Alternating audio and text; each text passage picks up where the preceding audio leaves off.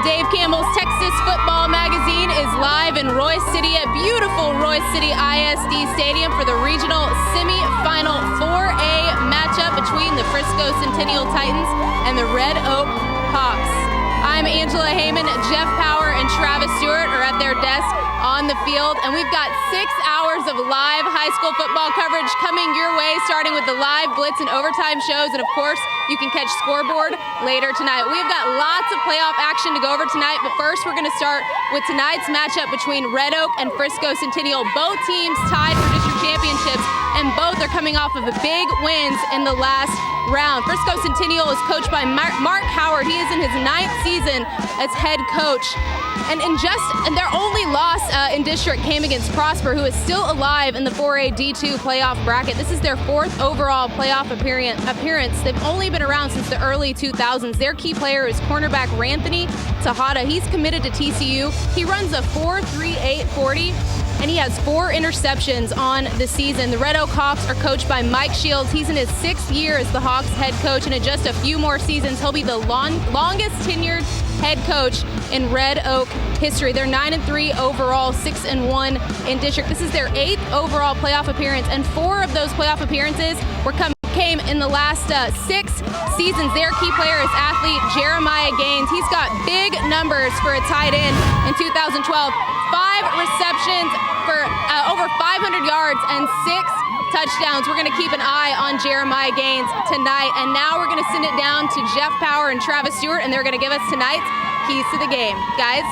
All right, thank you, Angela. Do appreciate that. Both Centennial and Red Oak were 6-1 in district play. That could bode well because I like the fact that these two teams played a pretty tough non-district schedule, and they're kind of rolling right now. They sure did, and really they're in the midst of possibly their best ever seasons for both schools. On that one shot, it looked like the stadium's pretty empty. Folks, we can explain. Looks like there's a big accident on the turnpike that runs east-west right around us, and one of our guys that's here at the set was saying he was passing Frisco buses on the pike, so a lot of people are stuck in traffic right now. But the teams are here. So the teams are here, so we've got that squared away. Hey, let's break down the Wendy's keys to the game. What do you say? Yeah, let's do it. I think you start with Gaines. That was Jeremiah Gaines, who you just heard Angela talking about a second ago, and he can really do everything. Tight end, he's going to get some of the jumbo package carries in the goal line. He can play defense in a pinch. He can do pretty much everything for you. But I think the game is really won and lost on first down because Red Oak likes to run the ball a lot. Centennial likes to run the ball a lot, and whichever team is forced into those 3rd and longs really doesn't favor their offensive style. Containing Lamar could be big, though, for Red Oak. That's Lamar Jordan, the quarterback for Frisco Centennial. He's a great dual threat. He hasn't had to run as much this year as he did last year, but if they can keep him in the pocket, it makes that Centennial offense a little bit more one-dimensional. And then alluding to what we said a second ago, making history, really, Jeff, it's tough to argue this isn't the best season in Red Oak history. And for Centennial, it's at least one of the top 2 or 3. So today, someone is going to end up going really further in the playoffs than they've ever been before. Not quite, almost. And that's going to make a huge impact on these communities and schools. Yeah, and Centennial was 7-0 last year in district play, so they continue to roll. How about some of the games we're watching out for here on this night, Friday night? Of course, a lot of the games being played on Saturday, but in San Antonio Madison taking on Mission Sharyland. We've talked about Mission Sharyland all season long. That team is just loaded with some talent. Madison, on the other hand, they can run the football. Oh, their 2 running backs, Marquise Warford and then whom you see here, Galen McAllister, they just grind you up. And maybe the biggest thing about Madison, their defense has gotten a lot better. As you see Warford doing work here, their defense has gotten a lot better throughout the season, and they're going to be sorely tested against this Sharyland offense here in the red and white. The speed on Sharyland is tough to adjust to. At all the skill spots, very fast. They spread the field. They make you work. Yeah, the Valley is all kind of rallied around Sharyland. We'll see what happens. All right, Pearland Dawson in the Houston area taking on Nederland. Huge game down there. Of course, these two teams loaded with talent. Nederland out of that Beaumont area. And, of course, here is Dawson. Dawson in the red and silver. They've got James White at running back. That's not him here. That just shows they've got a lot of other great skilled kids, too. This is a grudge match, Jeff. These two teams played each other last year in the postseason. Dawson won. That's James White you see there. Dawson won last year, so Nederland knows they've got something out for them heading into this one. And how about Nederland? This is a team we saw last year. They've got great defense. They can pass the football. They can run it. They are well-balanced, the Bulldogs are. That's the best way to say it. They've got so much balance. Kind of like Smithson Valley we had talked about a lot earlier in the year. Not a lot of places to to attack them. How about in the big country? Abilene, Wiley, and Stephenville. We've talked about this game for weeks, and it is finally here. And a lot of people think that the winner of this one will end up being the winner of the 3A Division I championship. Take a look at Wiley here in the purple and yellow. I don't know if there's one thing that they really blow you away with. They're pretty good defensively, but they just do everything pretty well. And you're going to hear that about a lot of teams still live in the postseason right now, that they just do everything pretty darn well. And how about Stephenville? Of course, one of the top teams. They got tested early in the season, but they have been on a roll ever since week 1. Well, their offense, led by quarterback Tyler Jones with running back Whit Westbrook and wide receiver Bryce Gunter, there's just not a whole lot you can do with him. Tyler Jones has rapidly matured into one of, if not the best quarterback in 3A. How about the Coastal Bend, Refugio? They can score with the best of them. They could be tested tonight, taking on Lexington. Well, when I talked to Refugio head coach Jason Herring in the preseason, he told me this Lexington team was one of the ones he was most worried about. Refugio here in the red and black. A lot of speed, but they're just so deep at the skill spots. They're so polished offensively. Lexington is going to be hard-pressed to keeping these guys out of the end zone. And Lexington, a team that can, I tell you, they've got some talent. We saw some highlights of them last week. As you see here, that's a team that's got some great skill players. And their quarterback, Kogan Garrett, who you see here, is one of the best in 2A, D2, and really all of 2A. He's been there forever. He's been putting up great offensive numbers forever.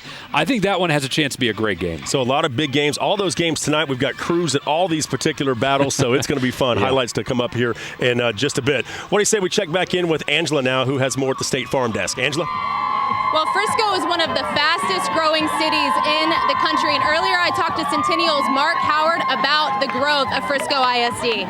Really to see what's happened from the time we started out as the first new school to where it is now, it's unbelievable. We're going to open up another new high school, number 7, in 2014, and I think number 8 is going to open in 2015. So from where we started to where we are now, it's been phenomenal. And, you know, the thing that I've really been impressed with, and you kind of wonder early on, especially having started from the ground up program-wise, are you going to be able to compete? How long is it going to take to get competitive? And it was a while for us to get to that point in football.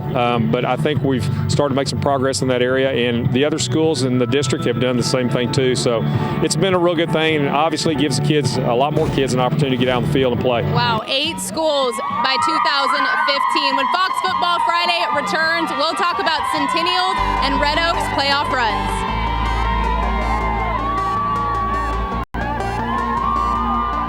Football Friday Live is presented by State Farm. Visit texas.statefarm.com to enter the Fan Up Truck Sweepstakes. Buy Academy Sports and Outdoors. Right stuff, low price, every day.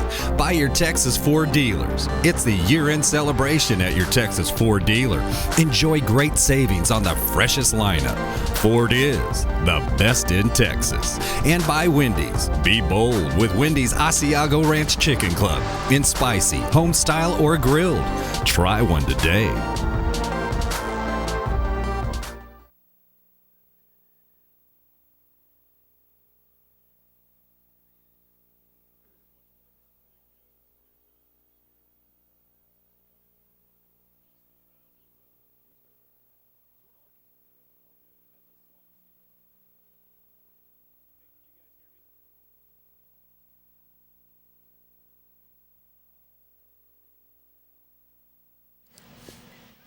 Do we have a mic solution yet for when Greg joins us next segment?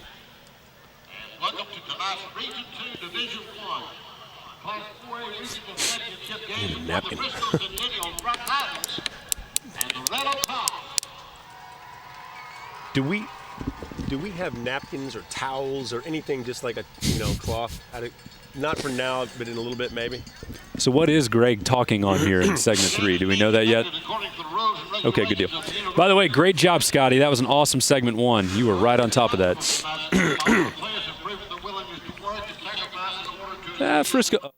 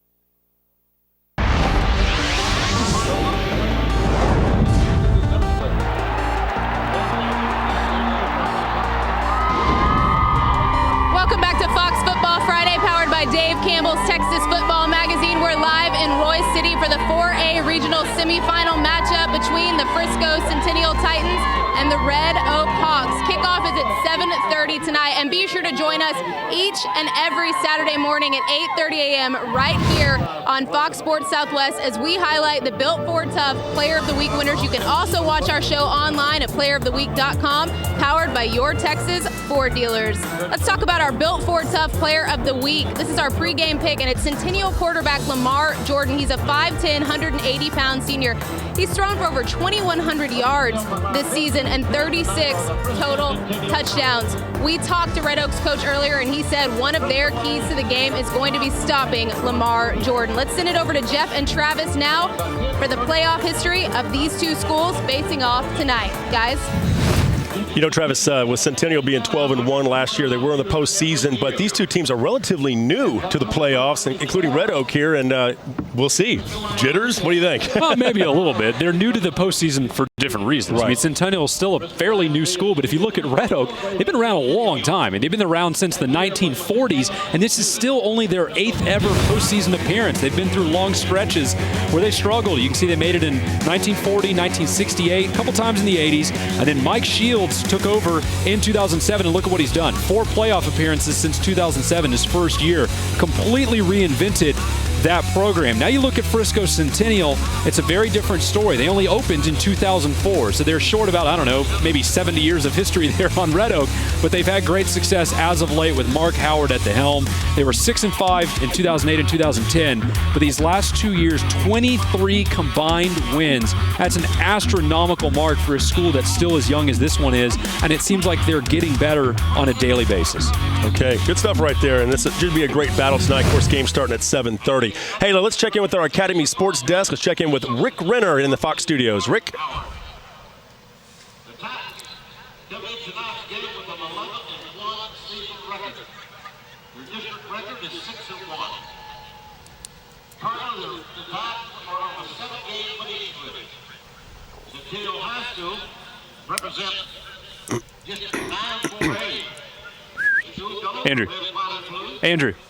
2 weeks ago, the Titans defeated West Mesquite 33-25. Thank you. Playing the by-district championship. Last week, they beat Dallas Kimball 38-12. The area championship trophy. Well, if I'm just like this, like a specter over here. Okay, let me see that. This one's good. That one has a... This one sounds better though. Oh, so you got to fix. Cool. Sort of. Okay, that's his box. Where's his box? That's right on the outside there. Talk to Jeff Watts. He's trying to talk to you. Oh, okay. Here you go, Russ. Tell him, give me 1 sec. He's a senior and he's a defensive lineman. I don't ever get to wear a headset. You wearing one now? Well, I know what. Man, is that ever the truth? Hold on. Yeah, go ahead. I know. Dude, ever since I was born. Like literally since the moment I was born. I don't know how I do either. Well, I'm on the other side of the office from them. Look at what my dad just texted me.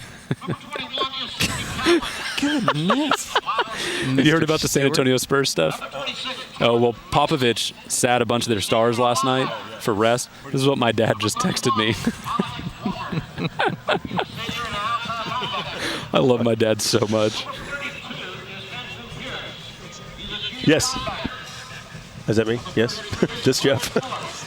Okay, yeah. You want a mic check or anything real quick on this one? 3, 2, 1. Okay, good. Let me double check my mics. Test, 1, 2. Hello, Jeff. Watts, did you need to ask me something? Okay. Thanks, Travis. You kind of set me up for that one. If you want to go ahead and talk about it. We've got Danny Humphreys, D-A-N-N-Y. Humphreys, H-U-M-P-H-R-E-Y-S. Is that correct? Yes. Okay. And Andrea Walton. Andrea. And then Walton is W-A-L-T-O-N. Hot sauce opinions from Mr. Stewart.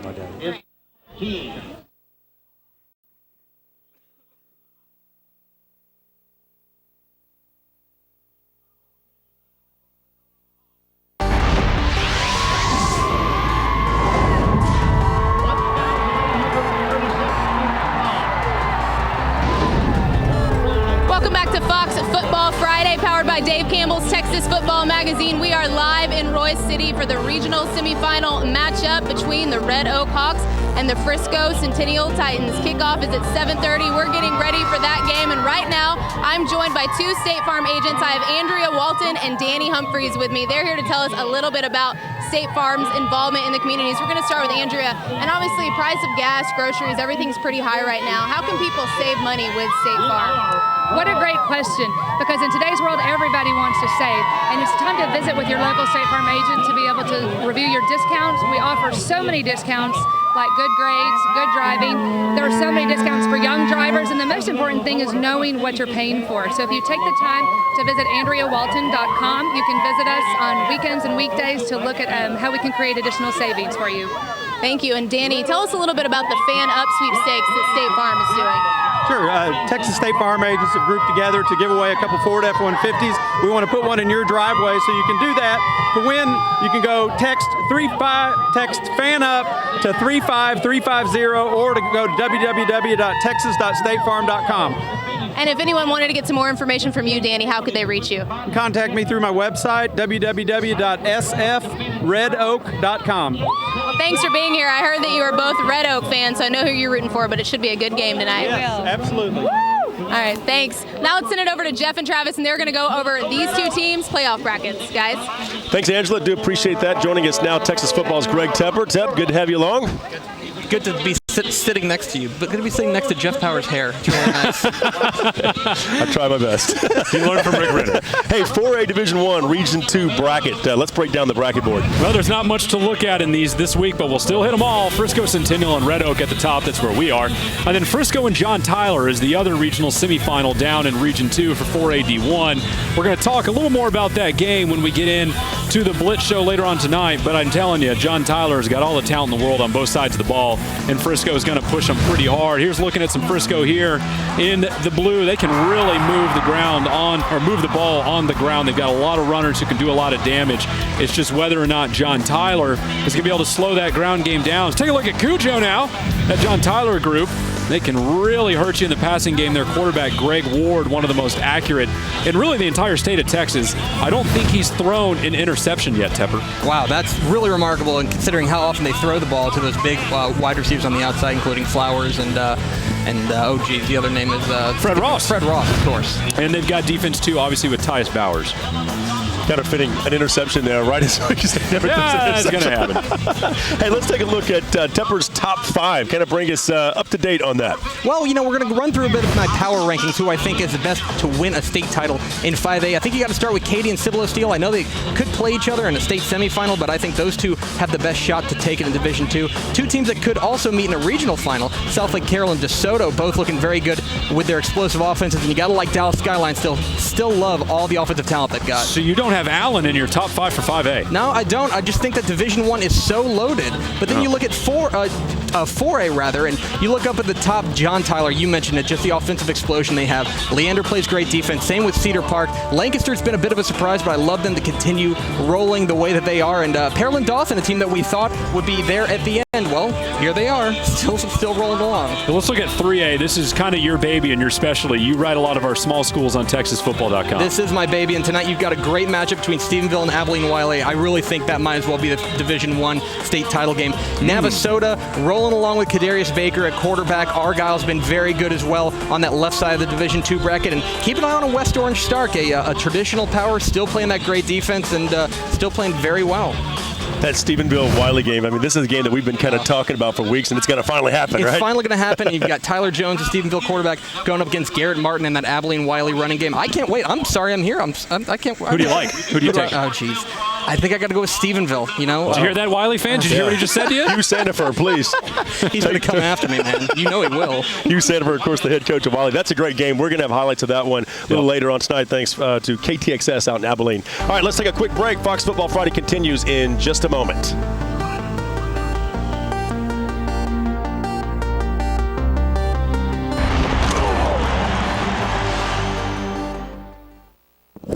Yeah, why don't you hang around? You want to hang around?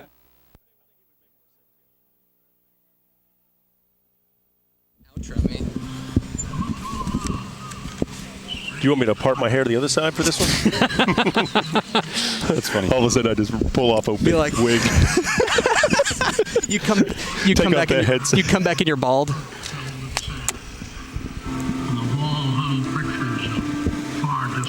Oh, there's no. Actually, there is a clip. Just hold it here.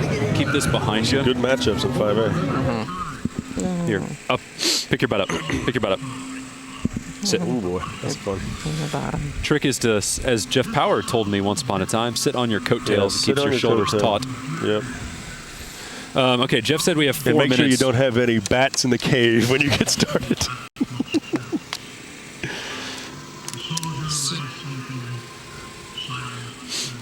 So we'll have, like, in other words, 2.5 minutes. Okay, so if we get in trouble, then 5A D1 strength of bracket is our fallback. If we get into trouble, we'll go to 5A D1 as our fallback, right?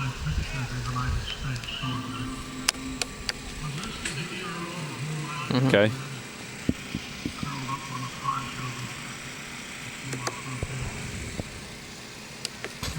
Let's avoid that topic while we can. That was a contentious debate. Yep. Hey, is the 15th the 3 Division I championship, right? 15th? Yes. 22nd is the rest. Yes. You got that, Jim Barton? All right. Everything else is on the 22nd. Well, actually, correction. 20th, 21st, 22nd.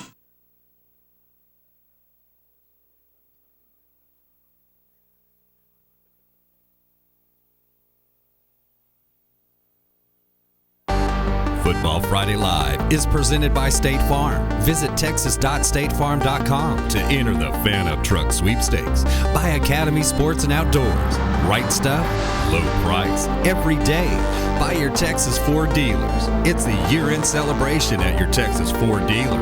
Enjoy great savings on the freshest lineup. Ford is the best in Texas. And by Wendy's. Be bold with Wendy's Asiago Ranch Chicken Club. In spicy, home style, or grilled. Try one today.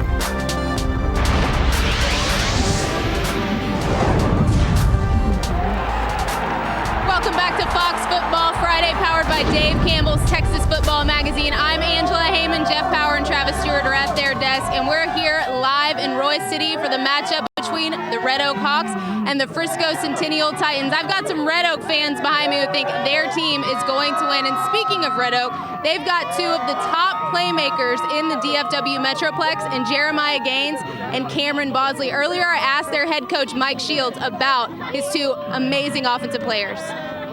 Well, obviously, they're the reasons we're here, and we feel we're able to run the ball and we're able to stop the run, and that's what we got to keep doing, is running it with Cameron Bosley, and then when defenses step up to stop him, we try to throw it to Gaines on the outside or so. But Gaines has really done a great job for us blocking. I mean, he comes back in as our fullback and our H-back, and he's really unselfish and really is given to the team by his blocking. Centennial is very aware that they're going to have to do a lot to stop Gaines and Bosley tonight. Now let's send it over to Jeff Power and Travis Stewart, and they're going to give us their final thoughts on tonight's game.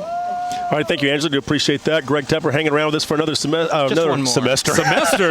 He's young, but he's not that young. Whoa, come on, what do you think about this matchup right here? I think ultimately this comes down to Red Oak's defense and their ability to stop Centennial quarterback Lamar Jordan. If they can slow him down like they slowed down Lancaster, I think they can pull off the win. And Jordan headed to Arkansas. Might play receiver over there. Yeah, he's a real talent. I think that the fans out here are going to get a show tonight.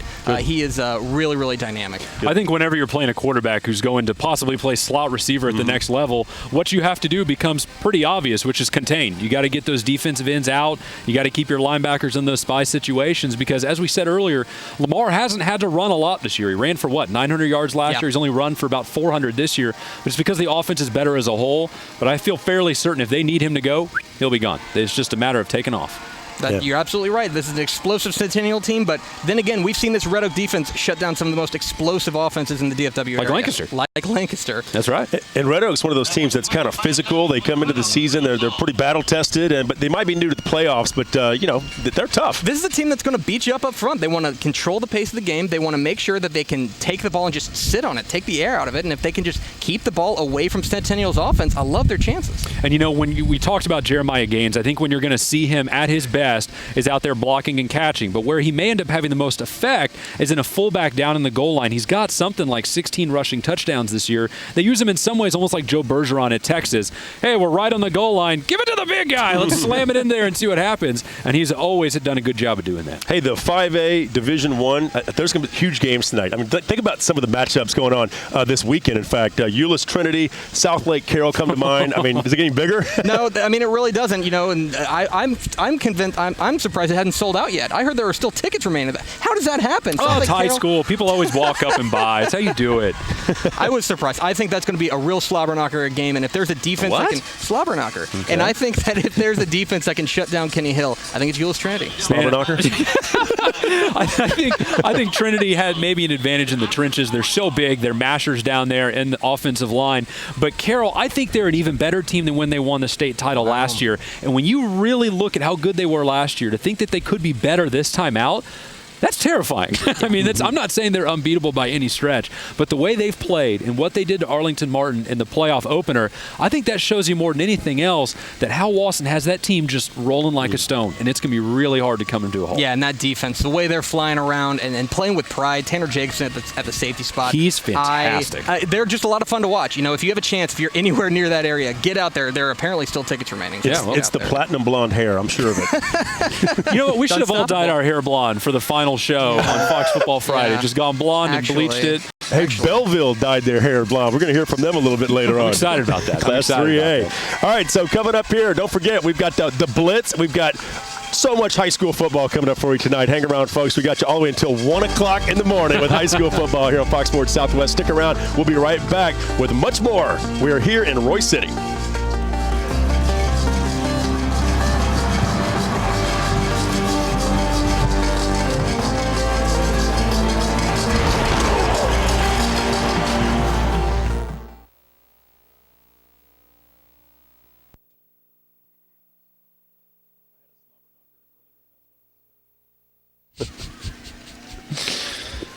Oh, snap. He sure did. Oh, you planted that term? Hey, I had a slobber knocker on the air in the first segment, didn't I? We call that a bat in the cave. It was kind of hard to look at me there for a second, wasn't it? Well, I looked over and I was like, was that a trick of the light? And then I looked again. I was like, oh, no. It's a monster. Jeff had bat in the cave. Jeff had a clinger. There was a reason why a napkin came running out here. Oh, thank you. Thank you. And here we go. We'll just put this right here. We didn't bring mugs, but my gosh, we've got an iPad holder.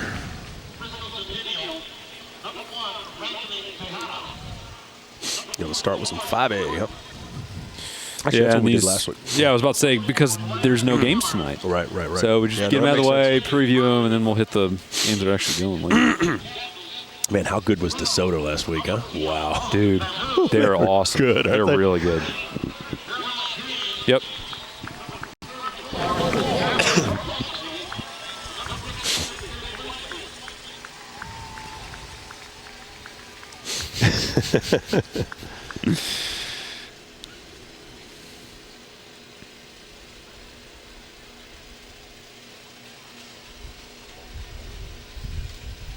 Ooh, wow. Graham's already getting hammered. That's weird. What was the final in that game against Coppell?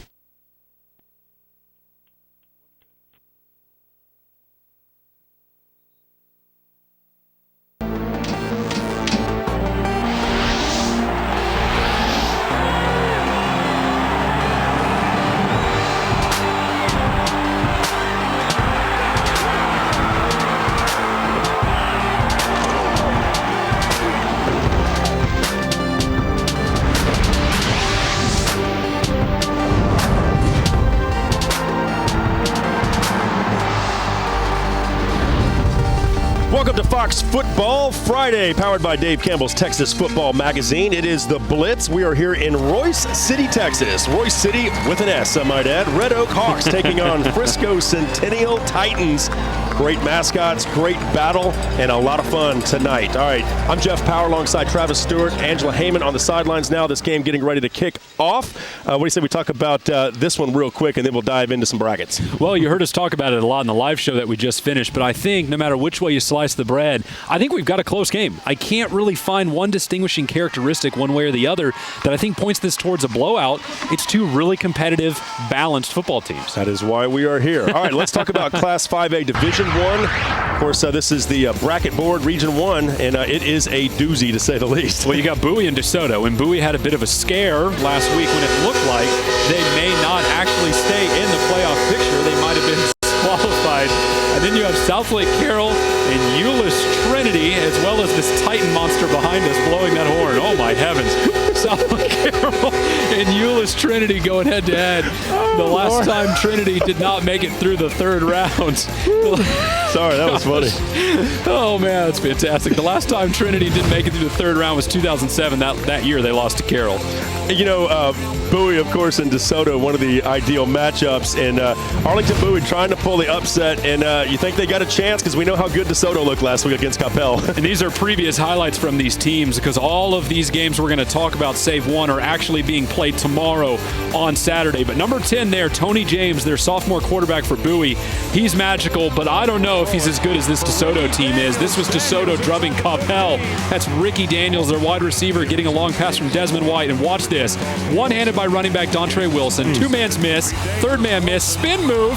And then give me a block for the touchdown. Bang! Wipes him out. Dontre Wilson's gone.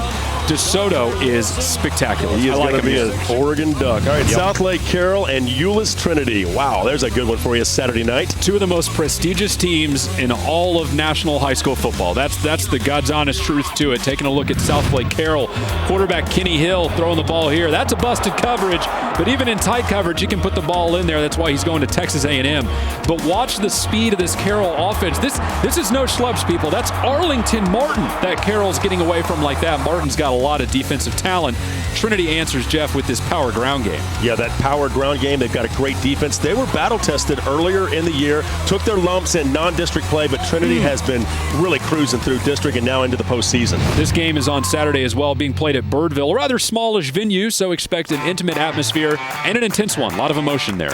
All right, 5A Division I, Region 2 bracket board. Let's begin with Saturday's matchups, Dallas Skyline and Westfield right off the top. Oh, Skyline is a great team, but Westfield's a sneaky undefeated one in 5A D1. And then put at the bottom, it's Allen and Westwood, two teams that I think are actually pretty similar. We'll tell you how in just a second. I like those matchups right there. All right, so Skyline and Westfield, this game being played in Georgetown, 3 o'clock Saturday. Well, Skyline's got a great offense led by two stars, quarterback Devontae Kincaid and a big-time threat and wide receiver Rashad Samples, who's got 22 receiving touchdowns on the year. The best way to beat them? Contain them with your defensive ends and play keep away. Westfield can do that with running back Emmett Raleigh, but boy howdy, it's going to be a tough task against Skyline. How about Allen and Round Rock Westwood? This game being played Saturday night at Waco ISD Stadium. With a smile, I called Westwood Allen Light on TexasFootball.com earlier this morning because they do a lot of the same things as this Allen team you see here in the white and blue.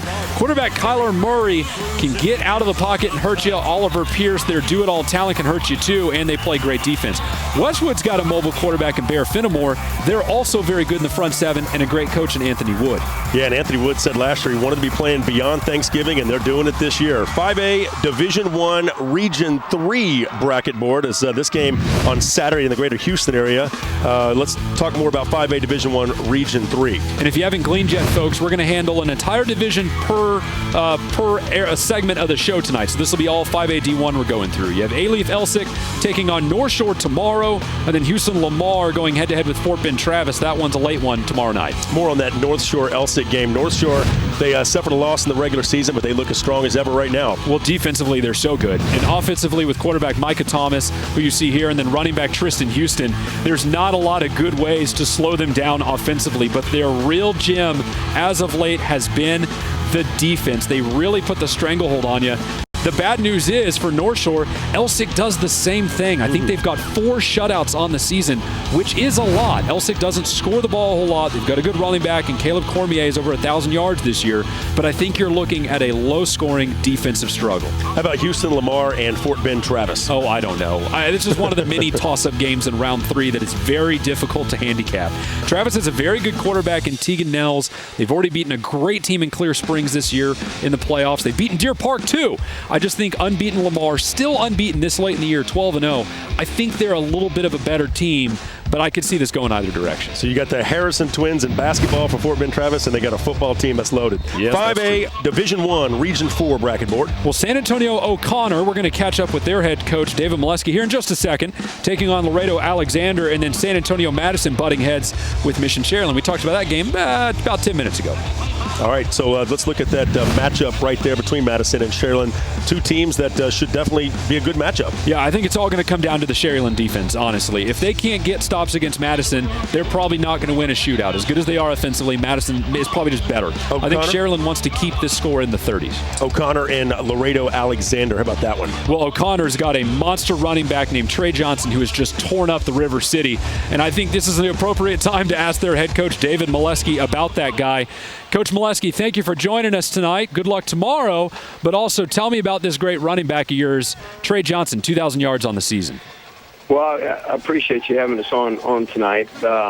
Trey is a big barrel of dynamite in a little body. He is not very big, and he's we've watched him since he was a freshman. He is just in the 24 years I've been coaching, one of the most electrifying players that I've been around. He's got great vision. He's got great quickness and it's just a burst of speed that is really amazing. But the biggest thing and the thing that really defines Trey is his desire to compete, his will. He's a guy. He had a run earlier this year where he broke 11 tackles on a run for a touchdown, and just if he's 5'6", he's standing on a stool, and just our whole our whole team feeds off of him. The energy, the confidence, the enthusiasm that he brings is just really amazing to see. Hey, David, we were kind of taking a look at your quarterback as well right there. Talk about your passing game in about 15 seconds or less. How good is it? Well, it's efficient. We're not going to throw it 100 times a game. We're not going to throw it 20, but we feel like that, and we're fortunate that when we need to throw it, we can throw it and be efficient doing it. All right, very good. David Molesky, we do appreciate you being with us. San Antonio O'Connor head coach. Good luck tomorrow. Thank you very much. We appreciate it. Okay, always like the coaches joining us out here and a chance to talk a little preview of some football, hearing it from the guys who know best. Well, he does have one of the best running backs, too, Trey Johnson. The kid is spectacular. All right, very good. Fox Football Friday will continue from here in Royce City. We'll be right back. Highlights of this one coming up, too. Football Friday Blitz is presented by your Texas Ford dealers. It's the year-end celebration at your Texas Ford dealer. Enjoy great savings on the freshest lineup. Ford is the best in Texas. By Academy Sports and Outdoors. Right stuff, low price, every day. By Wendy's. Be bold with Wendy's Asiago Ranch Chicken Club and spicy home style or grilled. Try one today. And by FredLoya.com.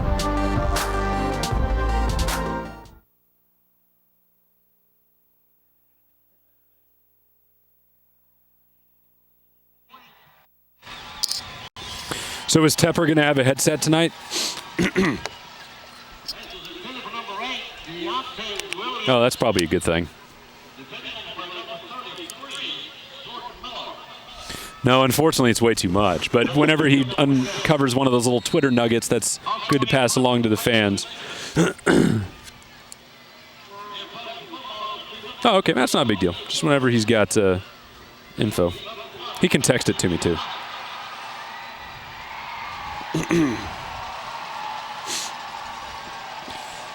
That air horn, by the way. Wow, that was fun. Oh, my God.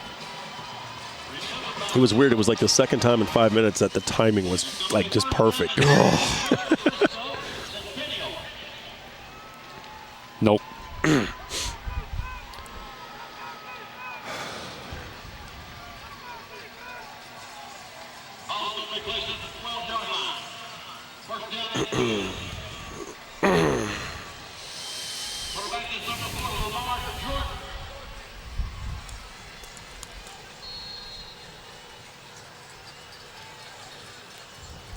Unfortunately.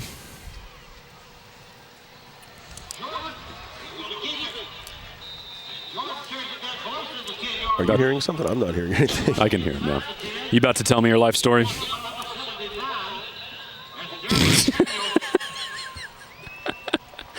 That's a good story.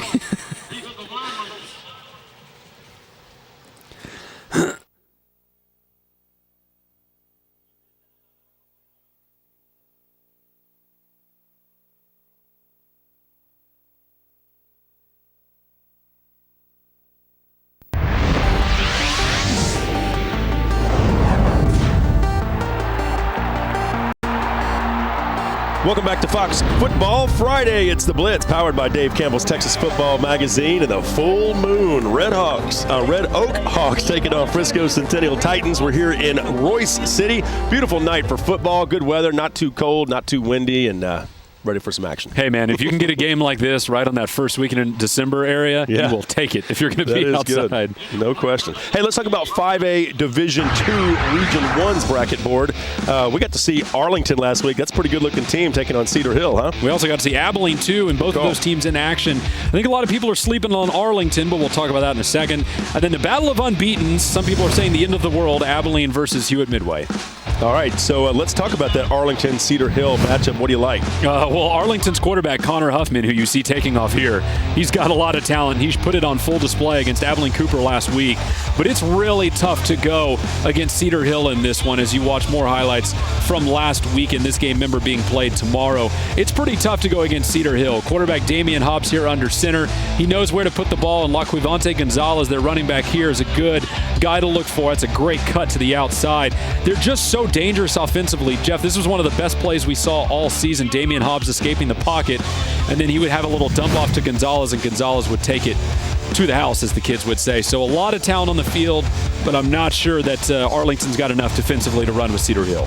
Yeah, we talked about Abilene and Hewitt Midway. That should be a lot of fun. Of course, Colleyville Heritage lost to Hewitt Midway last week. Thoughts? Yeah, I think that Midway's got a great ground game. They're going to come right at Abilene. The good news for Abilene is Abilene saw that last week against Arlington Lamar, too, a two-back system. As you see here, Abilene on offense, quarterback Evan Abbey. He has an emerging target. Their new wide receiver, Nate Kitley, who comes over to defensive back to replace an injured star earlier in the year. He's been an explosive talent, but Abilene sure knows what they're doing. They're unbeaten for a reason. Their defense can play a little bit, too, as you see the interception. And here's Midway, like we said. They're going to pound away at you with B.J. Kelly and Deshar Greer. If Abilene can't hold those two guys in check, it could be a long day, because if they can't, then all of a sudden it opens up the play-action game for Midway, and quarterback Kramer Robertson hits you over the top. All right, 5A Division I Region 2. Interesting bracket board there as well, with Plano West and Lufkin doing battle Saturday. Now, Plano West, remember, they do have what you think may be your favorite named player in the state. We'll talk about him in just a second. Lufkin counters with a lot of offensive firepower. That kid for West, member, Satanye Jamabo, their running back, is a really talented kid. We're going to see him run here in just a second as this pass interference will set up a play from the goal line. And here is Soto Jamabo in for a touchdown, almost 1,500 yards and 21 touchdowns this year on offense. And then Lufkin here in the purple.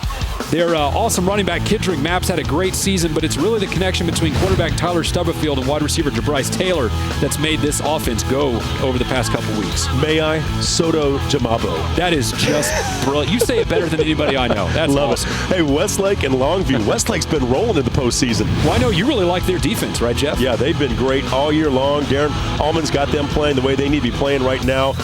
There's a touchdown right there. But check out the pick coming up right here. That's been their strength all year long, has been their defense. Jordan Siebert coming into his own now at quarterback. Watch out for Westlake. How about Longview? Well, they just lost their running back, Torrey White, likely for the season with an injury. They just can't stay away from injuries, which means their quarterback, Desmond Chumley, is going to have to step up again after starting now as a sophomore when their original starter, Bivens Caraway, went down in the season opener.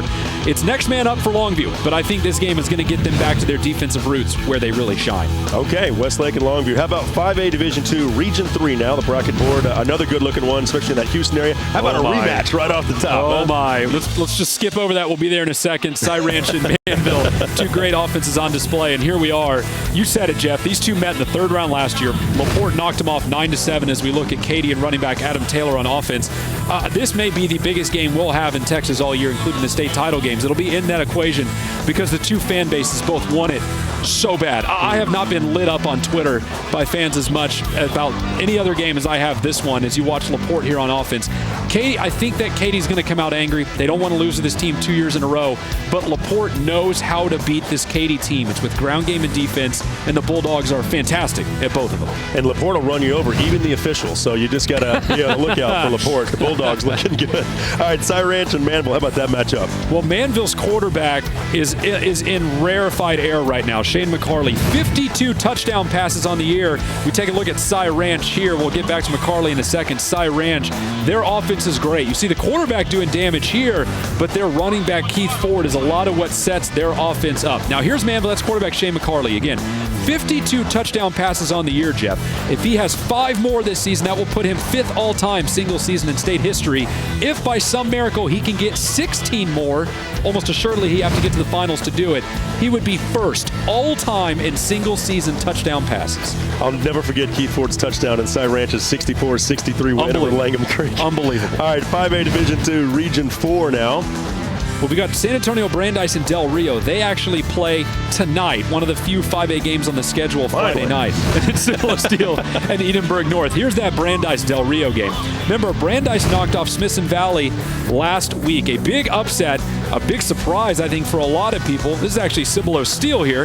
They're going to play Edinburgh North. Why don't we talk about them, actually? Cibolo Steele, one of the toughest offenses in San Antonio. Braylon McCollum, their quarterback, throwing the ball here. A beast. Their wide receiver, Matthew Maley, catching a touchdown here. Even better, and maybe the most impressive thing about them was they held San Antonio Roosevelt last week to less than 50 total yards. That's how good Steele's defense was last week. They can put a hurting on you, and they're going to play Saturday. They're going to play tomorrow night at 7:30. There's some great football in 5A Division II as well, no question about it. Yeah. All right, Fox Football Friday will continue in just a moment. We'll take a look at some scores that are starting to come in now, especially in the lower classifications, highlights of this one, and much more when we return here in Royce City.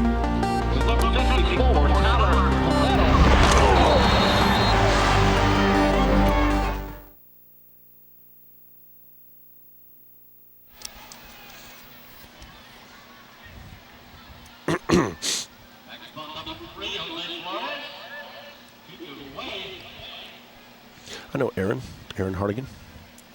For Fox? Mm-hmm. I think she did our 7-on-7 reporting on the sideline. Yeah, I think that's right.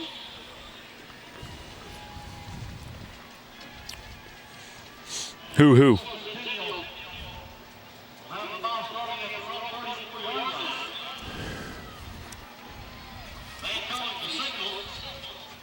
Okay.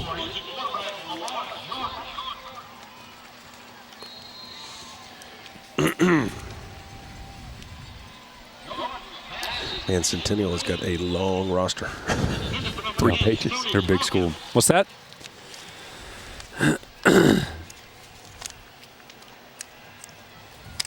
Jeff, stop antagonizing Fox.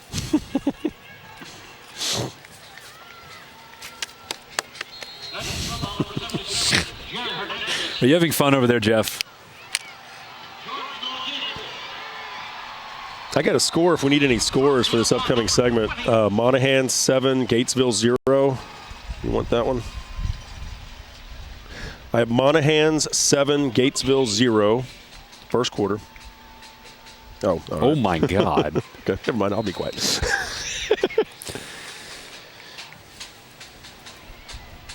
Holy cow.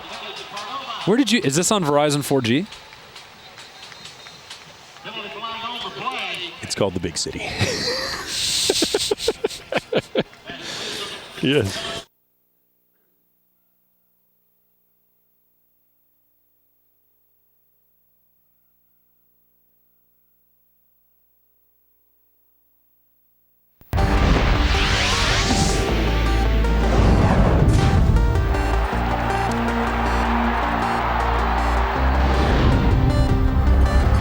Welcome back to Fox Sports Southwest. This is the Red Oak Hawks and Frisco Centennial Titans as we're here in Royce City. Of course, it's Fox Football Friday, powered by Dave Campbell's Texas Football Magazine. In fact, we just had some quick highlights here. What do you say before we go to our Academy Sports Desk break? Let's check in with Angela and get an update here behind us. Angela? Yeah, we have had some highlights, guys. Centennial would capitalize off of a little bit of a miscue from Red Oak. They would have a poor snap on a punt, and after that, Centennial would get the ball on their own 12-yard line, so getting some great field position early in the game. Lamar Jordan, the quarterback, would do a lot of work, but it would be Kamari Burnett who would punch the ball in for 6. They'd make the extra point, and that would make it 7-0 Centennial with about 6.5 minutes to go in the first quarter, guys. All right, Angela, do appreciate that. What do you say we get an Academy Sports Desk break, and let's check in with Rick Renner, who has more. Rick?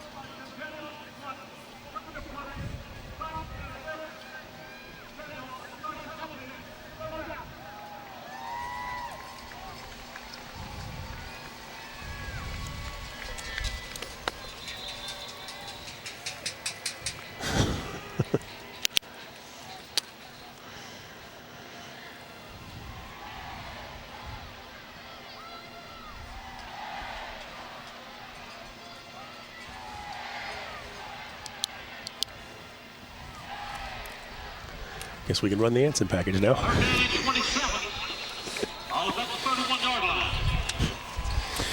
I just told Travis, I guess we can run the Anson package now. Yeah, by the way, let's target segment 6 for that Anson package.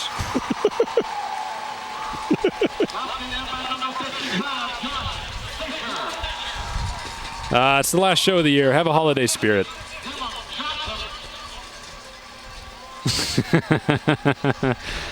Segment 6 will be a good time for it.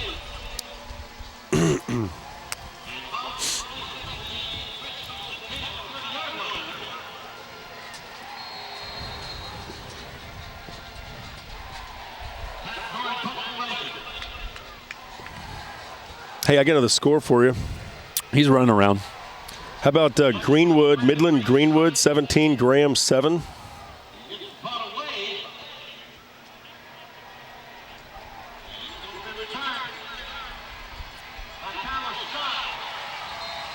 No, I'm sorry. Now it's Greenwood 17, Graham 14. Just scored, second quarter.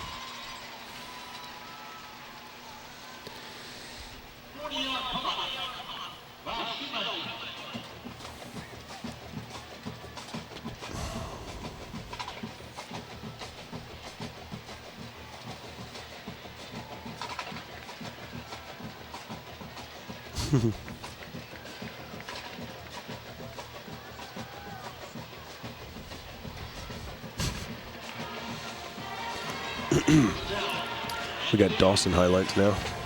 Good.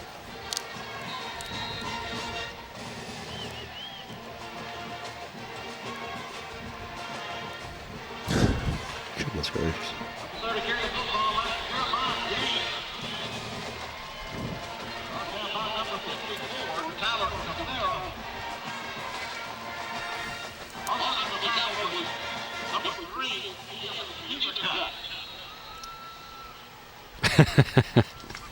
I know. What is there, like 8 High school soon to be by there 2015. will be soon to be 8. Yeah, but they have 2 still playing in the 3rd round. There's not a lot of ISDs that can claim that. Including Centennial right here. Hey, let's talk about the Wendy score updates. These are games that a lot of them kind of lower classification, a lot of games being played in those lower ranks in the across the state here. Let's begin with Stratford. That's a final over Panhandle, 38-20. Franklin leading Tatum early. Look at that, 21-3 in the second quarter.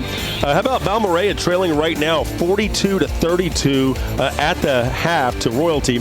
And then there's Midland Greenwood up on Graham. That's now 17-14. Graham down by 3 points now in the second quarter.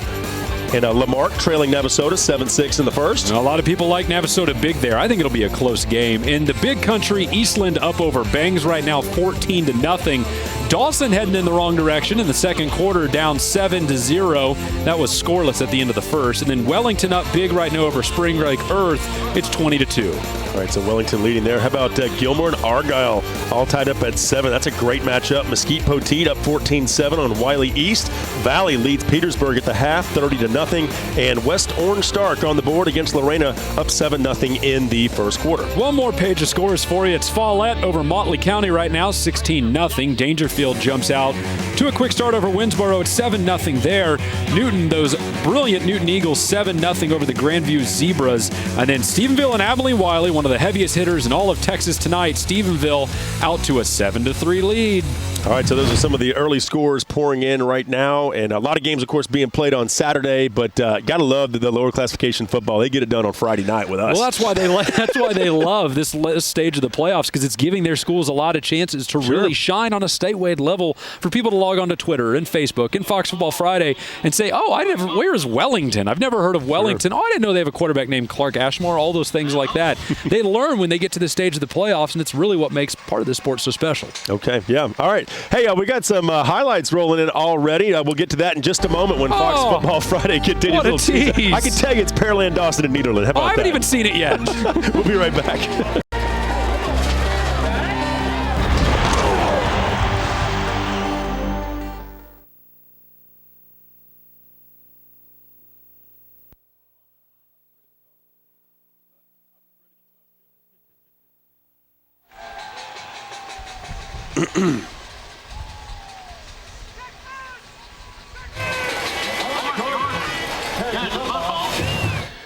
My son's lunch balance is negative 45 cents.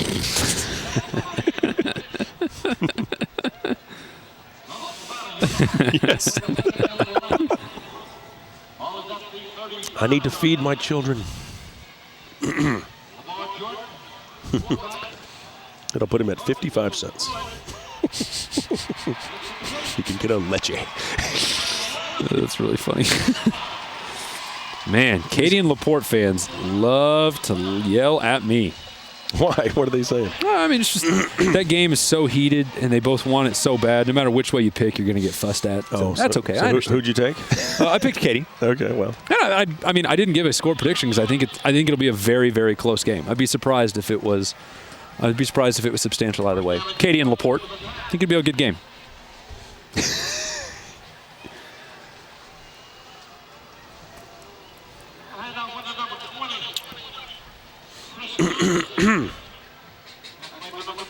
I'm excited about that one. That's going to be a lot of fun.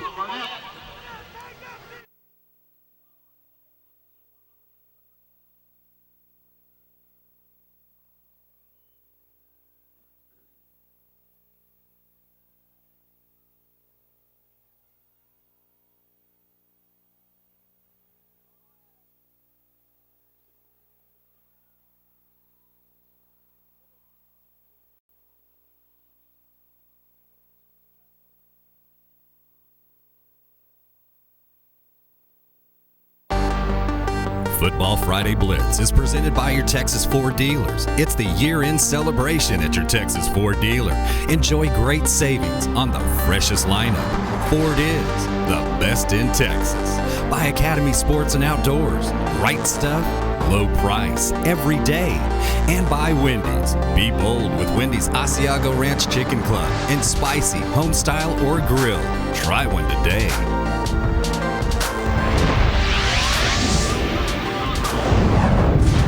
And welcome back to Fox Football Friday, powered by Dave Campbell's Texas Football Magazine. This is the Blitz. Red Hoke taking on Frisco Centennial here in Royce City. Week 3 of the postseason, and a lot of fun here. The Red Oak fans and the Centennial fans all have arrived. They got through a little bit of the traffic in the area, and we're playing some football. All right, Class 4A Division 1. Let's talk about that bracket board. 4A loaded this year, as usual, with some great quality football. And let's start with Amarillo. And look at West Texas making a strong push here in 4A D1 with Amarillo and Denton Guyer in the top half of this Region 1 bracket, and then Lubbock Monterey and Birdville clashing in the other regional semifinal. And more about Amarillo and Denton Guyer. What do you think? Amarillo's got a shot to knock them off? Oh, they've got a shot because their defense is so good. Their ground game's even better. Running back Coach Mel Maxfield is one of the best in the business at those two things. But again, their defense is what's great. Look at the interception there. They just know how to force turnovers and to grind you down, win the battle of attrition. But Denton Guyer, I mean, they are as explosive as they come. Their quarterback, that's a heck of a catch right there. And then quarterback Jared Hurd for Denton Guyer is as dynamic a dual threat as they come. Around the left side, they're in for a touchdown. Watch this big pass play, Jeff. You pointed out to me last week. Oh, Snag'ems! And in for the touchdown, wide receiver Josh Harris gives them a big threat down the field. And then running back Richard Whitaker finishes off the trifecta. I like Guyer, but not by a whole heck of a lot. Yeah, they get up to a slow start, but they've been rolling. Lubbock, Monterey, and Birdville. Well, Birdville and Monterey are teams that I think have been a little bit overlooked maybe on a statewide level. Here's Monterey and those beautiful baby blues. They run the ball a lot, but they can throw the ball a little too. As you said, nice catch there. Their defense has been much better at the end of the season. They're playing with a lot of passion. This is a team that's been through some adversity this year. And when they take on Birdville tomorrow, they're going to have a tough task ahead of them because Birdville's offense really good, great running back in Xavier Turner, and a deep wide receiver core that stretches you out, makes it hard to defend them. Wichita Falls Memorial Stadium, 2 o'clock tomorrow. All right, how about Region 2 now, 4A Division 1, Region 2? Well, that one looks familiar. Frisco Centennial and Red Oak. We've got that one going on behind us, and Red Oak just made a big play. We'll talk about that in a little bit. And then Frisco John Tyler, that's the other half of Region 2. We talked about it earlier, and so far this game in action tonight, Frisco is living up to the billing as a ground and pound team. Their first 17 plays for Frisco, all running plays. They have kept it on the ground. They've kept the ball away from John Tyler, and it's tied up at 7 in the second quarter. Hey, what do you say let's join KTBB and find out what's going on? All right, sounds awesome. As the football, and Ward will start things off offensively. Now DeQuante Woods comes back, and he'll go ahead and take this hand up. No, Ward will keep it at the 30. Ward to the 25. Breaks the tackle to the 20. Left side to the 15, to the 10, to the 5, and there's a touchdown for John Tyler. As Greg Ward takes it home from 33 yards out. The first offensive play of the game for the Lions, and they come a big Ward with a 33 yards. 14-7 right now. Frisco leading. Good pipes, by the way, right there. That was a great call and good timing by our radio crew. Way to drop in there, and thank you to our local radio at KTBB. All right, now 4A Division 1, Region 3. Let's talk about the matchups here. Well, Pearland, Dawson, and Nederland is one of the games that we'll be tracking tonight. Our great videography crew out there, and then Georgetown and Angleton, the other half of that region. And, hey, speaking of Pearland, Dawson, and Nederland, you know, this game was scoreless after one quarter. Whoa. But look at this. Nederland has been rolling. Check out this play right here. Carson Rains hits Colton Kimmler. And just like that, it's 7-0 Bulldogs. Great play. And Nederland up right now on Pearland Dawson, 13-0. Fantastic. Francis Schroeder now on the phone. Let's listen in and get a thought real quick about this matchup and this game. Francis, how's it been so far? Hey, guys, it's been a great game. If you're a Nederland Bulldogs fan, we just have gone to halftime. As you mentioned, Nederland 13, Pearland Dawson nothing. No score in the first quarter. 29-yard pass from Carson Rains to Colton Kimmler. And also a 29-yard touchdown run by Kendrick Hopkins. Nederland has kept the Pearland Dawson offense pretty much stagnant. Total offensive yards for Pearland Dawson, 73. Nederland Bulldogs, 106. Total yards at halftime. Again, Nederland 13, Pearland Dawson 0 at half at Reliance Stadium. All right, Francis Schrader, we do appreciate it. Thank you very much. Nederland leading right now, 13-0. A bit of a shocker right there. We all know Pearland Dawson's the real deal, number one in the state, and hey, they're down right now. I think it's a big surprise that we're at this point. The other half of that region is Georgetown and Angleton. This game being played tomorrow at Gupton Stadium down in the Hill Country. Angleton on offense, they run the ball so well with Richard Cooper and so well with Josh West. Both of those guys are over 8 yards per carry for the season. They're very difficult to get a handle on, and that opens up the passing game when they need it. They don't have to throw a lot because they run so well, but when they do throw, they tend to be effective. They tend to be big down the field. The difference, though, I think, is the Georgetown defense, which might be the best in all of 4A right now, save about Lancaster. That's how good they're playing, and I think I like Georgetown here. Well, Georgetown is undefeated for a reason. 4A Division I, Region 4 now. Let's talk about these matchups. Leander and Flower Bluff, Rouse and Gregory Portland. Well, Hill Country versus Coastal Bend in both of these games. Leander and Flower Bluff, a one-loss team in Leander, an unbeaten team in Flower Bluff, and then a very different story for Rouse and Gregory Portland. But how about that Leander team? They've loaded with defense. They've got Caleb at quarterback there. Caleb Woodward. Yeah, and also does a nice job. And, of course, Flower Bluff. I mean, you talk about them, undefeated.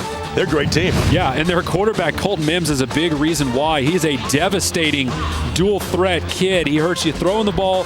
He hurts you running the ball. But the problem is they're running into a Leander defense tonight that they're right up there in that best-in-show discussion along with Georgetown for one of the best defenses in the state. They really haven't had a bad game all year. They've been consistent as a heartbeat. Rouse, first time in the postseason, still alive, taking on Gregory Portland. Yeah, this is the magic of Texas high school football. Rouse had to win by 10+ in Week 10 just to make the postseason at all. They did it in upset fashion, and then here they are in the third round. They're obviously their deepest run ever because it's their first run ever. When they play Gregory Portland, they're going to have to find a way to keep track of running back Devin Bisbee, but the Rouse offense is ground-based, it's hard-hitting, it wears you down. I think I like them here. All right, well, coming up will be 4A Division II as we continue to break down the 4A brackets and much more to get to, more highlights from all over the state. Stick around, folks. We'll be right back with much more.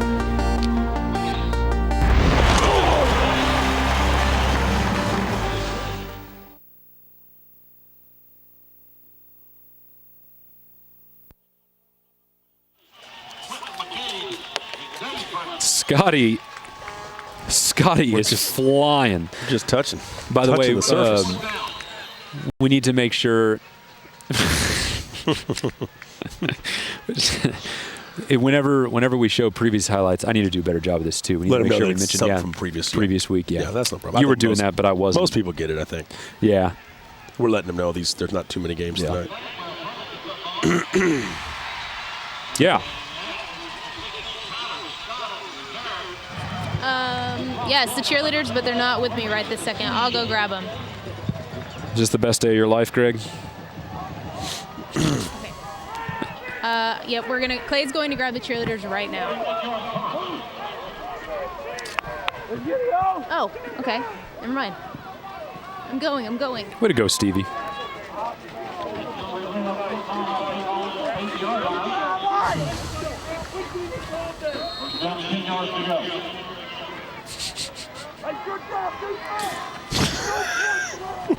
The scissors. Got to be honest with you. I think that was the right call by Adam there to not venture back into that danger zone. Hey, just the mere talk of scissors scares me. I hope Adam can hear me right now. What?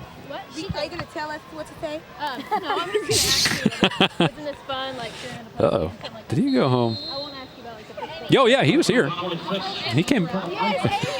Well, he got to find a lookalike for his son, too. That's a heck of an accomplishment.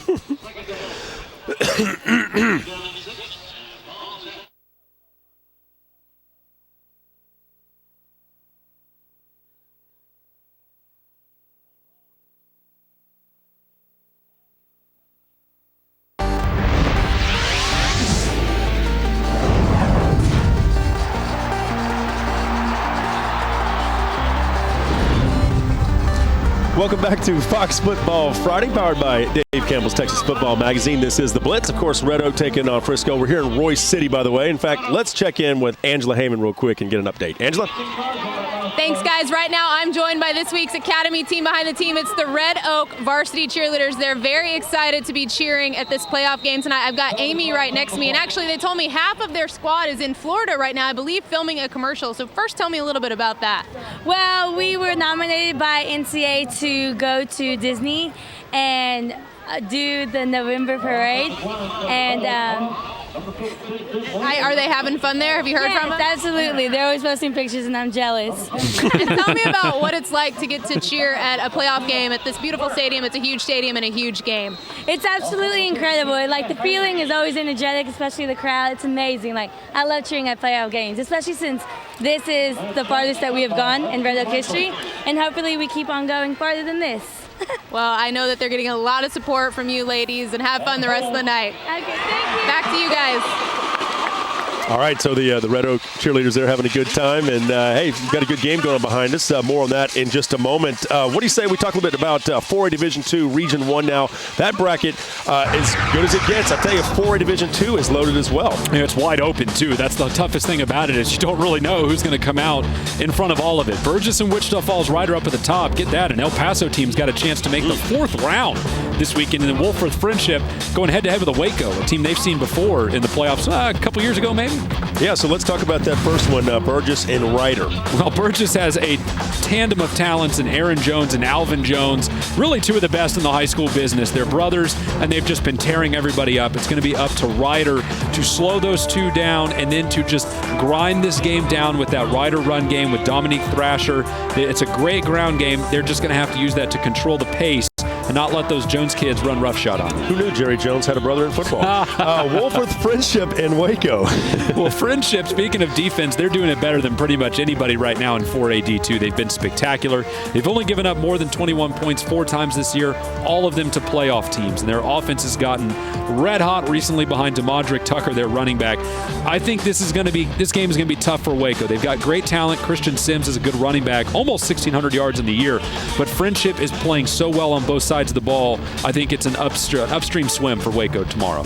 All right, so how about 4A Division II, Region 2 now? Well, Prosper and Lancaster going head-to-head. Prosper, obviously, the district rival of Frisco Centennial behind us.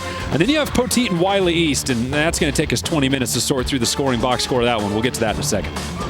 All right, so let's talk about Mesquite Poteet and Wiley East. We saw Mesquite Poteet. This game about 5 miles from here. Look at that score. Is that amazing or what? It's just so much offense. This game's over at Rockwall. There's just so much offense at these two teams. Wiley East has quarterback Garrett McCain, wide receiver Marcel Aitman, running back Jabari Anderson.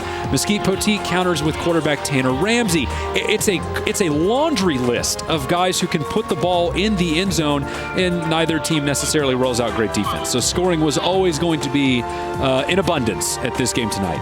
All right, how about Lancaster and Prosper, this game being played Saturday? I'm very interested to see how this one pans out. Lancaster at their best may be the best team in 4A D2. It's tough to argue against that. But Prosper's been a little more up and down. When quarterback Davis Webb and the rest of those pieces click, it's a really tough squad to beat. I still think Lancaster's the better team here. I think their quarterback DeMarcus Ayers could have a big night. Okay, now 4A Division II, Region 3 now. Well, Maynard and Rosenberg Terry going head-to-head. I have no idea what to expect there. And then Elgin and Fort Bend Marshall. Elgin riding 2 straight upsets that we'll detail in just a second. Well, and you know what I like about these two matchups? Maynard and Elgin are right next to each other, just outside of Austin, just east of Austin on 290. They're big rivals, and look at them both now in round 3. Good for both of them. I know. That area has to just be freaking out right now, having two teams this deep in the playoffs at this point in the year. Maynard's got a great quarterback, Chris Johnson, a really good running back in Tyrone Owens, but Terry showed us something we hadn't seen a lot of this year, which was timely, exceptional defense. They brought it out to play against North Forest, and they won. When Terry plays defense that well, they're one of the best teams in 4A, and I think they may have turned a corner defensively. They may be clicking on that side of the ball. All right, how about Elgin and Fort Bend Marshall? It wounds my heart because Elgin's been a fun story this year, and their quarterback, or their coach, is one of the nicest guys in the business, but I think Fort Bend Marshall's your favorite here, and the reason why is quarterback J.W. Ketchum, who's been pretty much uncatchable, to make a pun. 23 touchdowns rushing on the year, and he's just so quick. Defenses really can't get a handle on him. I like Marshall, but this is an Elgin team that you simply cannot count out at any point. All right, how about 4A Division II Region 4's bracket? Well, Allison Cedar Park, in both of these games, I think are going to have a heavy favorite. For Allison Cedar Park, it's probably Cedar Park. Then San Antonio Brennan against Elsa, it's probably going to be Brennan, but let's dive into these games now. All right, so let's start with Alice and Cedar Park. They lost their first 2 games, and man, they have been on a roll. Look at them right now, 14-zip. Well, it's that defense. It's just strangling. I don't know if they're overwhelming offensively offensively. Quarterback Nate Grimm's good. Wide receiver do-it-all guy Ethan Fry's good. But their defense is just a pummeling heavyweight boxer that you can't just go punch to punch with. They just wear you down, and I think that's what we're going to see here tonight. I think that's been their MO the last few years. A lot of good defense and just a manageable offense. How about Brennan and Ed Couch Elsa? Well, we're seeing kind of the same thing break out here because Brennan, a very good ground game like Cedar Park, but unlike Cedar Park that they strangle you defensively, Brennan forces turnovers. They did it a lot last week against Vista Ridge. They've already done it several times here tonight against Ed Couch Elsa. That's part of the reason you see the goose egg for EE, but also it's a big reason why Brennan's got 14. Their offense is that much better when they're forcing turnovers defensively. How about 3A Division II? Argyle Gilmer highlights already in. We've got some highlights. What do you say we show it? Gilmer and Argyle. I saw Gilmer early this year. Great looking team, and I think this would be a battle of uniforms, all that black and orange out there. Well, that's a fumble, and Argyle's on top of it. Quarterback Brandon Boyzik's going to hand off. Argyle's looking for space. Gilmer's got it read all the way, and then power running over the end zone. Touchdown for Argyle early on. Argyle back on offense again. Boyzik handing off, and the Gilmer defense not amused. This time tackled in the backfield. A big tackle for loss by Gilmer, and they're out in front right now, 14-7 over one of the heavyweights in 3A football for the Metroplex. Yeah, we're going to get a chance to talk more about 3A here in just a little bit, but Gilmer leading right now. They're out of East Texas. All right, Fox Football Friday will continue here in just a moment. Got a great story coming up about the Anson Tigers. More on that in just a moment. Fox Football Friday continues.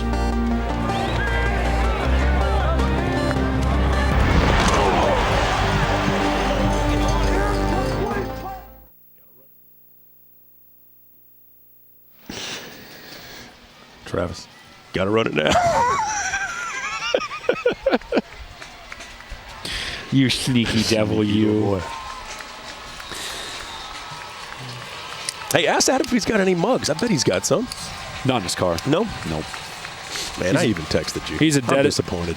I mean, I had him next to my bag, and what happened was, well, it was my fault. I stood up to do something else, and I was like, you know what, I'm going to go ahead and go, and I didn't get back to it. It's my fault. I knew right where they are. They're sitting right next to my desk, or on my desk, right next to the rubber bands.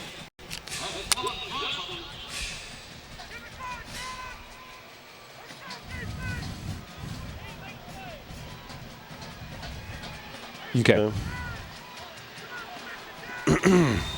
You okay with Anson here?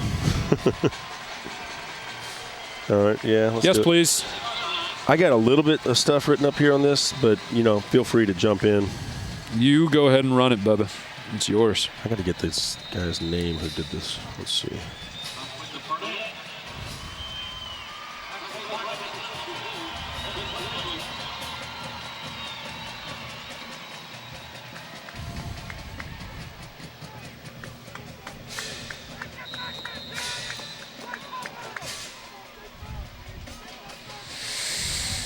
And Stanford was the 1A finalist last year, right?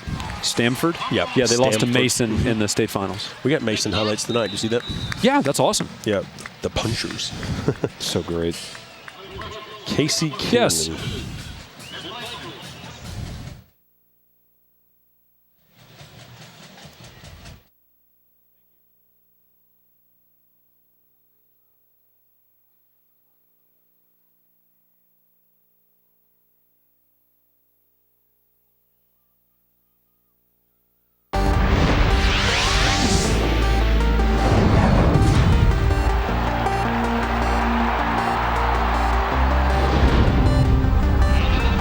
And welcome back to Fox Football Friday, powered by Dave Campbell's Texas Football Magazine. This is the Blitz, Frisco Centennial and Red Oak. Good game here in Royce City, and happy to be with you here on a Friday night, round 3 of the postseason, and a lot of good games all over the state of Texas, even on a Friday night this late in the season. Well, not a lot of the 5A games, but a lot of the 4As, 3As, and the small schools.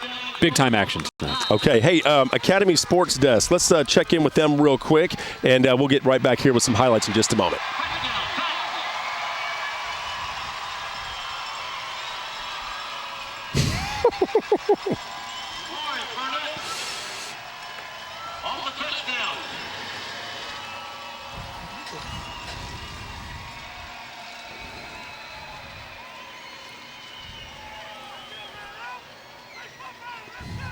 I wasn't sure if we were going to our highlights first. That's why I was trying to ask you. Yeah, I'm sorry.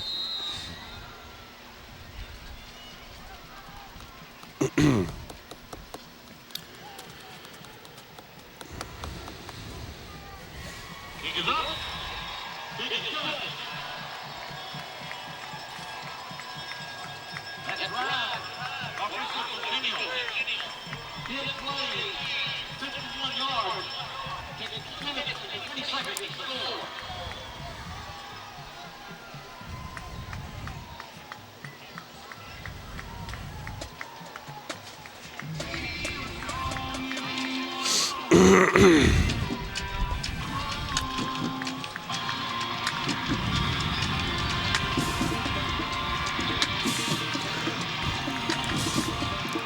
Hey, double check. Let's get Anson's head coach. 1A. This is their 4th coach in 4 years. Did you know that?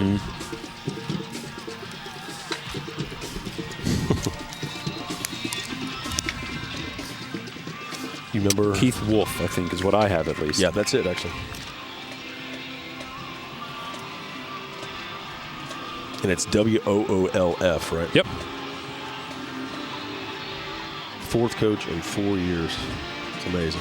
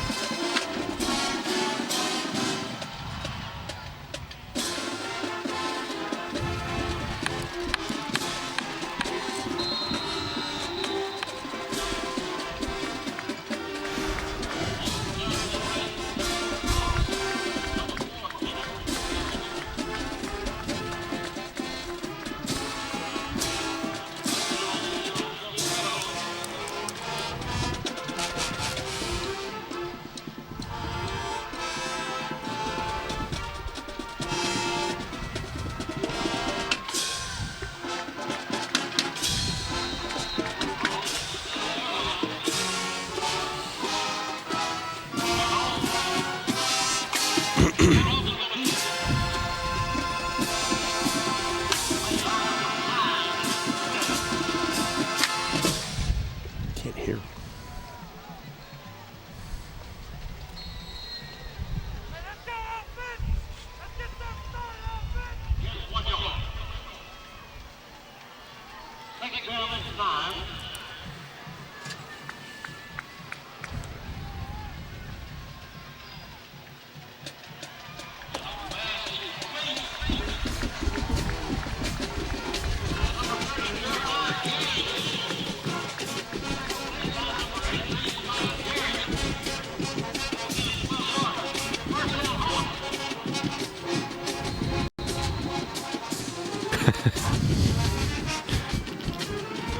How did he know? I don't know. We should have wore ties today, though, right? Yeah, I guess so. Then we could have been a little different. What were the helmets? Hey, I want to tell you a quick story. Keith Wolf, he's the 4th head coach in 4 years for the Anson Tigers. They're in Class 1A. They were 0-10 last year, 10-2 this season. Their loss in the regular season came to Stanford, the team that made it to the finals in 1A. Well, here's a great story here. All access with K-Texas reporter Casey Keenan, who got behind the scenes and has the story. Here we go. We need someone to say, we're not losing tonight. And you two are the ones that can do it. I'm not trying to put pressure on you. I'm trying to say, make up your mind and let's go get it done. And you make this team believe that we're going to go win a game and you refuse to lose a game. And we'll go win, okay? All right, let's go get on the bus. All right, we're just walking around here at the send-off, just seeing some people, and they're congratulating us and wishing us good luck. And I'm really proud of you guys. Good luck. Thank you. You betcha. Yes, sir. Yes, sir. Pretty special day. We're doing a lot of stuff that we would normally not do just on a regular home or away game. We got that nice bus and got to watch a movie, and then the drive wasn't too bad. Got to eat at a nice restaurant, and food was real good. It's way better to be relaxed than not uptight and worried about anything. I believe it makes you play a lot better. Lord, we thank you for the blessings that you've given us and these young men in this locker room and the tremendous character these young men have. Give us the discernment to think clearly and lead these young men tonight and allow them to play the best of their ability. Watch over our families as we travel to the game and back. In Jesus' name we pray. Amen. Amen. Appreciate you. You deserve to be here. Even though no one thought you would, you deserve to be here. Don't you forget it. You've paid the price. Hard work. I want guys who refuse to lose. It takes a group of men to say, we are not going to lose this game. They're going to make plays. They're here for a reason. We're going to make plays because we're here for a reason. It's going to be back and forth. We talked about the momentum swings, but a fight is coming, and you can't run from it. You got to stand up and fight back. You got to stand up and fight back. 22.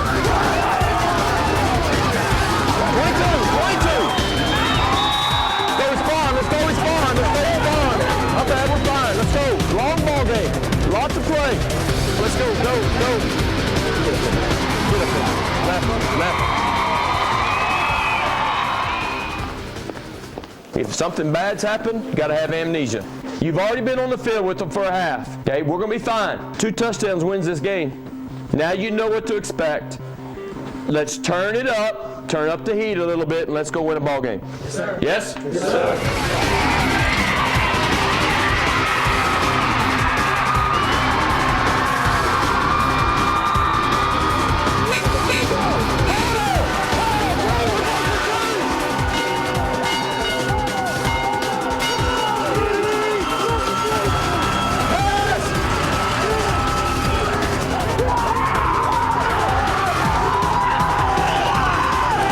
It's a 10-yard out by number 3. Get it, execute it. If it ain't, chain it. Okay?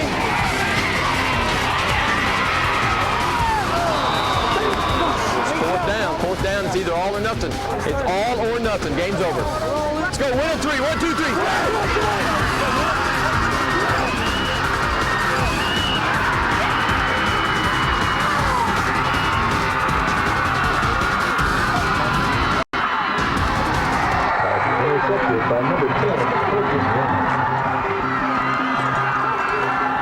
And no, it hurts right now. It needs to hurt.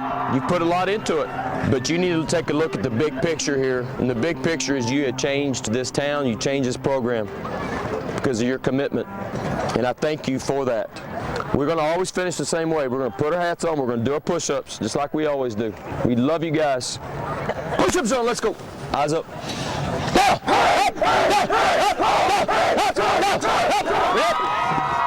Hey, champions on 3. 1, 2, 3. All righty, Casey Kiernan, the videographer there. Great job and outstanding work with K-Texas. We do appreciate your help out in Abilene. And what a great story with Anson. I mean, from 0-10 to 10-2. Good stuff. You don't see that very often. Savoy did it kind of in 6-man, but that's an incredible story and well told. Yeah, very good. Hey, let's check in with Angela Heyman real quick and kind of get an update. Real quick. In fact, before we go to that, let's take a look at some scores. Here we go. El Campo up 14-7 on Ingleside in the second. Navasota leading Lamarck. Look at that, 17-6 at the break. Stephenville up on Abilene Wiley, 21-10. Highlights of that one later. Carthage and Silsbee, 7-point lead right now for Carthage. Some other big scores across the state. It's Lexington up over Refugio right now, 14-7. Nederland has Pearland Dawson at the half, 14-0. Hugh Springs locked up with Centerville right now, 7-7 in the third. And then Madison up 16-3 over Sherryland. Marquise Warford with a 79-yard touchdown run there to set that margin. That Refugio game's got me stumped. All right, Kilgore leading Gainesville 14-7 in the second. Frisco up on John Tyler, 21-10 in the second. Salina trailing Henderson 16-14 in the second quarter. And Frisco Legacy up on Collie Covenant 7-3 in the second. Kilgore actually made that game 21-7 over Gainesville. And in that John Tyler game, Frisco driving right now. Could be 28-10 in a minute. That's gracious. All right. Yeah, so some reports coming in from all over the state of Texas and our Wendy's real score updates. And keep them coming in, folks, because we want to get those scores out to all the folks across the great state of Texas. All right, let's check in with Angela Heyman right now and find out what's going on here. Angela? Thanks, Jeff. Well, before the game, I spoke to Centennial head coach Mark Howard, and he told me this is one of the best weeks of practice his team has had all year. And he told me that as long as his guys play smart and get the job done in between the lines, he thinks that they can win the game. They've done that so far tonight. They're leading Red Oak. Since the last time that we talked, they've had 2 touchdowns. The first one, again, you would see Kamari Burnett punch it in after a long pass from Lamar Jordan to Cody Bagwell. And the second touchdown was a 3-yard touchdown run by number 20, Chris Johnson, just punching the ball into the end zone on rush plays. is what Centennial is doing now. They would botch the extra point attempt, so they now lead 20-0 late in the second quarter. Back to you guys. Okay, do appreciate that, Angela. And scores rolling in. Good game going on right here as well. Well, there's been a big night so far, and I tell you what, that Tyler Frisco game is going to have everyone very interested. If Frisco gets another score there, maybe 28-10 or 24-10, that ground game for the Raccoons, they pound so hard, Tyler may not see a whole lot of the football in the second half, and it's going to get very tough for them to claw their way back. And Refugio trailing 14-7 in the second quarter. All Upset right, week Fox again. Football Friday continues in just a moment.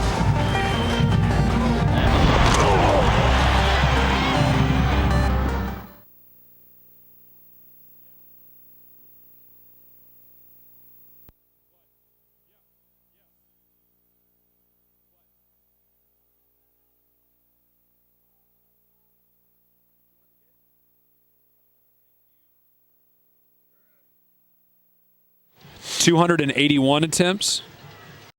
Thank you. Oh, shoot, I wrote it on the wrong page. Wow, wow, wow, wow, wow, wow. Jeff Watts, since we have Ken Capps in this next segment, his game is Richland Springs and Milford, and that game is 38-26 at the half. Richland Springs is leading. Man, Richland Springs is slipping this year, huh? It's a tough field this year. I know. Hey, we just got Graham and Greenwood highlights in, too, by the way. Yeah, Yes. they're winning. 38-26 at halftime.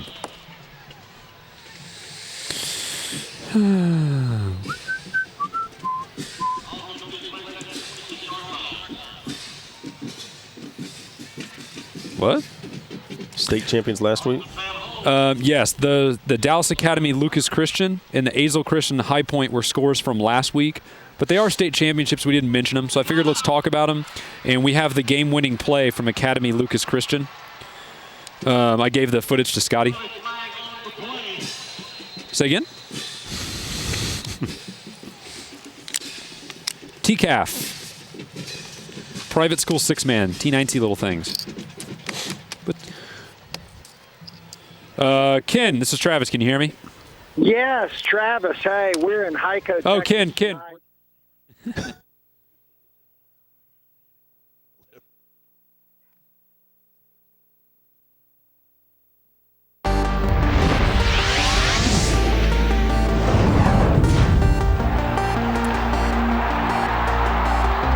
And welcome back to Fox Football Friday, powered by Dave Campbell's Texas Football Magazine as we take a stroll down the sidelines here with you. Fox Football Friday coming to you from Royce City, Texas, where Red Oak and Frisco Centennial doing battle. Great game here as round 3 of the postseason underway on a Friday night, and feeling good across the state of Texas. Centennial off to a good start They too are. right now. What, 20-0 right now? I They think? are. Hey, let's take care of some state champions that already happened this past week. Yeah, down in the TCAF ranks, which is private school six-man stuff. And we'll start in the bigger of the two divisions in TCAF, where Dallas Academy took on Lucas Christian, one of the powerhouses of TCAF play. Dallas Academy would end up winning 58-57. But look how we got there. Dallas Academy driving very late in this game. Quarterback Caleb Thompson is one of their star players offensively. They were in full-on desperation mode. A fourth down play late in the fourth quarter. And again, this is the Dallas Academy team that has been head-to-head with Lucas Christian a number of times and never seems to come out on top. But here's the play. Quarterback Caleb Thompson's going to take this snap. There's not a whole lot there. He's going to end up shoveling this ball to Jonathan Williams, a two-handed shovel on fourth down. And Williams is going to go. He stretches it. They're going to go for 2 and the win. A kick and six-man's worth 2. It's going to get hairy. It's up. And it's good. Wow. Dallas Academy wins it. Late over Lucas Christian, 58-57, the first state title in Dallas Academy history. The other TCAF game was down in Division II. That was Azle Christian taking on Arlington High Point. And in a year where Azle High up in 4A had a strong performance, Azle Christian equals their effort 70-24. They win the Division II TCAF state title. Congratulations to both of those teams. Okay, Division I now, games we're watching out for. How about Petersburg and Valley, one of of the teams, Turkey Valley, and also Rankin and Throckmorton. Well, I think Petersburg and Valley is actually already final now. We'll get to that score in just a minute. And then Rankin and Throckmorton butting heads. Rankin knocked off Ira last week. In Region 3, you've got Santa Ana and Gordon. And in Region 4, it's Abbott and Oakwood. Remember, you are already into the regional finals in six-man because you have one less playoff game, so the six-man title games are coming up 2 weeks from now instead of 3. Yeah, the TAP six-man state championship is next week in Zephyr.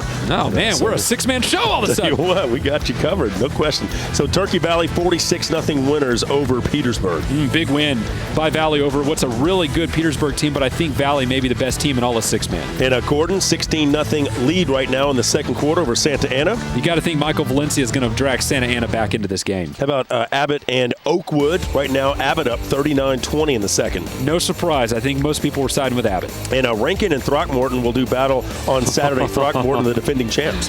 Yeah, but Rankin just beat Ira, who I thought was the best team in all of six-man. So I got to go with Ira here. If you slay the giant, you're the new giant. So Rankin's the team you're watching out for now, huh? You bet. All right, how about Division II six-man games we're watching out for? Follett and Motley County. Let's start there. They're in Region 1. In Region 2, it's Balmorea and Grand Falls Royalty. You saw Royalty was out in front of that one early on. Region 3, it's Newcastle and Strawn. Everyone knows the glory of Strawn. And then Richland Springs and Milford going head-to-head. We'll get back to that game and Ken Capps in just a second. So scores rolling in on some of these games already. How about Follett and Motley County right now? Yeah, Follett wins it 54-8 over Motley County. Oh, good showing by Follett. Elsewhere, it's Balmorea and Grand Falls Royalty, and Royalty doing whatever they want offensively, 66-32 over Balmorea. How about Newcastle and Strawn right now? Strawn up 16-0 in the second quarter. That's going to be a good game. I think Newcastle's clawing their way back into that. You want a tight one? How about Richland Springs leading Milford, but not by too much right now. Richland Springs up 38-26. Ken Capps is out in Hico, joins us now. And Ken, we were just talking about Richland Springs. They're only up 38-26 at the half. This is a team that for the first time in 2 years last week didn't put a 45 on somebody, as they say. Yo, you guys are exactly right. We've 38-26 here at the half down in Hico. I mean, this is where the six-man mecca in Hico, where the six-man Super Six starts in the beginning of the year. Richland Springs, 42 games in a row they've won. Usually they've 45 everybody. They've got a fight on their hands with Milford tonight. Milford also undefeated. And you guys were talking about Abbott earlier. Milford and Abbott are huge rivals. Milford came back and beat Abbott in their home field early in the year. And, of course, Abbott is still going strong in the playoffs. Just goes to show you how strong Milford is. So 38-26 here at the half. It's going to be a real fight to the finish. And I got to tell you how we do things here in Hico at six-man, Jeff and Travis. We actually had Santa Claus himself came in from the North Pole on a gator and delivered the game ball. Okay, how many states and how many playoff games can say that tonight? Not many. Ken Capps, we love you, man. We're going to see you. Guys, thanks. We always appreciate your six-man reports, and he's right. Hey, Santa's coming out early. It's December 1st tomorrow. Why not? Wrap up football and bring it to the field, I guess. Hey, why not? All right, so six-man looking pretty good. How about other games we're watching out for on Saturday? Yeah, 2 private schools down in the TCAL ranks. It's San Antonio Feast against Tomball Christian, and then Bastrop Tribe Consolidated and Stephenville Faith. Both of those are actually state title games in both of the divisions for TCAL. I think your favored teams are Tomball Christian, and then Stephenville Faith is heavily favored in the smaller school game, and you can't really be surprised. It just seems like the city of Stephenville, no matter where your team plays, if it's Stephenville High or Stephenville Faith, they know how to roll out good football. That's a good six-man team. Hey, I'm going to get a chance to see Huntsville Alpha Omega six-man football tomorrow. They're playing over in Bryan. Look at you. Yeah, you're all boned up on this side. That's great. All right. We'll have a complete wrap-up out here as well. A lot of highlights to get to, and we'll check in with Angela in just a moment. Fox Football Friday continues. It's halftime. We'll talk with the coaches in a minute.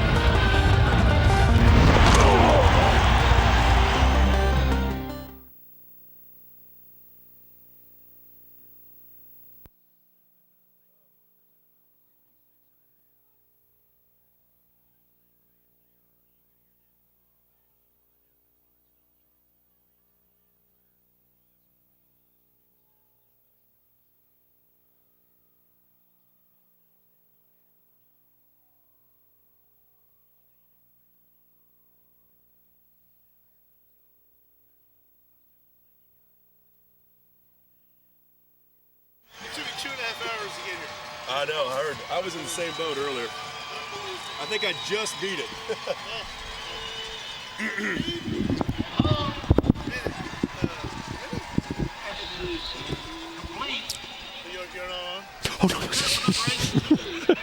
Adam Hochfelder joining us now on the set. Adam, how you doing? Absolutely terrible. No, they're just having a bad night. That's all it is. They're just having a bad night. But yeah, it happens sometimes, you know. It's the first time I've looked up at the score in a while. Hey, Greg wants you to know that Flower Mound just lost. Jake, how you doing, bud? You're sweet to come out here with your dad through all that traffic tonight, buddy. He was a little frustrated, but I managed to keep a pretty good attitude. More on that later. No. Breaking news, Adam flubbing attitude. So you guys heard a lot of words that rhyme with other words that we can't repeat. Oh, do you want us to run through them here? Those would be FCC violations. I'm a little worried if Jeff's truck has the lit up like that. I've never seen it. You see it? Not really. I mean, no, I'm not worried about it.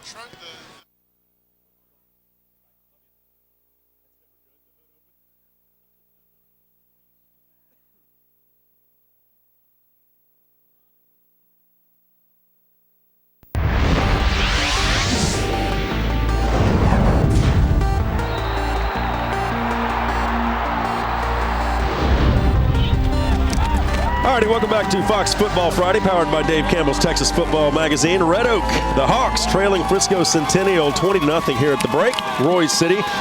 We say we got to take care of some more private school action for you. TAPS Division I. Remember, we're going to hit every single game in Texas this week. And in D1, it's Fort Worth Nolan and Austin St. Michael's in the semifinals. The other game is Dallas Bishop Lynch and Addison Trinity Christian. Taking a look at that Nolan and St. Michael's showdown, Nolan's got a great defense. They've only allowed 29 points total over their last 4 ball games, but St. Michael's is going to bring in a heck of a ground game. Scotland Butler, their top running back, we talked about him last week, almost 1,800 yards and 29 touchdowns on the season on the ground. Their quarterback, Reed Carlton, almost as good, 1,009 rushing touchdowns. So Michael's is going to test that Nolan defense from start to finish. Okay, Dallas Bishop Lynch and Addison Trinity Christian, a couple of great private teams. And a couple of great offensive superstars. For Bishop Lynch, it's Raleigh Williams, their running back, who's had a great year so far and is a great young talent for that team. But Trinity Christian rolls in one of the top quarterbacks, not just in private schools, but in Texas, numerically. It's Daniel Davidson, who just rolls out of bed and throws for 4,000 yards for a season at this point. He's going to be one of the leading passers in Texas again. This could be a shootout, and it's going to be very tough to pick a winner. All right, Division II now of TAPS. Let's talk about these bracket boards. Saturday games, Midland Christian and Dallas Christian. All right, a lot of Christians here, and then we have Northland Christian at the bottom, too, taking on Houston Second Baptist. Again, these are state semifinals. Looking at Midland Christian, it's running back Christian Wiggum, who was our private school cover boy at the beginning of the year, one of the best players in all the private schools.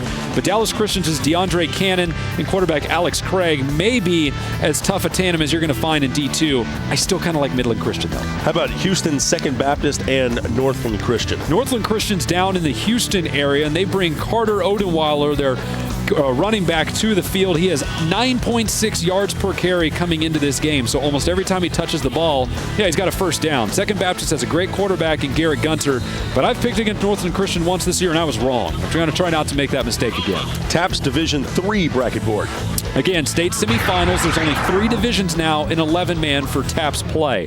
Frisco Legacy and Colleyville Covenant, they play tonight. We had a score update on that one a little bit earlier. We'll have another one for you in a second. And then Hallettsville Sacred Heart and Shiner St. Paul. All right, let's talk about that Legacy Colleyville Covenant game. Frisco Legacy, great football team. They're up right now 7-3 in the second quarter. And their running back, Ovia Revbu, is one of the best you're going to find. 2,000 rushing yards, 28 touchdowns on the season. 2,000 rushing yards. That's very, very impressive. Covenant's got a lot of wide receivers. They blanket the field with them. 7 guys with 100-plus yards. But that running game for Frisco Legacy has sold me. How about Hallettsville Sacred Heart and Shiner St. Paul? Right now, St. Paul up 20-14 at the half. Yeah, not a surprise. I think St. Paul's your favorite. Not by a lot. Maybe a touchdown, maybe 8 or 9 points. But defensively, they're great. So heading into the second half with a lead, that's gravy for them. They will take that all day, every day. All right, TAPS 6-man Division I bracket board. Saturday games we're watching up for a huge game between Abilene Christian and Dallas Covenant. Yeah, we could have squished these in with the 6-man games last segment, but we wanted to stick them here with TAPS, which is their governing body. Abilene Christian and Dallas Covenant in the state semifinals. Maybe the biggest 6-man game anywhere in Texas this weekend. And then Bernie Geneva against Huntsville Alpha Omega, the team you were just talking about a second ago. I will be at that game. All right, so Abilene Christian, Dallas Covenant, one of the matchups. That game being played up in Abilene, I believe, or Zephyr. Yeah, Zephyr. And this is a total clash of the Titans. Abilene Christian's one of the most well-respected and recognized six-man programs in Texas. But Dallas Covenant is a legitimate top 5 six-man team in the state, regardless of class, regardless of UIL or TAPS. They're that good.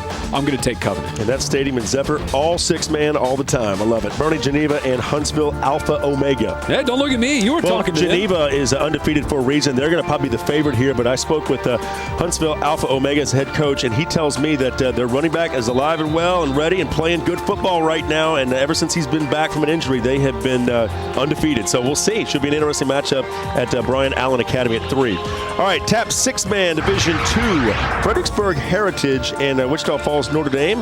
One of the big matchups there in the semifinals. And then Seguin Lifegate and Orange Community Christian, which is down there in the Golden Triangle, is the other half of it. We'll take a look at Heritage and Notre Dame first. A game I think I'm leaning towards Wichita Falls Notre Dame here, and this is not a program that was heavily talked about in six-man circles a couple years ago, but they've really picked up steam as of late and have morphed into one of the top teams in that entire TAPS field. All right, and then Seguin, Lifegate, and Orange Community. Well, Seguin Lifegate's heavily favored here. I'm not going to write off Orange Community by any stretch of the imagination, but Seguin Lifegate's got some credentials and some skins on the wall. I think they're going to walk away with a win here. All right, and so some six-man action going on. Always good to see six-man football, and of course the private schools as well.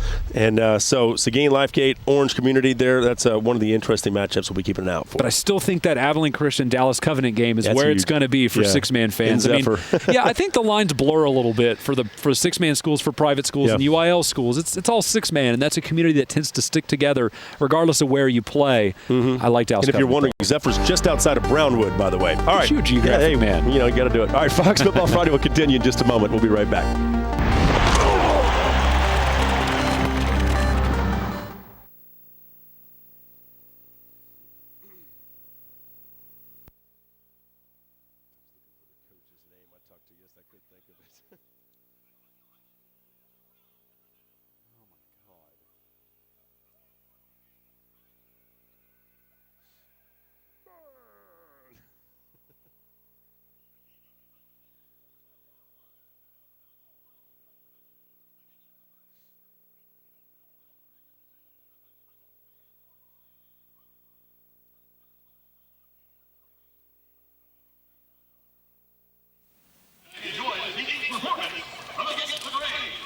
Lucy.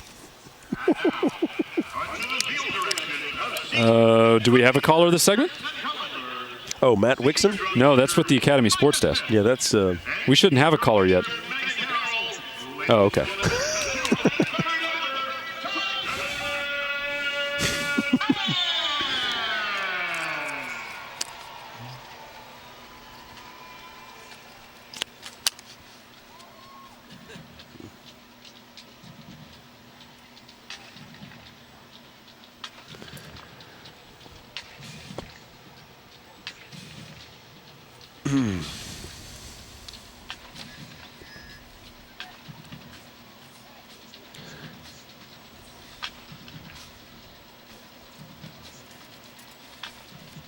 Okay. I'll just pick it up and toss straight out to her. You do whatever you got to do. Okay.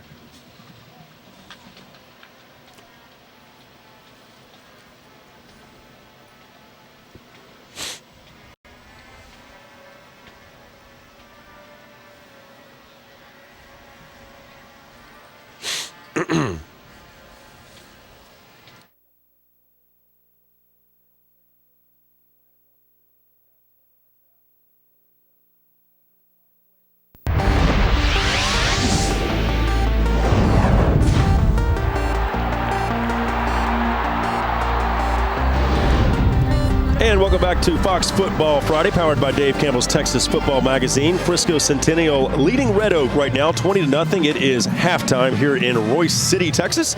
And I'm happy to be along with you here on a Friday night. Jeff Power, Travis Stewart. Let's check in with Angela Heyman real quick, who's with one of the head coaches. Angela.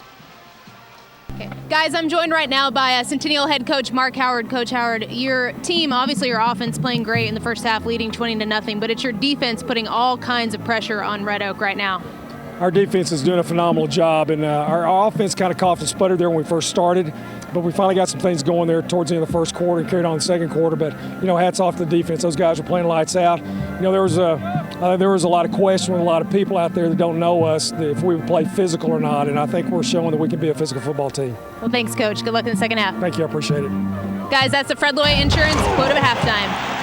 All right, appreciate that, Angela. What do you say we now get an Academy Sports Desk break in? Let's talk to Rick Renner back in the studios, the Fox Studios. Rick, what do you have?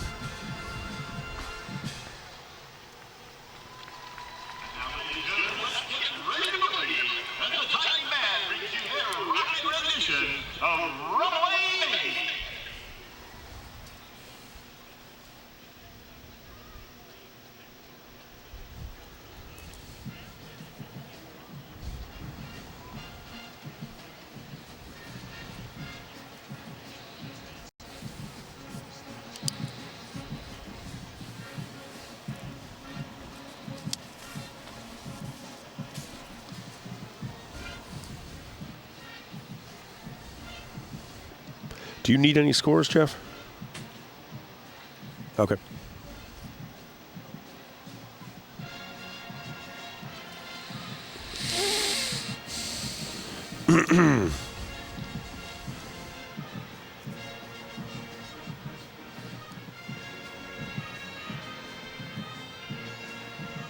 I still have Wiley up 22-21 on Stephenville. Mm-hmm.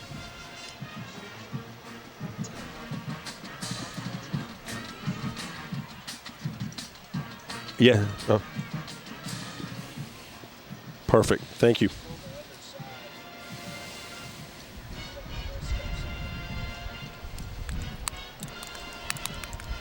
That game was living up to the billing, isn't it? Yes, it is. 24-22 halftime. Valley Week living up to its name right now. It's a bummer. I like when the Valley teams can do some damage. Hey, it makes it a statewide show when they're all in, right? I do too. Del Rio's losing big. Ed Couchelswa was losing big. Yeah, Ed Couchelswa was losing big, and then I saw Sherilyn still down to Madison. Let's get the shelf down. It's kind of sticking up a little too much. Do it? The shelf. Oh. The shelf. That used to be the look. The shelf.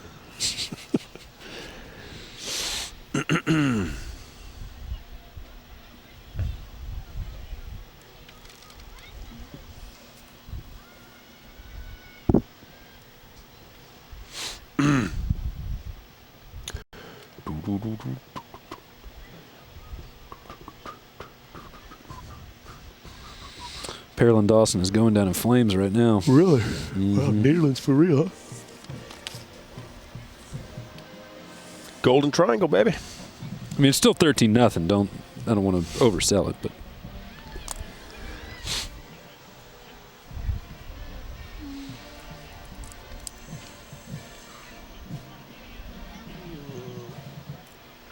News 8 in the house. You see that? News 8 as a Dallas is losing.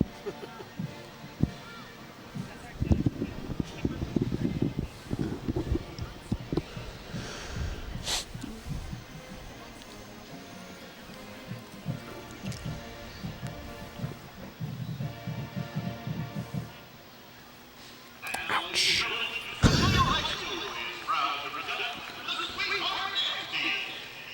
Dance officers from left to right are Lieutenant Amanda Corfine, and First Lieutenant Emily Upshaw.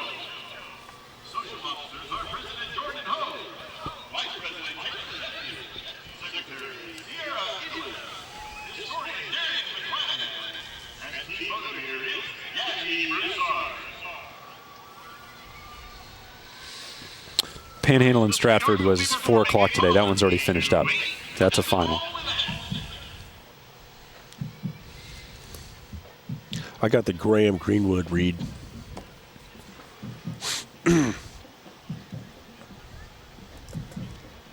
All right, appreciate that, Rico. Let's now move over to our Wendy's real score updates. What do you say? Oh, there's a lot of good ones. It's been a busy night already, Jeff, when we start up in the Coastal Bend. So down in the Coastal Bend, 17-7 El Campo right now over Ingleside in 3A Division I action.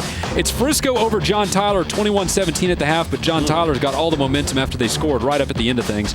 Mart and San Augustine locked up at 14 at halftime, and then Bosqueville and Alto also locked up 14 at the break. Page 2, Abilene Wiley leading Stephenville 22-21. Actually, it should be 24-22 now. Right. Stephenville. Dangerfield leading Winsboro 27-28 at the half. Refugio and Lexington all tied up at the break. Nederland leading Pearland Dawson. Look at that, 13-0 in the third quarter. That one's 16-0. Nederland just kicked a field goal, and to explain the Stephenville score, they kicked a field goal too to make it 24-22. Hugh Springs has broken the tie against Centerville. It's 14-7 now at halftime. Carthage and Silsbee 29-7 at half, but that one could be an even wider margin, says Gabriel Brooks on the Twitter universe. Kilgore and Gainesville, it's 24-14. Kilgore with the lead. And then elsewhere in 3AD2, it's Gilmer and Argyle. Gilmer out 21-7 right now over those Argyle Eagles. All right, so let's go over to the Piney Woods. Dangerfield and Winsboro. A little action for you here. Some highlights rolling in as we speak. Dangerfield here in the blue and white. And against Winsboro there in the red. And Dangerfield on offense, running along the left side. Tackles broken, touchdown scored. Dangerfield fired up on the early score. Winsboro now back on offense. They run the ball a lot in Dangerfield, all over that. A swarming defense as usual from Dangerfield. Winsboro still on the move. This time a short toss play to the left side into the end zone. A rare touchdown given up by those Dangerfield Tigers. Winsboro still on the move. This time Dangerfield collapses down on the right side. They have got him smothered. And Dangerfield out right now to a 27-8 lead. So you saw a touchdown there from Winsboro and then a 2-point conversion. But right now, still not enough to top the Tigers. All right, how about the big country now? Graham and Midland Greenwood. This game, check it out, a shot of historic Mustang Bowl. Graham quarterback Ben Davis fumbles the snap. It's recovered by Midland Greenwood. Greenwood quarterback Cam Williams with the 5-yard touchdown run. It was 7-0 Greenwood. He has 3 TD runs in the first half alone. Cam Williams fumbles the ball. It's recovered by Hunter Hughes, who returns it 54 yards for a touchdown, and it was 14-7 Greenwood. How about another highlight for you? Graham quarterback Ben Davis, a 62-yard touchdown pass to Bryce Reeves, 17-14 Greenwood, and right now it is 23-21 Greenwood on top. Make that now 28-23 Greenwood. So, interesting game. How about the Panhandle now? Where we have Stratford and Panhandle, not the region, but the schools. Stratford and Panhandle in earlier action. They kicked at 4 o'clock today. Stratford here in the blue and white, pounding away with that ground game. No surprise. It's an Elks offensive staple. This time with the reverse and the reverse throw. Oh, just out of the wide receiver's reach. Now it's Panhandle back on offense, rolling out to the right. Quarterback throws complete. Looks like a big tight end there, but tackled out of bounds. Still on the move, it's Panhandle, this time looking the other direction. Quarterback's going to scramble, but brought down early by the Elk defense. A lot of big boys in the trenches for Stratford. Now the Elks on offense, moving along the left side, breaking tackles, still fighting. Down looks like around the 40-yard line. Stratford moving again. Field goal attempt this time. It's up, and it is good ski. Stratford would go on to win this one 38-20. They move on to the regional finals in 1A Division I. Yeah, Class 1A Division I. Good to see that afternoon football, too, huh? Yeah, a little sun shining. All right, how about some highlights from this one right here? Frisco Centennial taking on Red Oak, of course, and this game right here, a little fumble right here off the top. That's not good news for Red Oak. Frisco Centennial would capitalize. Check out this run right up the gut for a touchdown. Hard to make out that number, but it was 7-0. And look at this play right here. Deep pass, back part of the end zone. Oh, what a great catch right up against the pylon. Is it on the 1-yard line? No problem, no touchdown run right up the gut. I believe that's Kamari Burnett. And then how about some more Centennial for you? Check out this touchdown pass. And it's been that kind of game. I'll down to the 1. Remind me later, all these 1-yard plays. Centennial up the gut for a touchdown here. And that one with Chris Johnson right there. So Centennial up 20-0 right now at the half. And Lamar Jordan, the quarterback for Centennial, looking pretty good. Well, now we have to get better play out of Austin Van Hove, the quarterback for Red Oak. They're going to have to ask a lot out of him in the second half, trailing by 20. Okay, Fox Football Friday continues from Royce City in just a moment. Football Friday Blitz is presented by your Texas Ford dealers. It's the year-end celebration at your Texas Ford dealer. Enjoy great savings on the freshest lineup. Ford is the best in Texas. By Academy Sports and Outdoors. Right stuff, low price, every day. And by Wendy's. Be bold with Wendy's Asiago Ranch Chicken Club and spicy, home style, or grilled. Try one today.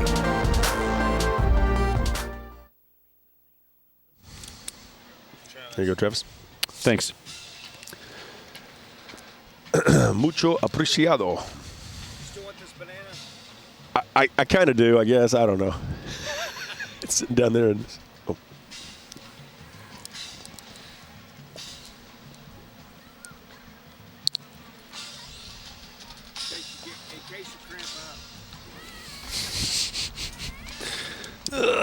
Put it in the sand. Freels.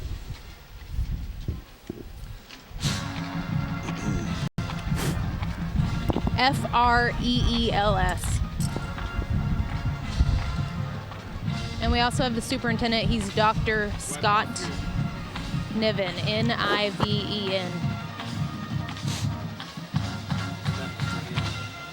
2 T's. Oh, thanks. Here you go. Call. Keep that one. Don't worry, it's just boogers. Yes, Niven. Yes. Get you to hold it as well. That's okay. I gotta hold my mic. Gotcha. So we've got Dr. Scott Niven and Principal Kevin Frisco. Got it. I'll probably get a little closer. Okay.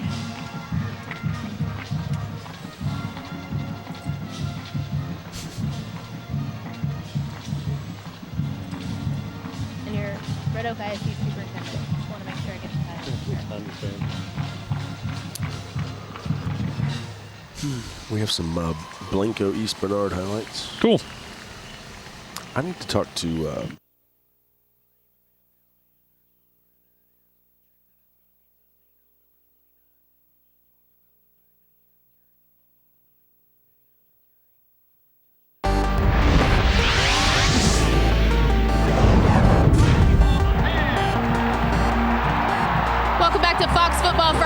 by Dave Campbell's Texas Football Magazine. It's the Blitz, and Centennial leads Red Oak 20-0 at halftime. I'm Angela Heyman, and I'm here for the Wendy's check presentation. And right now, I'm joined by Red Oak ISD Superintendent Dr. Scott Niven, and on the other side, we've got Red Oak High School Principal Kevin Freels. Guys, thanks for being here. Wendy's believes that a real key to success begins with a good education, and a great education has to happen both on the field and in the classroom. So on behalf of Wendy's, I'd like to present this $500 check to Red Oak High School. Congratulations.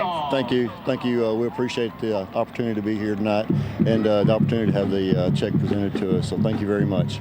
Principal Freels, I know it's probably been exciting around the campus all week. Tell me a little bit about the excitement leading up to tonight's game. All the kids have been great, just having a great time. We had a big bonfire last night, and we were ready to come play, and we've matched as far as we've ever been to the playoffs, and we hope maybe the second half we can come back and go farther. Well, thanks, gentlemen. Congratulations, and good luck in the second half. Thank you. Back to you guys. All right, Angela, we do appreciate that. Well, how about those Wendy's keys? Let's talk about that so far. What do you think? Well, I mean, Centennial's pretty much winning all of these right now, which is why you're seeing the margin that you are. Jeremiah Gaines, Centennial's done a good job of keeping his impact at a minimum for Red Oak, and Centennial has often than not won first down. Lamar Jordan, the Centennial quarterback's been very sharp so far. A lot of big passes. They seem to keep getting caught at the one, Jeff, as you were joking with earlier. And then making history right now, it's Centennial churning towards putting another big plaque up on the wall if they can get through here and maybe get into a regional final next week.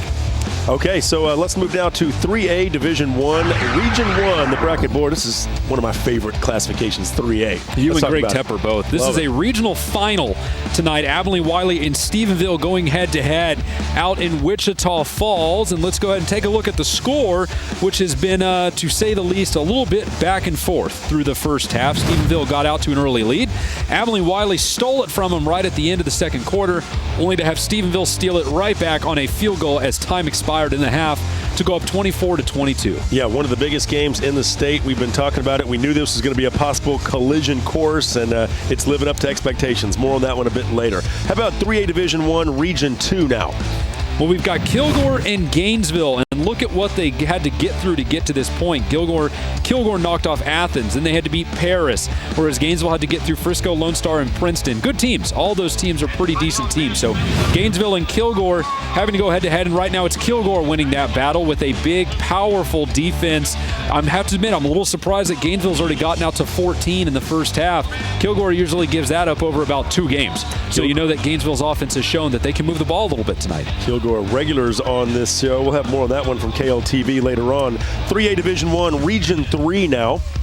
All right, let's take a look at Carthage in Silsbee. Carthage knocked off Taylor, which is the team that upset Waco La Vega. So you know that Carthage has talent in abundance, and they put it on full display in the first half against Silsbee from the Golden Triangle tonight. Carthage up 29-7 at the break. The offense has been great, but the defense has been even better. And Silsbee right now just looking for a spark to try and put some life into them heading into these final 2 quarters. Yeah, Carthage looking good. Okay, so other games that we're watching out for now, 3A Division I, Region 4. Well, it's El Campo and Ingleside. El Campo down in 3A after their last season in 4A last year. Ingleside beat a team that dropped down from 4A last week. That was Kingsville King. And now the two going head-to-head tonight as well. These Ocampo Ricebirds, boy, they run that ball well, but even better on defense. And that's been, again, in full display tonight, 17-7. Tristan Barajas, the quarterback from Ingleside. Not a whole lot of room to work out there against that Ricebird defense. Yeah, El Campo's for real this year. So no question big. about it. They are. All right, 3 Division II is coming up next. I think we're going to hear from Belleville and much more when Fox Football Friday continues right here in Royce City.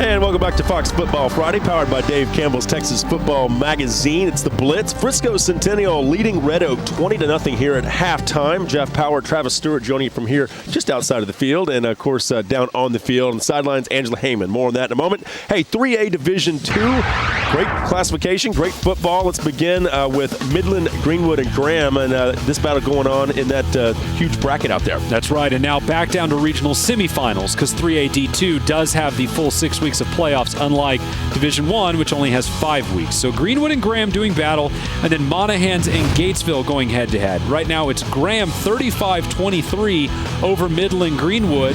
And let's take a look at the footage. Yeah, the Mustang Bowl. Graham quarterback Ben Davis fumbles a snap. It's recovered by Greenwood. Greenwood's quarterback Cam Williams. 5-yard run. It was a TD run, 7-0 Greenwood. 3 touchdowns for him in the first half. How about some more Cam Williams? He fumbles the ball, recovered by Hunter Hughes. Then it's returned 54 yards for a TD, and it was 14-7 Greenwood on top.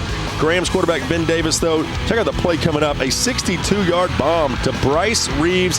Touchdown right there. And as we take a look at your score, great ball game out there at the Mustang Bowl. 35-23 right now. Graham on top. That's tough for Greenwood because Graham defensively is very, very good. The other game up in Region 1 is Monahans and Gatesville. And Monahans out big right now, 27-14. We've got footage of this one coming in right now. Monahans in the green, Gatesville countering there in your white, yellow, and black. Monahans on the move, little dump-off pass to the right side, running through tackles and over tackles, down just inside the red zone. Monahans on the move again, a fake pitch. Quarterback is trying to turn the corner, and he does it over the pylon, in for a touchdown for Monahans. Gatesville, though, had a big play offense. They would strike back quickly. A big pass play here. Quarterback's looking deep. He's got a man right down the middle. Caught, and he's going to go. Touchdown, Gatesville, to bring them back into this game. But that green-clad defense for Monahans, one of the best in the business. They got the offense lined up right over the goal line. Monahans power running game looking to push their way in. Not there. They go to 4th down. Monahans again, quarterback keeper in, standing up for a touchdown. Monahans, those Lobos churning now offensively, defensively. They're into the third quarter up right now, 27-14. That District 4-3A, look at those schools. Monahans, Abilene Wiley, Snyder, Midland Greenwood. That's some quality teams right there. Yeah, it's about as good as it gets. I mean, that's as tough a 3A district as you'll find. All right, 3A Division 2, Region 2 now. Salina and Henderson off the top. And that's 2 really good teams, but Henderson right now has been good for the better portion of this one. We'll give you a score in a minute. And then Argyle and Gilmer, these 2 going back and forth and back and forth. Gilmer pulling away a little bit, but Argyle not going away. So more on that Salina-Henderson matchup. Wow, that's an interesting battle. And as you can see, it's 20-16, close right now. Salina up by 4 at the break. Salina with a little flurry right before halftime to get themselves back out in front, and really their defensive game plan needs to be holding Patrick Monster Brown, the Henderson do-it-all athlete, holding him to just something better than everything, which is what he can do for the offense. He can run, throw, catch. He can do all of those things. He scares kids. He does. What? That's horrible. His name's Monster. Oh, well, that's a good point. He does scare kids. But Salina the better team right now at half. All right, how about Argyle and Gilmer? By the way, Salina Henderson highlights a bit later, but now let's go to Argyle Gilmer. Highlights rolling in of this one. We look at the early plays here. A little defensive action. Got to fall on that ball. Got to fall on it quickly. As there is a turnover. Argyle in business right here. They take advantage of the fumble, and they score the touchdown coming up right here. The old-fashioned way. Hey, step aside there, young lady. And a big play in the backfield by the Gilmer defense, and the defense would wake up in the first half and really spark some ball movement for Gilmer. Look at the inside handoff. Room to go. Slipping under tacklers all the way out to almost the 40-yard line from the shadow of their own goalpost. The Gilmer offense firing on all pistons. Their quarterback, Tanner Barr, is really good, but the ground game is what can really hurt you. Argyle just scored. It's an Ian Sadler short run to make it 27-14 Gilmer. And now we bring in Texas football correspondent E.J. Holland, who is on site. E.J., talk to me a little bit about what Gilmer's done to build this big lead. Argyle, it's basically making mistakes on special teams.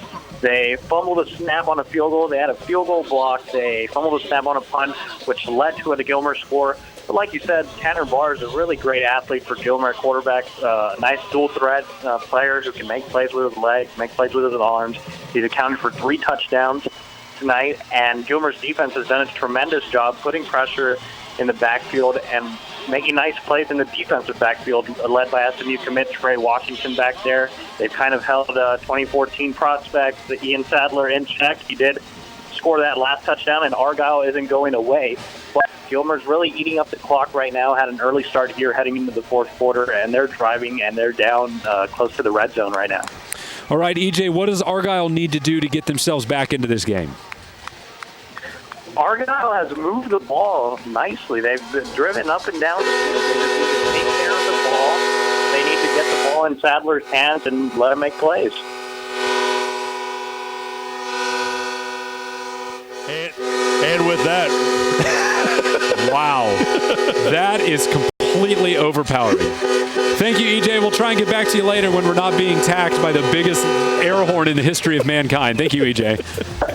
Thanks, EJ. Appreciate that. That's wow. We should just let EJ take care of the last part there. Oh, my gosh. All what right. a headache. Region 3 now. 3A Division 2, Region 3. Lorena and West Orange Stark right at the top. All right. The West Orange Stark defense was in action earlier tonight. And then Navasota and Lamarck, a game that everyone had their eye on since Lamarck jumped down from 4A this season as a heavy title favorite.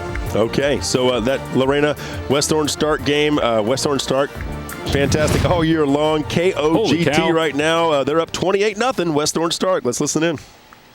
It is John Scott takes it in for the score. Might even be a penalty in there somewhere, and there it is. Check that. That's going to be Tazzino, number 29. We just talked about the fact that he hadn't carried the football tonight, and there's a carry for a touchdown from 20 yards out. Yeah, that was nice. That game goes final. How about that? Quick game and a pretty big win right there for West Orange Stark. 28-0 over Lorena. Well, they run the ball so well, and they play such good defense. Sometimes that clock just tick, tick, tick, tick, tick. Yeah, well, that's gone. Interesting matchup with Navasota and Lamarck.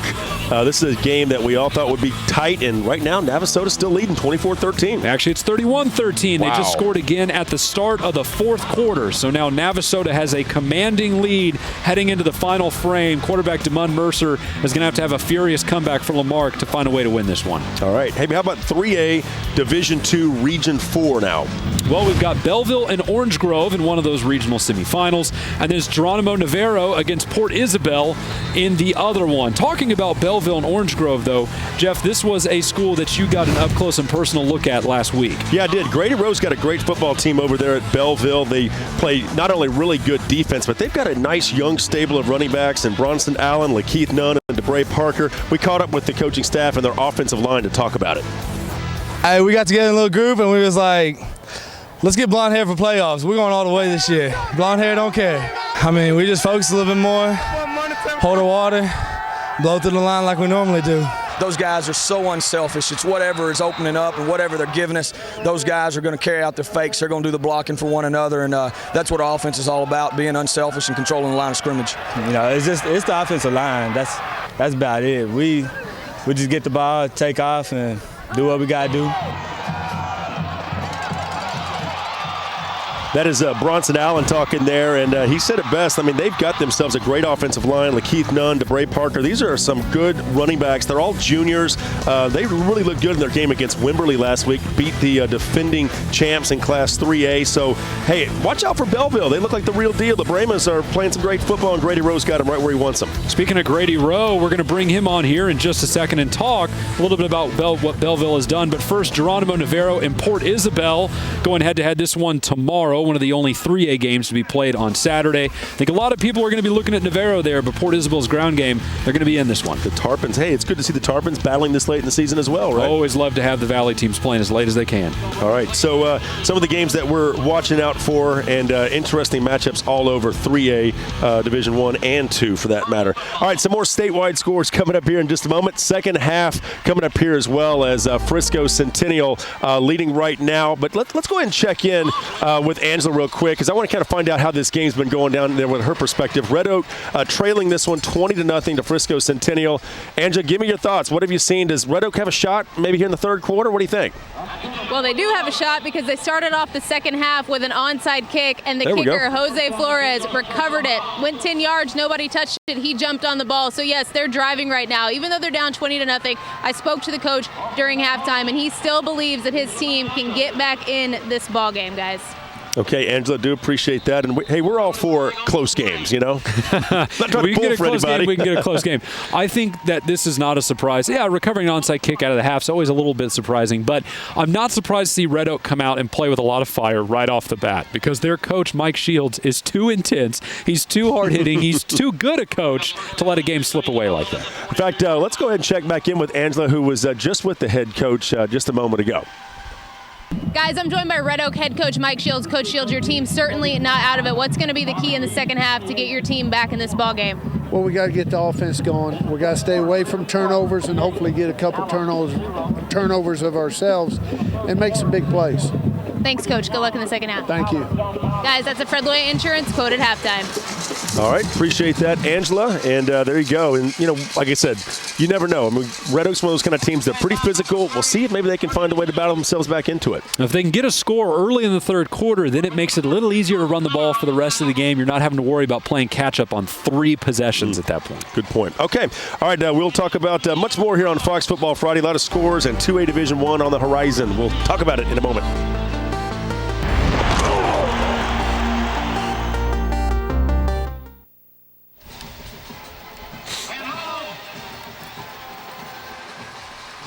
We have that bumper, if you want to use it, of the Joshua coach talking about how physical Red Oak is. If we got anything that, if they look like they're being physical in the third quarter, maybe, might be worth bumping into or something.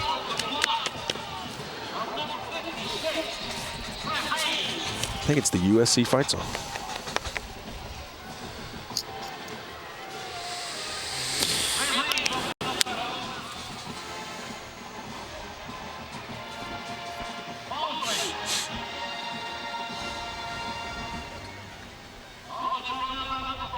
Isn't Joshua kind of close to where?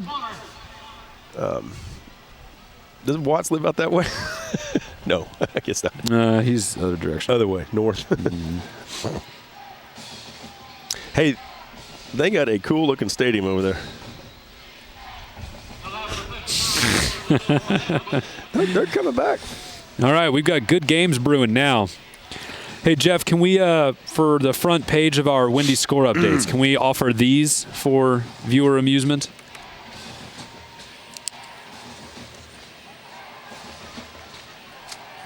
Ready?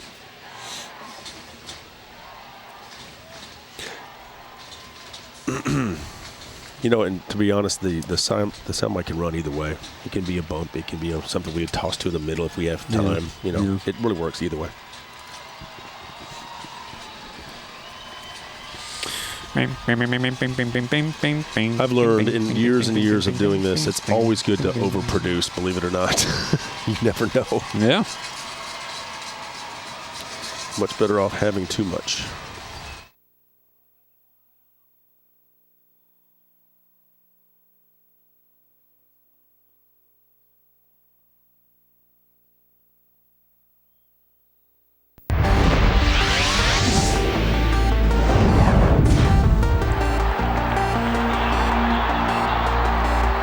Welcome back to Fox Football Friday. It's the Blitz, powered by Dave Campbell's Texas Football Magazine. Frisco, Centennial, and Red Oak doing battle, and we've got a horn for you, folks. That horn really needs to take a good long vacation. There we go.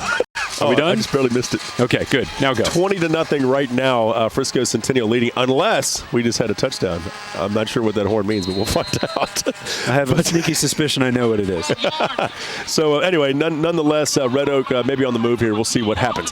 All right, so let's take a quick Academy Sports Desk break. We'll sort this out and we'll be right back with much more. Rick, what do you have?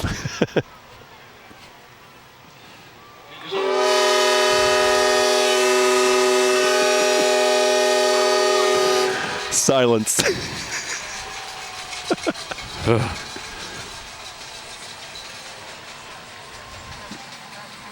Oh, they did score. Mm-hmm. Nederland 16, Pearland Dawson 13, fourth quarter. Tyler 31, Frisco 21, third quarter. Abbott 78, Oakwood 33, final. Abbott 78, 2 B's, 2 T's. Oakwood 33, that game is final. And then Refugio 28, Lexington 14.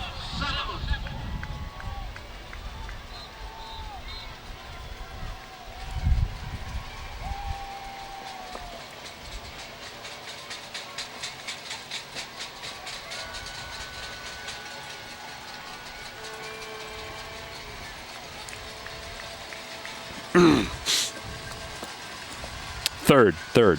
What's their score? Nederland 16, Dawson 13, fourth quarter. Tyler 31, Frisco 21, third quarter. Abbott 78, Oakwood 33, final. And Refugio 28, Lexington 14, third quarter. Dunka.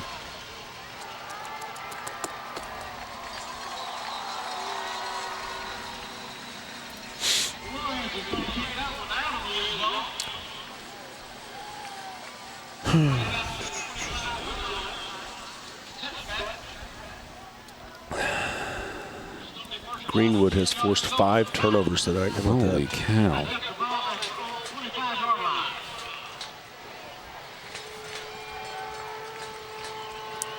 Soto. They got a player named Soto. When Texas played USC. Yeah, I saw that, and I know Dawson's about to get the ball back. I'm sorry, go ahead. When Texas played USC in the Rose Bowl, they played that song so much. By the fourth quarter, we were like, why do you always play that song? Do you always play that song? Anything else, please, besides that song?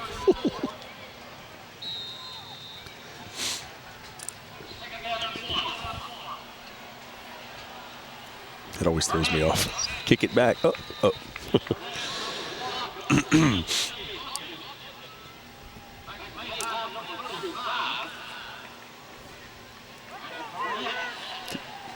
Did you ever see the photo of the kid that dressed up like Rick Renner? That was hilarious. Yeah, it was awesome.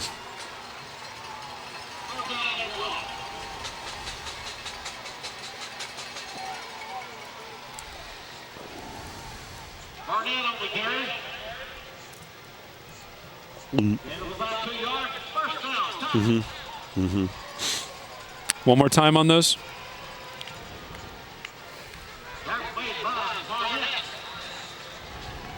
Centerville.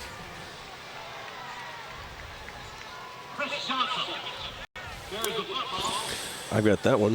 Which shot sheets do you have? I have that East Bernard Blanco. I'll do that one. Okay.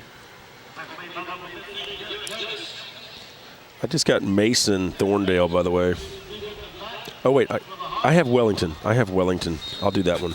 Wellington, Spring Lake Earth. Okay. I'll do Poteet and East, and I'll do Eastland and Bangs. Okay. So I got Wellington. That's fine.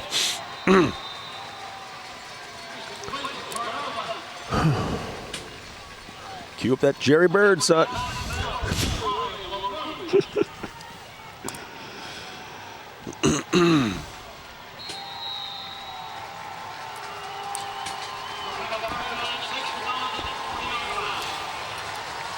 This Emily Austin is her name, and from Abilene, or Amarillo, excuse me, from Amarillo. Cool, I like her. She's getting us some stuff tonight. Good. But I mean, she's actually sending me shot sheets and telling me stuff's on there. No, she's ideal. Yeah, we need that. Fork her some more money.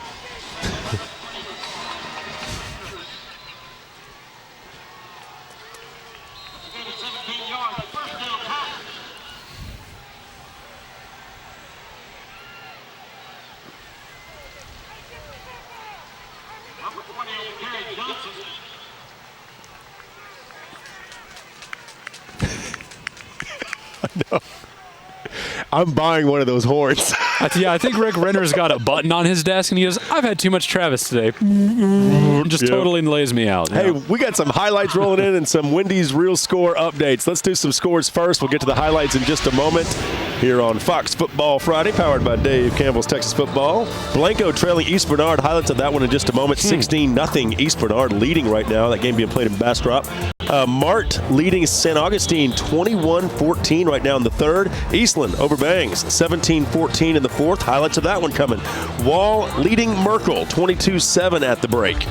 And some other big scores is Navasota over Lamarck right now, 31-13. That's actually the start of the fourth quarter, and I believe Lamarck may have just scored. I'll update you in a moment. Howlettsville 34-27 right now over Hempstead, last year's 2A D1 state finalist. John Tyler's out in front of Frisco. They opened the second half on a 14-0 run. It's 31-21.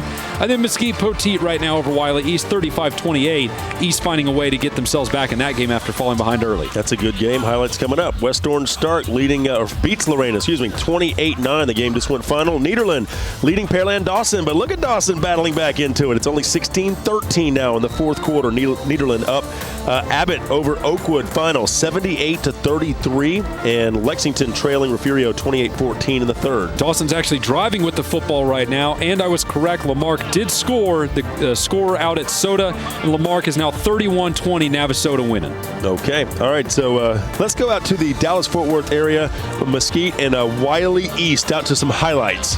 Oh, a big game with a lot of offense over here in the Metroplex over in Rockwall. It's Mesquite Poteet on offense first. Quarterback Tanner Ramsey pushing his way in from short distance for the quick score. And Wiley East, or Mesquite Poteet, was all over Wiley East early, 35-14. But East did rally in the third quarter to get back within this one. I believe 35-28 was the most recent score I saw. I think we have a fourth score shootout in progress. Oh, 42-35. Talk about updates in progress. There you go. All right, how about Spring, Lake Earth, and Wellington? Game being played up in the Panhandle Class 1A Division II Regional Championship.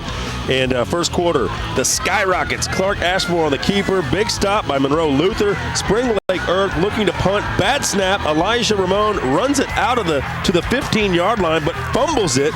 And Wellington is going to recover the ball. Would that pay off? We'll see. Still in the first. Ashmore on the keeper. Check it out. The touchdown. 2 points, no good. 12-0 Wellington. Second quarter now. Spring Lake Earth's Elder Rojas going to keep it in for a touchdown. Or actually, the ball ends up getting intercepted. But Wellington right now up 47-13 over Spring Lake Earth. Okay, let's segue down to the big country. Let's go to the Piney Woods first, where we have Hugh Springs and Centerville going head-to-head. Hugh Springs, they run the ball so well, but guess what? So does Centerville. Hey, look at that. Keep calm and carry on. Is that what that just said? I think it is. Offense. Both of these teams, like we said, run the ball so well. That's what we have first off. Run down the right sideline. I'm still trying to ID which teams are which here, to be honest with you. I'm not too savvy on my jerseys from time to time, especially when one team is wearing just the blacks and one team is wearing just the whites. Oh, no, the camera was out of focus. Can't quite tell. But like we said, ground game's in full effect here. Hugh Springs was really going to be the favorite, to be honest with you, Jeff, because they had been the hot team all season long, and still can't tell. Too much moving around right now. But Hugh Springs has been a big-time favorite all season long. Such good offense. Oh, that ball looked like it came out. Oh, and it's recovered at the 1-yard line. A big turnover right there. Hugh Springs up right now 14-7 over Centerville at the break. That's always the painful thing when that ball goes bumbled into the end zone. It comes out to the 20. All right, big country now. Eastland and Bangs going head-to-head. This one's already final, but I'm not going to cough up the score just yet. Bangs in the green and white. Eastland there in the red and gray. Quarterback looking downfield. He's got a man open, wide open in the end zone for a touchdown for Eastland. There would not be a lot of points here, so those touchdowns were in short supply. Eastland again on offense. Play fake with the man coming across the formation. Nice. Easy toss right down the middle of the field. It's a catch and run down to about, that looks about the 50-yard line right there, about midfield. Eastland still moving the offense, looking extra sharp indeed. This time the ball is handed off on the right side. Touchdown for Eastland. It is a final, folks, 23-14. Eastland moves on, where it looks like they will see Wall in the fourth round. Okay. All right. Good to see those highlights. How about Bernard and Blanco? More highlights rolling in. This game, San Antonio, Central Texas area, if you will. Full moon all over. Yeah, you better believe it. It was a good night to be out there playing some football. And East Bernard in the maroon uniforms here. Of course, Blanco in the blue and gold. Fumble, picking it up. Taking the ball. Look at the block right here. That's good. Yeah, when you can get that block on that sideline, that can spring a man free, and that looks like 6, and that's a touchdown right there. You know, East Bernard out of that greater Houston area, if you will. The Brahmas on the move. Here's a handoff up the middle. Some good yardage right up the gut. You got to be able to run it between the tackles. As they say, it leads to a field goal. And as we take a look at your score right now, East Bernard leading at 16-0. It is a final. They defeat Blanco. That game being played over at in Bastrop, I believe. Breaking news down in Houston, folks, in the Golden Triangle. Pearland Dawson and Nederland still fighting it out right now. Pearland Dawson a first down at the Nederland 18-yard line. 33 seconds left, trailing 16-13. Maybe we get some little radio on that one. Yeah, we need to find it.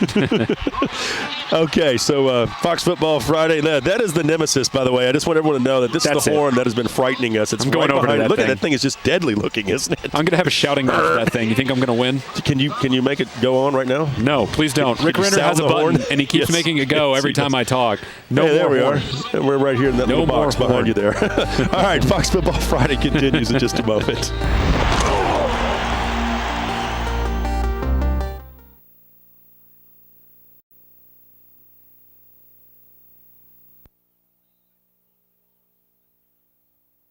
Sends me a shot sheet. Just thinks I know the East Bernard starting lineup by my heart. Yeah, I never had time to look up. Yeah, they're kind of close to Houston. Yeah, more or less. I mean, we used to cover.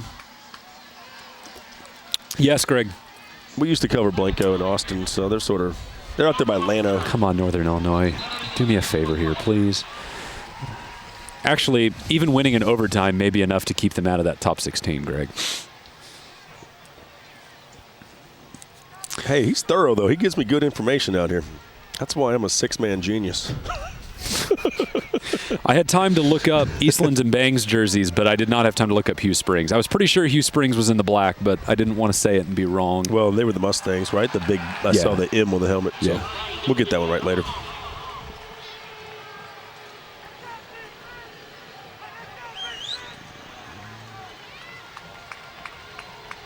Is it 20-14? Oh. I thought they'd scored again. That's still third quarter clock, though.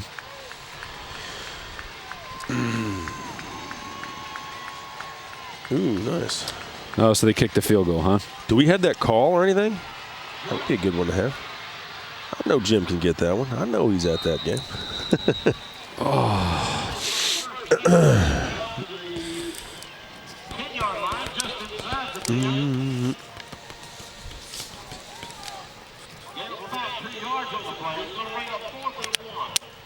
Man, I'm getting all these texts.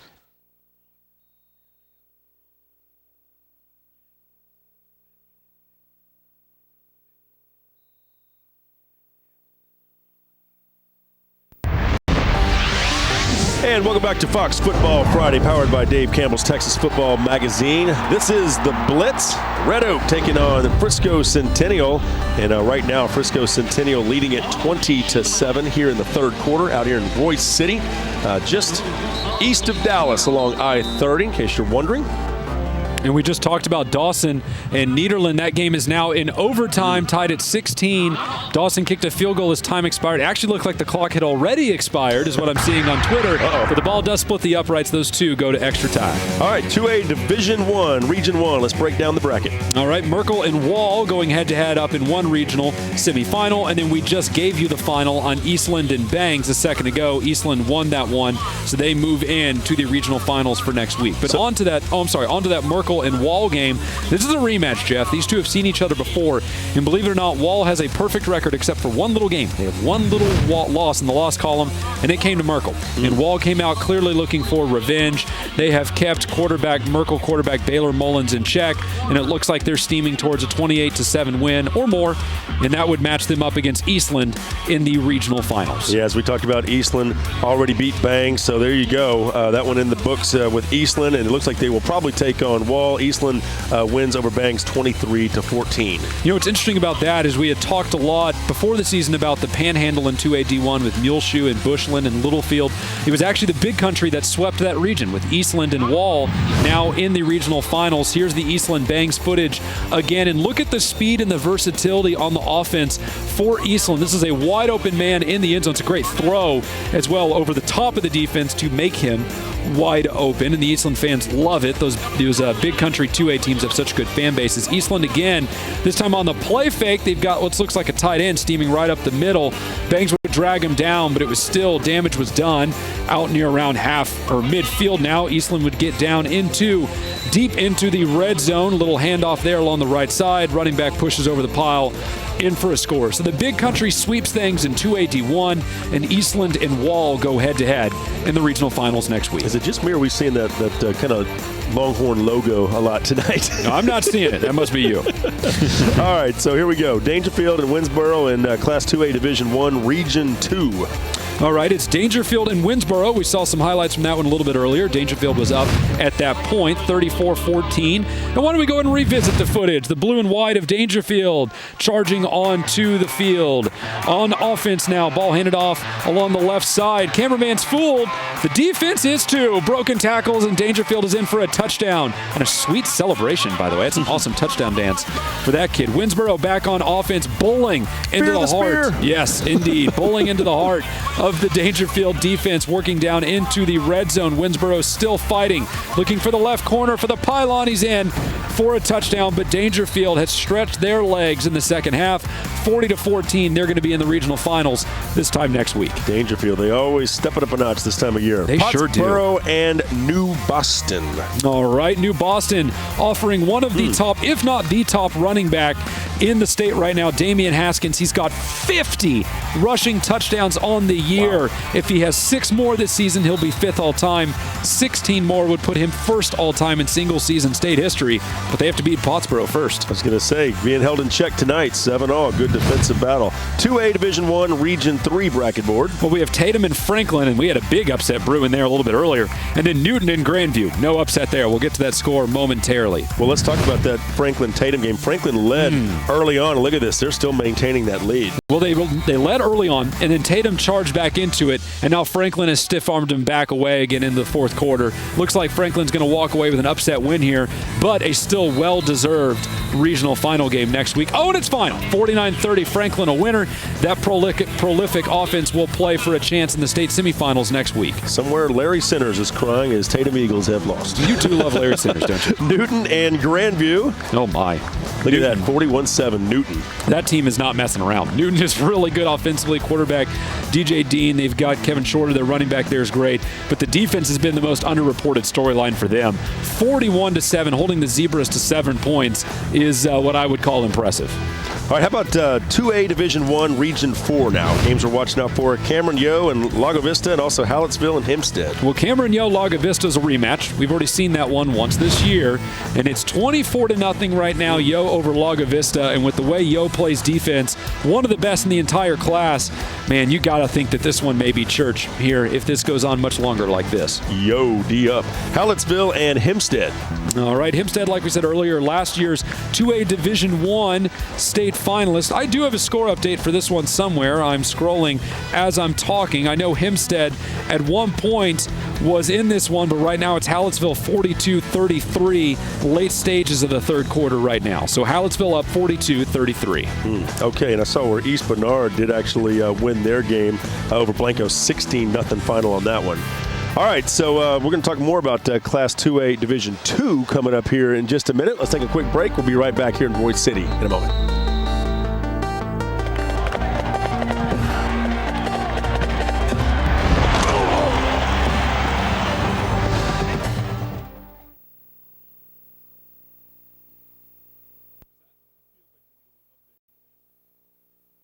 Red Oak is battling back. Oh, they're down 26-7. Never mind. No.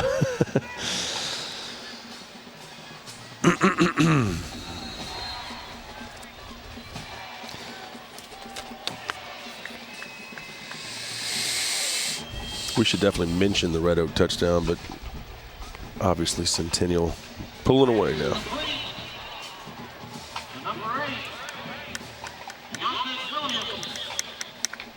Looks like Gilmer's going to beat Argyle.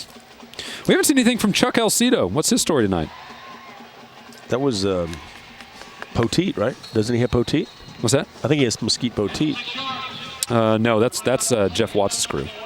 Oh, I thought Alcido was a part of that deal. No. He used to be with Jeff Watts' crew.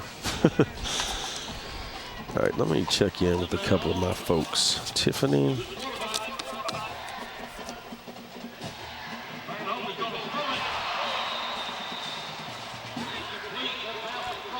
Are you going to send us highlights tonight? Text me, yes, please.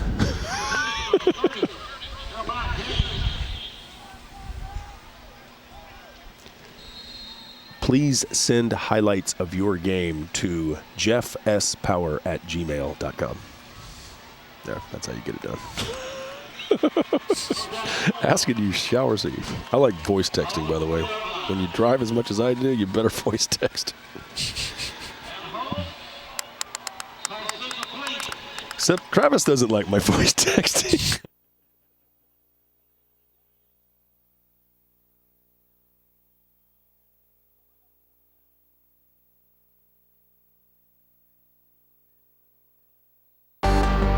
Football Friday Blitz is presented by your Texas Ford dealers. It's the year-end celebration at your Texas Ford dealer. Enjoy great savings on the freshest lineup. Ford is the best in Texas. By Academy Sports and Outdoors. Right stuff, low price, every day. And by Wendy's. Be bold with Wendy's Asiago Ranch Chicken Club and spicy, home style, or grill. Try one today.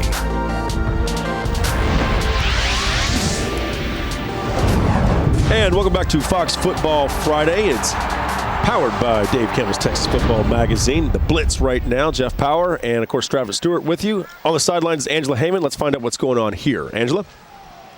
Thanks, Jeff. Well, Red Oak did get on the board after recovering that onside kick. It was a 3-minute, 49-yard drive, and then quarterback Austin Van Hove would keep the ball for a 10-yard rush, but then Centennial would come right back, and it would be quarterback Lamar Jordan with the keep. Just too fast, breaks to the outside, gets into the end zone. They would go for 2. They would not get it. That would make it 26-7. Centennial still leads Red Oak. Okay, so Red Oak did get a touchdown there to start the third quarter, but back comes Centennial. Kind of a blow right there for Red Oak. Well, Lamar Jordan's a very explosive, tough quarterback. We did see one of the most explosive talents in 4A D1 go down tonight, folks. Pearland Dawson's done. Needleland knocks him off in overtime. Wow. Running back James White, one of the best in the business, sitting at home. And Golden Triangle, Needleland representing well. Let's check in on the radio and listen to how Needleland got it done in overtime. 19-16, Pearland Dawson here in the first overtime period. Range dropping near side, has some room, is going to take off and run. Lets it go, barrel, catches it in the Bulldogs. The Bulldogs win it. The Bulldogs win it. Pearland Dawson is done. Look at him. They can't believe it. That barrel on the touchdown reception, and Nederland wins it in overtime. Oh, they're emptying the benches. Hey, I want to see this. Let's see some highlights. What do you say? Nederland wins it 22-19 for Pearland Dawson, and this is kind of what we were talking about. Nederland, they're so explosive. They can pass it. They can run it. Great they can throw catch. it. What a great play right there. File that one away, by the way. That was early in the game to put Nederland up over Pearland Dawson. Nederland back on offense now. Working. Breaks the tackle down to the goal line. That would put Nederland up, I believe, 13-0 at the half. But Pearland Dawson started working their way back in the second half. Deep ball caught, and it looks like he will be cruising into the end zone. A big play touchdown there to get Dawson back in this game offensively. Quarterback sneak over the end zone. Dawson's back in it. They go to overtime. Dawson led off with a field goal. And then, as you heard it there, on Fox Football Friday, Nederland wins it with a touchdown in overtime to knock off the 4A Region 3 favorites. Yeah, your 3-point win. They didn't have to kick the extra point, obviously. Game was over. Nederland wins it. So big upset right there. The number 1 team in the state down in 4A. That is true. All right, let's move on now. Some more Class 2A Division 2 bracket boards to get to. What do you say we move to Region 1? All right, where we've got Colorado City and Abernathy, and then Canadian and Sonora, an extremely dangerous Canadian team that we'll talk about in just a second. Okay, now Colorado City and Abernathy. This game being played up in Lubbock's Pirate Stadium. How about Canadian and Sonora? Two really good defenses at City and Abernathy, but Canadian knocked off Cisco last week, the team everyone thought was going to, well, not everyone, but most people thought was going to be playing for the 2A D2 title at the end of the year. Well, now it may be Cisco. Get this. They ran out the last 5 minutes of the clock last week to win in a one-possession game. They've got some moxie, that Canadian team does. 2A Division 2, Region 2 now, the bracket board as such. Nocona and Gunter are locked up in a close-scoring thriller tonight, and then Mildred and Clarksville the other one. Nocona and Gunter in the fourth quarter right now. Gunter went for a 2-point conversion to tie it, didn't get it. So Nocona right now up 15-13 in the late stages of that game. How about Corsicana, Mildred, and Clarksville? Right now, Mildred up 23-6 at the break. Looks like Mildred's headed back to their second regional final in 2 years. Quarterback Nick Shimanek, one of the best in the biz, going to the Big Ten to play his college football. It's tough to beat a 2A team if they've got a Big Ten quarterback under center. How about 2A Division 2, Region 3 now? All right, Hugh Springs and Centerville. You saw highlights from that one earlier where Hugh Springs was in the black jerseys when I was tongue-tied and couldn't get it out. And then ARP and Elysian Fields. Here's those Hugh Springs highlights again. Hugh Springs in the black. And Centerville in the white. The ground game for both of these teams exceptional. Hugh Springs attacking the right side of the field, pushed out of bounds, but not before he gets just outside the 20-yard line. Hugh Springs still doing work. Another run along the right side. This time he will break tackles into the end zone. That got Hugh Springs out early, and they hold that lead 14-7, looking for a third quarter score now. All right, thanks to KLTV. How about some Saturday games? ARP and Elysian Fields, another one we're watching out for tomorrow over in Carthage. Two dynamic offensive talents. For ARP, it's athlete Michael Roberson, does everything, sells snacks at halftime for heaven's sake. For Elysian Fields, it's dual threat quarterback Trevor Spear.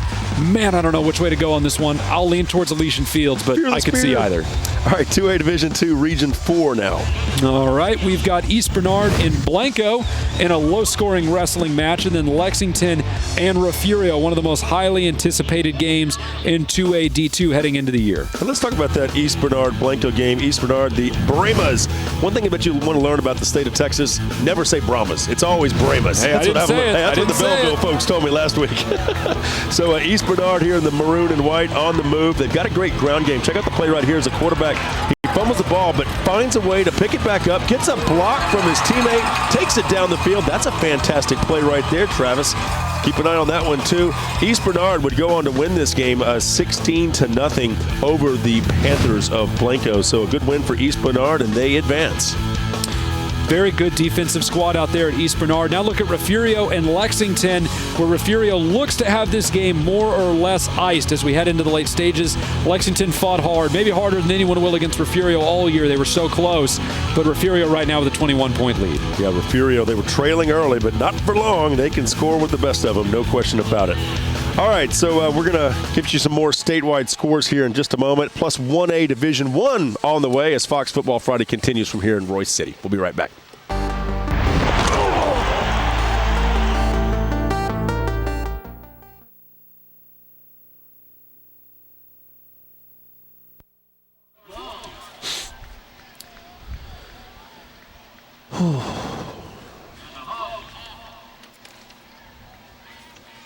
Yep. Thank you. Thank you. Thank you.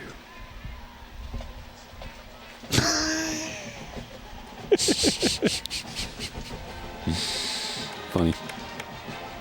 Ba-ba-bum, ba-ba-bum, bum, bum. All right, so Texas is going to the Cotton Bowl. That's what that means. What? UT will be going to the Cotton Bowl. Playing who? Oh, well, we don't know yet. Don't know yet.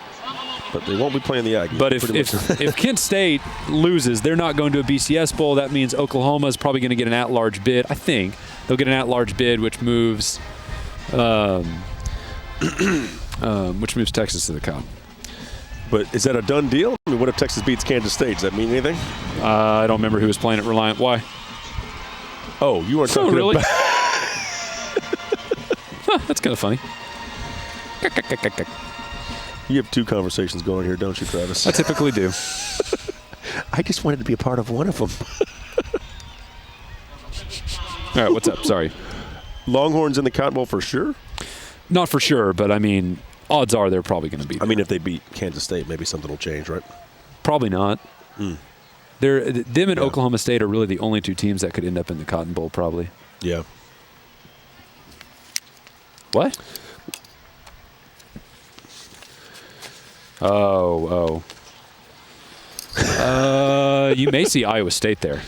Yeah. You may see Iowa State.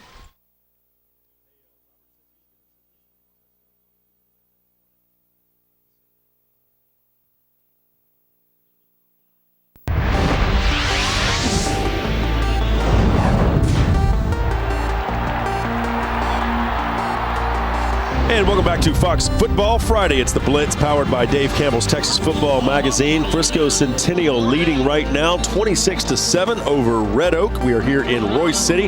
Good looking facility, by the way, I might add, and great to be here just east of Dallas. Yeah, by the way, Royce City, I really like this whole facility, but it's not just this one, it's the schools too. You're doing got a little something special going on out here at Royce City. I've been looking out for that team for the next couple of years. That's right. Hey, Academy Sports Desk, let's take a quick break and check in with Rick Renner back in the Fox studios. Rick, what do you have?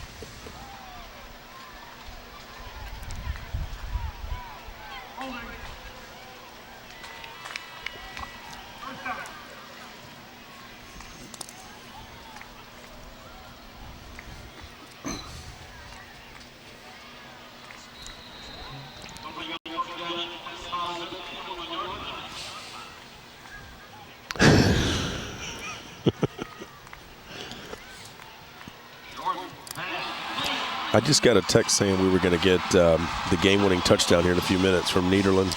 Good.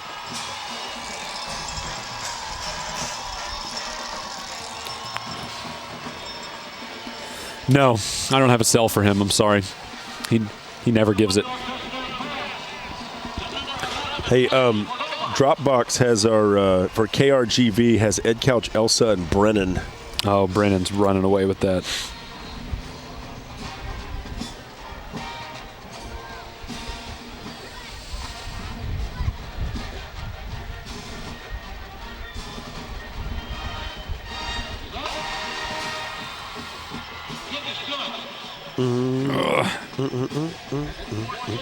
Hey, now that we're moving into 1A, we should have,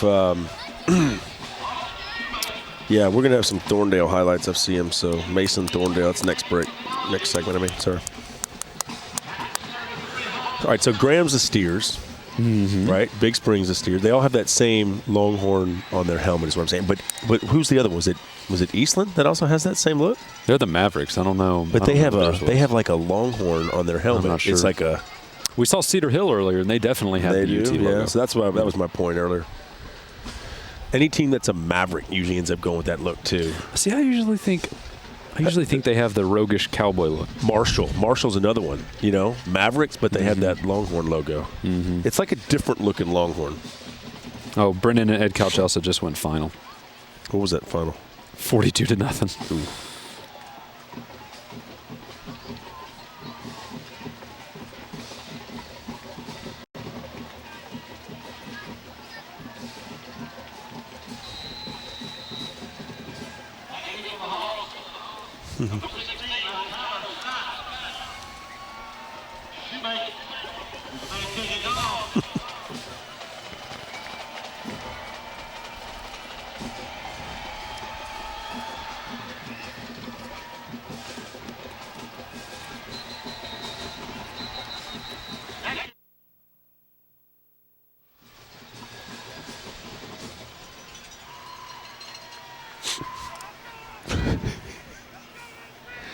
Rick, you're always in our heart. You know that. I can just come sit in your cubicle over the summer if you want. I mean, it'd be weird, but we can do that for you. Of course, we've got all the big championship games coming up at Cowboys Stadium. That's going to be a lot of fun coming up with 3A. There's a week earlier on the 15th, and then, of course, on the 22nd, or actually the 21st, 22nd, or around that time. 20th, 21st, 22nd. Yeah, a lot of games come up at Cowboys Stadium, so that'll be fun. All right, let's move now to some Wendy's Real Score updates for you. As we take a look at Pearland Dawson. We talked about that one. Nederland won at 22-19. It's a final overtime. We have that touchdown. We'll get to it in just a little bit. Frisco falls to John Tyler, or trailing, I should say. In fact, let's go take a look at that play we were talking about. Nederland, Pearland Dawson. Actually, let me see here. Sorry, how about John Tyler in Frisco here? And here's John Tyler in the blue. I was going to say blue, but they're both in blue here. But Frisco here with the touchdown run up the gut. And here comes John Tyler with the ball. And this game was kind of back and forth. Tyler trailed early on, but they've come back in a big way, and Cujo's been alive and well. Well, Greg Ward, that's the quarterback there running into the end zone. He's been doing work. It's 31-28, but Frisco still has a great shot at this one. Gilmer-Argyle is actually final now. Argyle scored one more time, but Gilmer still comes out ahead. 42-21. There's your final. Gilmer a winner. And then Mesquite Poteet and Wiley East still furiously trading blows. That one's like an old Rocky movie. No one's playing any defense, just punches. 49-35. Poteet ahead right now in the final frame. All right, so how about Salina trailing Henderson now 43-27 in the third quarter. Goldthwaite over Lindsay, final 21-14. Falls City over Woodsboro 46-6 in the fourth quarter. And look at the big one. Stephenville leads Abilene Wiley 38-28. That game's in the third quarter. Back and forth game. Let's go on out to the big country. In fact, this game being played in Wichita Falls. And here comes Wiley right here onto the field. Hugh Sandifer with his Bulldogs fired up. But look who scores first. Yes, it is Stephenville that picks up the early 6. And back comes Wiley, though, trying to get on the offensive side, trying to make something happen, kind of faking the run, throwing downfield. Nice little effort. That's what you got to do. And all the way downfield, close to a touchdown. And Wiley looks like they're going to stick it in with a field goal. And early highlights coming from Wichita Falls here. Of course, Stephenville on the move now. The fake pitch, handoff, nice, no handoff, quarterback keeper. Quarterback Tyler Jones going over the defense there to squeak in over the right pylon for a touchdown. He hugs Bryce Gunter. And then on a kickoff, Wiley picks this one up. And I don't know if he's got some room. Broken tackles everywhere. Put a gold star on this one. We may be talking about it later. Good cut to the outside. Oh, man. Working his way all the way down to the 5. You run all that way and you're still 5 yards short. But it would lead to what looks like an Abilene Wiley touchdown on the quarterback keeper. 38-28. Dramatic game brewing right now in the second half. Wiley trailing by 10. El Campo leading Ingleside by 10. 24-14 in the fourth. Newton over Grandview. 55-14 in the third quarter. Got some finals in. Wall over Merkel. 42-14. And Graham over Midland Greenwood. 41-23. 2 more finals to report. How about Burton 19 over D'Hanis 0. The first D'Hanis loss of the season. Santa Ana and Gordon. Gordon wins 70-35. Shiner knocks off Weimer down in 1A Division I action in Region 4, 27-6. Frisco Legacy right now chewing up Colleyville Covenant, 21-9. And then Mason getting a stiff test from Thorndale, but up 35-20. All right, yeah, we've got highlights of that Mason-Thorndale game. Of course, Mason, a team, the Punchers, always love saying that name. Here's Thorndale on the move right here. This game being played over in Marble Falls. And a nice little play-action pass there all the way downfield. That's what you got to do. Here's another good deep pass downfield. Thorndale on the move. Inside the 10-yard line. Looks like it's going to set up a touchdown run right up the gut for the DD. Nice effort right there. Keep those legs churning. That's what you want to do. Coaches always say it. If you keep them moving, who knows what can happen. Here we go. Speaking of keeping those legs moving, touchdown coming the other way by the Punchers. And Mason on the board right there. Good crowd on hand. Always. Of course, this game over in Marble Falls, and that's a pretty good drive for Mason. Think about that. And Thorndale in that greater Austin area, up Highway 79, not too far from Marble Falls, but Mason gets the touchdown right here, right up the gut, and hey, they look like they're ready for another state title. What do you think? I think that's Rio Schmidt pushing his way into the end zone there. He was a key player in last year's state title run, and you're right, those Punchers do look like they're rolling towards a state title right now. Another final that just came in, how about San Antonio Brandeis 63 over Del Rio 7. So Brandeis knocks off Smithson Valley, then they beat Del Rio pretty bad. For real. Now they're into the regional finals. Good stuff. Okay, all right, Fox Football Friday will continue in just a moment. We'll be right back here in Royce City. Don't go anywhere.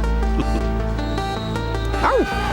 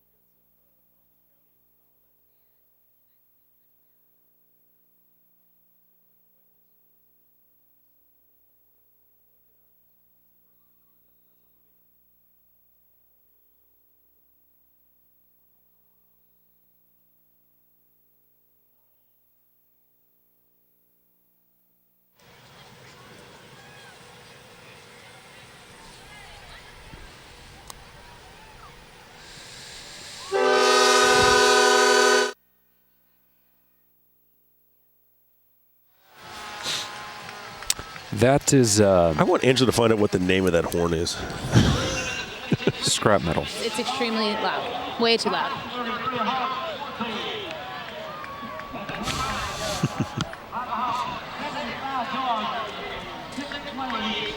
So no Centennial touchdown.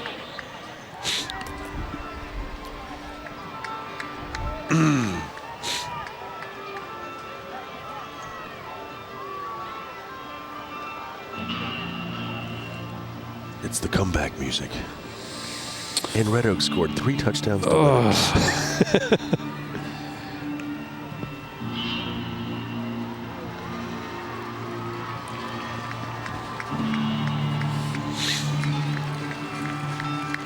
let's give Red Oak some love.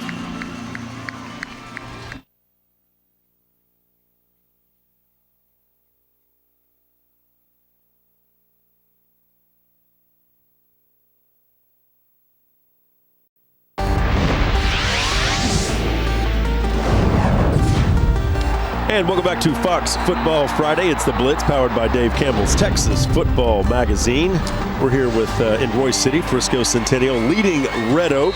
A couple scores since we last checked. What do you say we get an update right now and check in with Angela Heyman on the sidelines and find out what happened? Angela?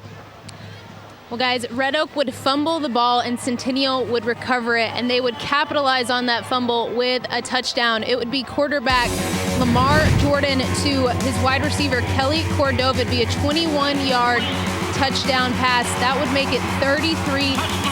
Then Red Oak would get the ball back. They would drive all the way down, and we would finally get to see some action from Jeremiah Gaines. They would have a 12-yard pass to Gaines, an incredible catch, and you hear the horn after it, of course. That horn is extremely loud, but it definitely gets their fans pumped up. So now Centennial is still leading 33-14 in the fourth quarter. Back to you guys. Okay, yes, we are starting to hate the horn, aren't we? No, it's loud, but I like it because it gets that Red Oak sideline pumped up. And there you go. One more score here. They're within 2 possessions, and anything can happen. It's getting that one that gets you within 2 possessions. That's the hardest one for them right now. Hey, and Jeremiah Gaines, what a great catch over there. He's got some size, doesn't he? Yeah, but Centennial's done a good job trying to neutralize him tonight. They have. 1A Division I now. Region 1 bracket board. Let's talk about some 1A football. Stratford and Panhandle, early game. Let's talk about Stanford and Quanah as well. Yeah, well, that's Stanford we can pencil in over the place copy there. Stanford a winner, 48-22 over Quanah yesterday, which means we have Stratford and Stanford going head-to-head in the regional final. I think that shouldn't be too terribly surprising because we thought those were maybe the 2 best teams in that region from the very beginning. Stratford, a good ground game, but they can do a lot offensively. They're going to be a stiff test for Stanford next week. And Stanford with that win over Quanah, 48-22, looking good. And I tell you, Stratford and Stanford, who you liking that one? That's a good battle, huh? Oh, I'm really excited about it. Hagen Hutchinson, I can't wait to see what he can do against that Stratford defense. All right, 1A Division I, Region 2 now. Region 2 is a good-looking one right now. Goldthwaite and Lindsay were in action tonight, and then Italy and Honeygrove played as well. And both of these games have actually now gone final. Italy knocks off Honeygrove 33-20, while Goldthwaite takes care of Lindsay 21-14. Surprised to see Honeygrove go down, but the Italy Gladiators now playing into the regional finals, and they're going to be underdogs probably next week, taking on Goldthwaite, a perennial power in 1A. Italy Gladiators, I love it. I love that little name. They always drop the A over there. I think that's kind of cool. 1A Division I, Region 3 bracket board now. Games we're watching out for. How about Bosqueville and Alto? Well, this one's final as well. We'll get to the score there and that should be Alto, Bosqueville and Alto tonight. And then San Augustine and Mart. Man, these are a bunch of good teams in here, but we'll lead off with Alto and Bosqueville, where Alto is your winner. It's 35-14. They advance into the regional finals where they are going to get the winner of Mart and San Augustine. And that one just went final. Final score is Mart 49, San Augustine 21. So Mart and Alto will be facing off next week in the region finals in Region 3. Okay, so some great matchups right there. A lot of high-scoring affairs. How about 1A Division I, Region 4 now? This bracket board with Weimar and Shiner, and also Mason and Thorndale. Well, Weimar in their first season down from 2A drew a tough team in the third round in Shiner, and then Mason and Thorndale round out the region. But Shiner and Weimar is done. Finished up final. Shiner a winner over Weimar, and they will now see the winner of Mason and Thorndale. We updated that one a few minutes ago. Why don't we go ahead and do it again? Mason up 35-20. They actually scored again, and that one should be more or less finished up. Yeah, Mason and Thorndale squaring off in Marble Falls, Region 1, 1A matchup, or 1A regional matchup. Thorndale starts the scoring after number 4, Riley Schaefer throws a long pass to Riley McCoy. Then Darius Brooks takes it, and Mason would end up coming right back, though, as Luis Castillo would score to tie things up. Let me slow down here for you a second here as Luis Castillo, as it takes the ball right here, follows his blockers, and look at the linemen, the blockers downfield. I like that. That's what you got to see from that offensive line. Just go down the field and block. 35 for Thorndale, but Mason wins it, or leads it late, 41-35. Let's take a quick break. We'll be right back here on Fox Football Friday in Royce City with much more.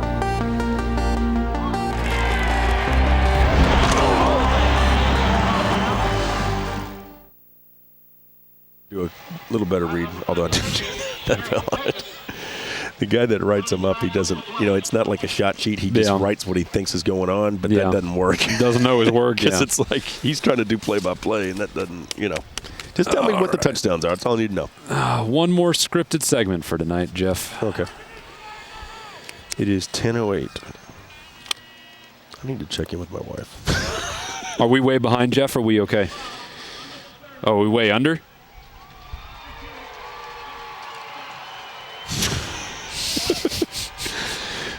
Hey, if we air the Anson #1 package, we're way under.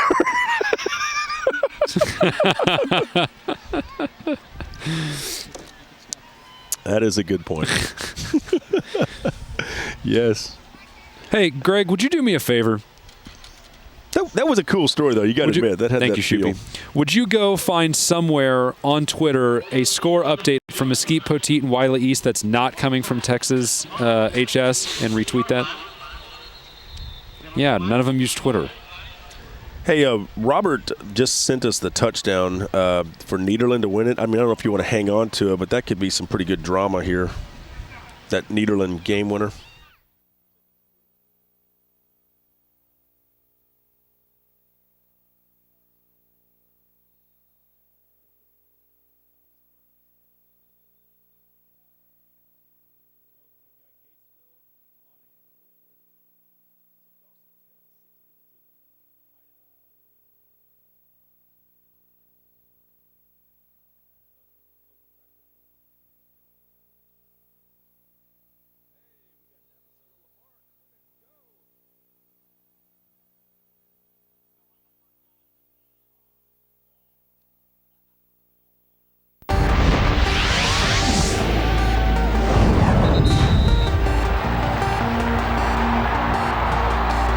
And welcome back to Fox Football Friday, powered by Dave Campbell's Texas Football Magazine. Frisco Centennial and Red Oak doing battle here in Royce City. Beautiful facility right here. Jeff Power, Travis Stewart joining from here on the desk, and of course on the sidelines, Angela Heyman. We'll have an update from her in just a moment. Let's move to 1A Division II Region 1's bracket board now.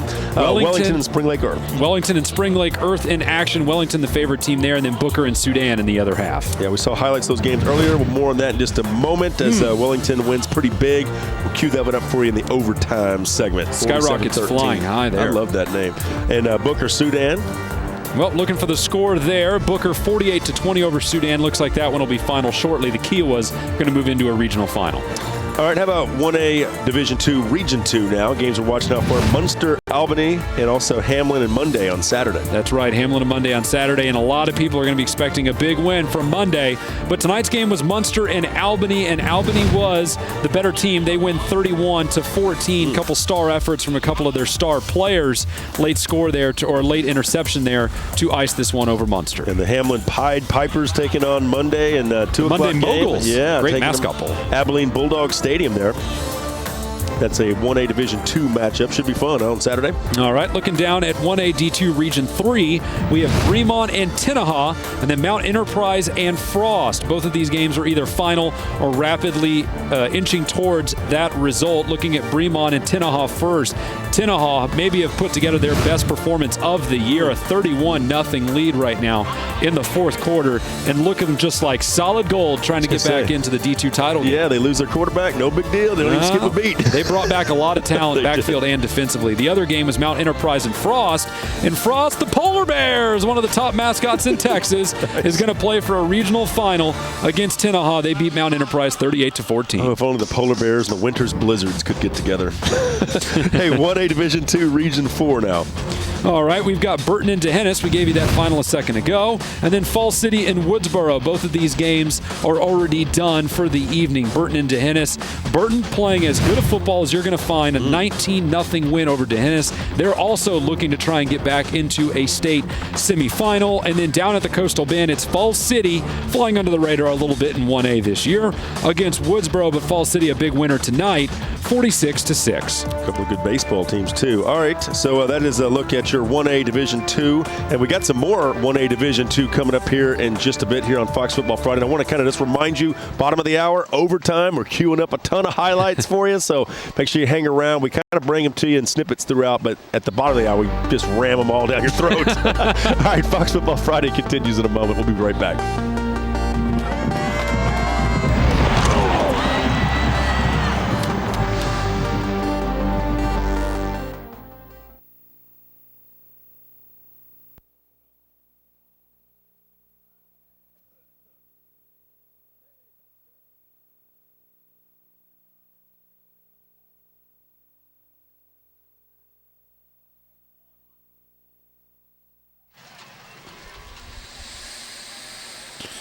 Hey, don't forget we still have the, well, I guess we don't really need it now.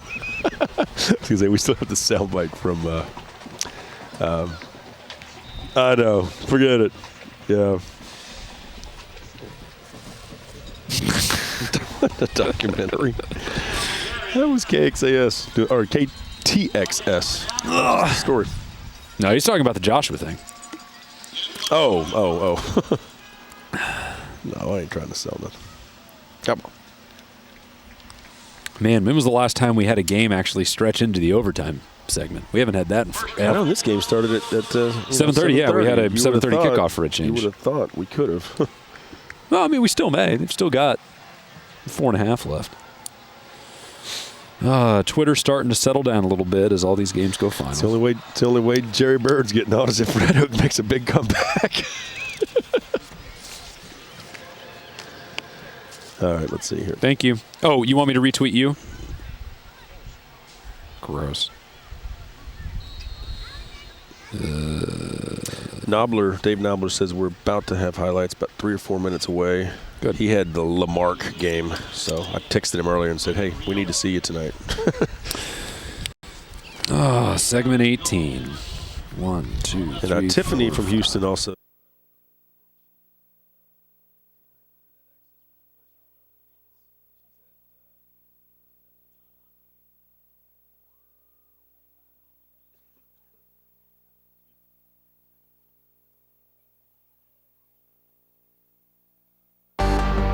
Football Friday Blitz is presented by your Texas Ford dealers. It's the year-end celebration at your Texas Ford dealer.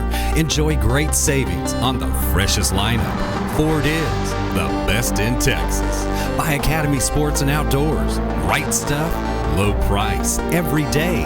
And by Wendy's. Be bold with Wendy's Asiago Ranch Chicken Club and spicy, home style, or grill. Try one today.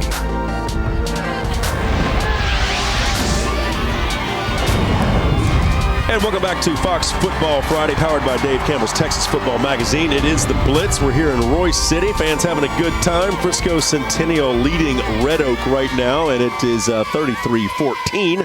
Centennial on top right now. So, anyway, let's get some more Wendy's real score updates. What do you say? This is that time of the night where scores are kind of pouring in left and right. We want to keep you updated throughout the night as we take a look at your board.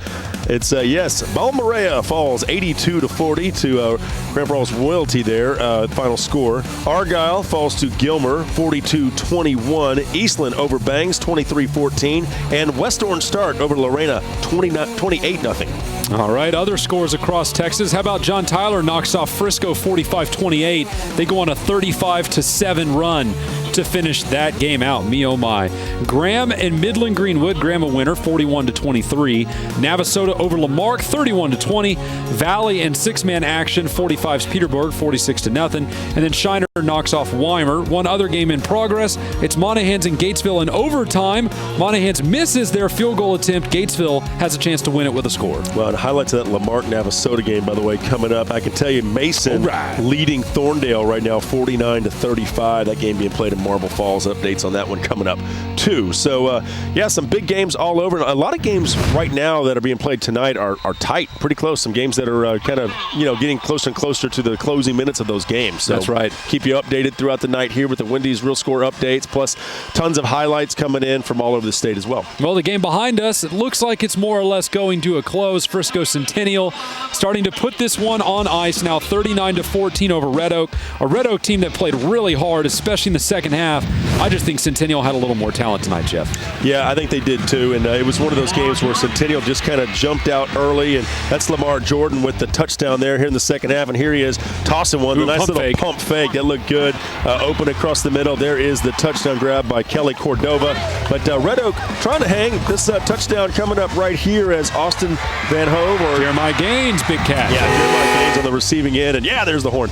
39-14, Frisco Centennial leading Red Oak here late in the fourth quarter. And Frisco Centennial would go on to play John Tyler next week. Not sure where that game will be yet, but if that news comes out tonight, we'll try and get it to you here on Fox Football Friday. That's been a tight game tonight as well. Yeah, it's done now. 45-28, Tyler's your winner. And like I said, 35-7 run to close out that game after Frisco built a 21-10 lead early. And other big stories tonight. We talked about Pearland Dawson going down, the 4A top team, and Wiley, the 3A top team, looks like they're going down too. They are trailing 52-28 to Stephenville. Looks like Stephenville may have that one in the bag. Yeah. So let's check in with Angela Heyman and get kind of an update here down on the field. Angela?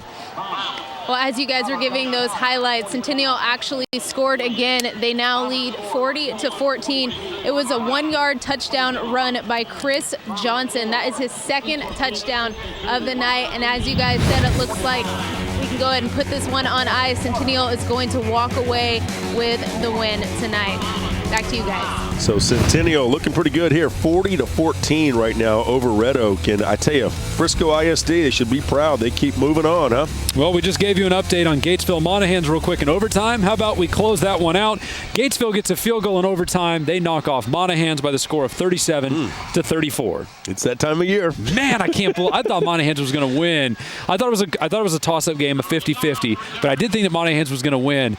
Good fight from Gatesville to get back into that game, force overtime, and get a field goal to win. How good is Navasota? I mean, I thought Lamarck was going to win that game, but Navasota's kind of flown under the radar all year long too, and that's a team that's loaded. They've got some great players. That's a classic case of what are your expectations when the season begins. Yeah. And we thought that Lamarck coming down from Class 4A was a lock, stock, smoke, and barrel title favorite. We knew Navasota was going to be good.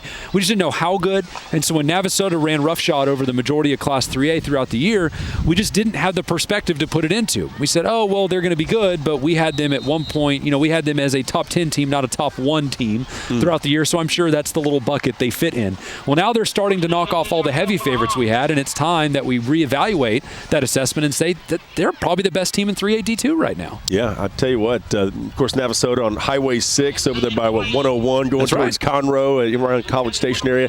They've got to be excited. I mean, it's not just trains and automobiles. It's a lot of trains, by the way, in Navasota, but they're playing some great high school football. All right, we'll be right back to talk about this game and much more. Fox Football Friday continues in a moment.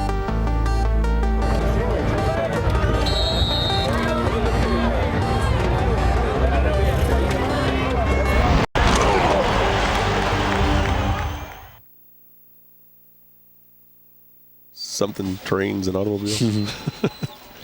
I read a story about Navasota's got it's planes, trains, and automobiles. Yeah, that's it. But Navasota's got a ton of trains over there and tracks that roll through, and all the businesses are related to the trains and shipping and stuff. Okay, 5 minutes. What do you got, Greg?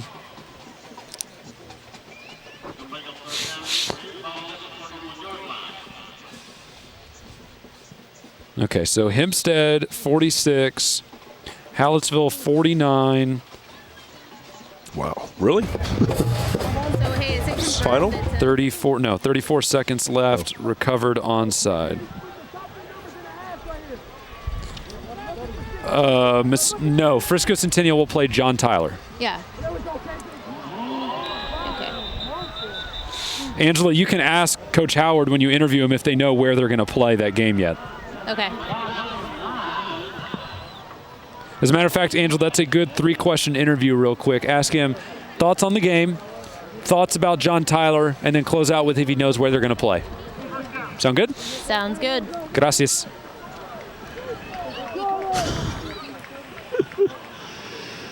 Salina loses to Henderson.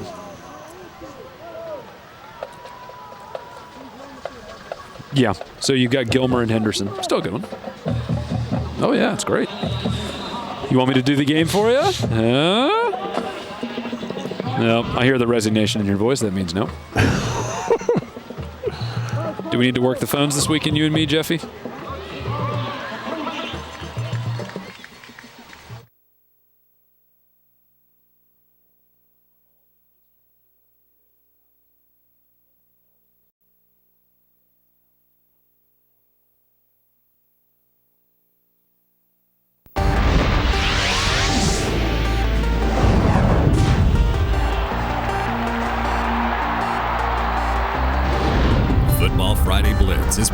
by your Texas Ford dealers. It's the year-end celebration at your Texas Ford dealer.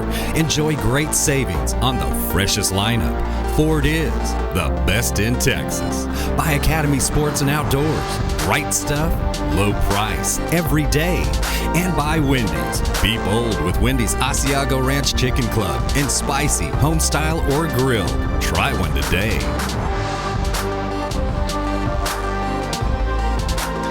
All right, welcome back to Fox Football Friday, powered by Dave Campbell's Texas Football Magazine. Jeff Power and Travis Stewart joining you from here in Royce City, where it is 40-14 right now. Frisco Centennial leading Red Oak. Hey, let's get to some Wendy's real score updates, and then we'll catch up with the coaching staff here in just a moment. As look at these games coming in. Cedar Park, they continue to win. They defeat Alice 36-7. That's the final. Alto over Bosqueville 35-14. Monahans falls to Gatesville 37-34. That final in overtime. San Antonio Brennan over Ed Couch Elsa 42-0 final. Here's one still in progress. Hallettsville 49 and Hempstead 46. Hempstead scores late, recovers an onside kick late. They're driving with under a minute left to play with a chance to win or tie.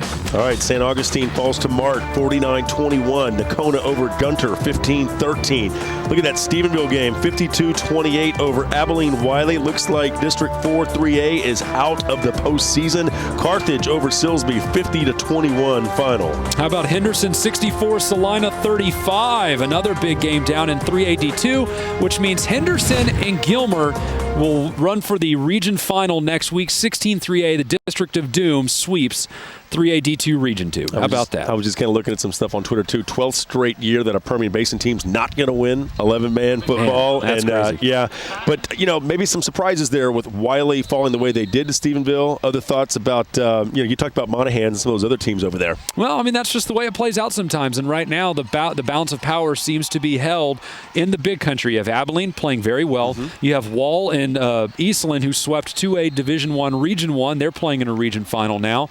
And then you obviously have Stephenville, which is a team I typically count as a big country team, even though some people say they're more Syntax. And then even down in 6-man, you have Stephenville Faith. That's playing for a 6-man private school title, too. So we've always talked about how talent in teams and coaching is kind of cyclical. Well, right now, the big country's got as good a mix as you may find anywhere right now. Okay, so, some big games all over the state. Let's check in with Angela Heyman down on the field with an update. Angela? Well, guys, it's 40-14 still. Centennial is just basically in the victory formation, running the clock down. About a minute left to go in the game. It's fitting that, it was safety Josh Garrett, number 18. He just intercepted the ball, ran it back to about the 40-yard line, and that basically was the end of the game for Red Oaks. That's very fitting because Centennial's defense has just played incredible tonight. Yeah, good noting that right there, because a lot of times when you see a score like that, you instantly want to maybe think it's more related to the offense. But, hey, you know what?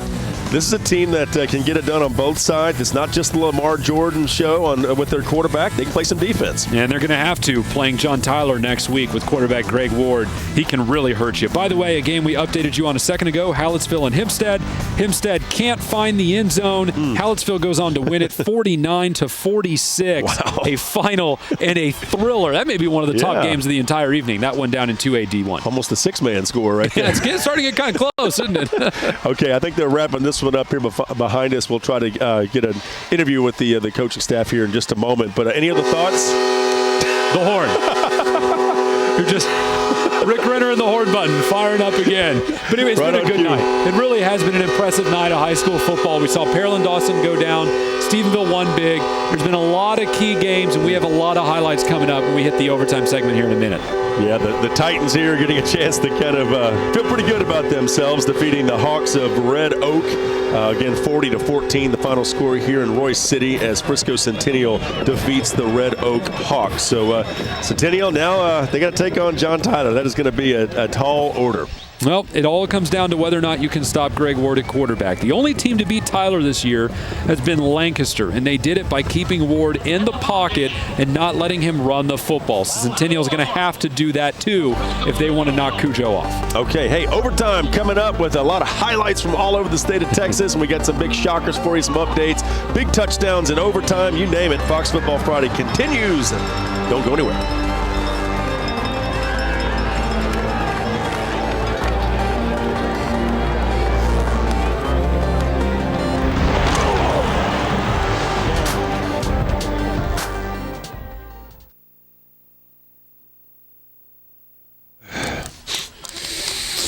we get old Jim Streety on tonight? I like Jim. They're still playing. They're not final yet. Oh, okay. I thought for some reason they had already won. All right, Jeff, can you hear me in the truck? Jeffy. Okay. Greg, would you tell him whenever he's done that Navasota and Lee Fedora is the coach I would like to get if we could? We've been trying to get him all year. You got to love Mart's head coach's name, Rusty Nail. It's the best in Texas. It's been that way for a long time. Please, let's get Rusty Nail on. You never talked to him? No. Oh, he's a great guy. I love it. He's a good coach, too. I know a lot about Mart, though. Mart, that's where Quan Cosby played. Mm-hmm. Longhorn receiver. You know he just got picked up by an NFL team, right? Who? Jags, I think, maybe. Really? Wow, good for him. I know he was with the Bengals there for a while. Yep, not anymore. He was actually doing some stuff with their radio station down there, their ESPN station in Waco for a while. Centennial's good, man. They're really good. Yeah, that quarterback. Lamar Jordan. All right, buddy. Last overtime of the year. Yep, let's do it.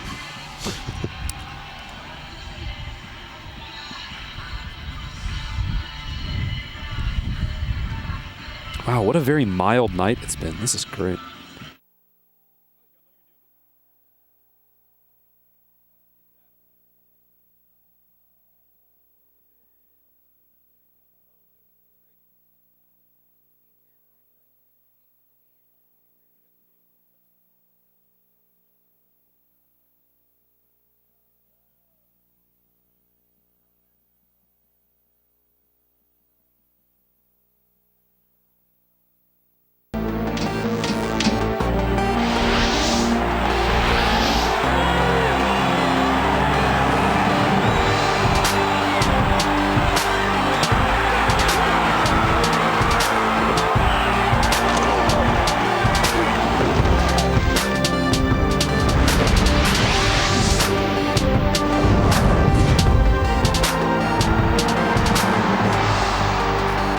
Welcome to Fox Football Friday. It's the overtime, powered by Dave Campbell's Texas Football Magazine. Frisco Centennial and Red Oak here. This game being played in Royce City. Let's check in with Angela Heyman, who's with the winning coach. Angela. Yeah, guys, right now I'm joined by Centennial head coach Mark Howard. Coach Howard, your team wins 40-14 tonight. Just talk a little bit about their performance. We talked about the defense at halftime, and it was fitting that Josh Garrett got that interception at the end. Well, number one, I couldn't be more proud of our kids. Our kids just played lights out. The whole game came out second half. You know, they got a little momentum when they onside kicked and got the ball and went down and scored. But our defense has just gotten better and better week to week. And these last few games we played in, they definitely kept us in the ball game and then some too. And our offense has still been able to go score points. So I just can't say enough about them. Our coaches had a great game plan coming in. So, you know, credit the players and credit those guys coaches for getting them ready to play.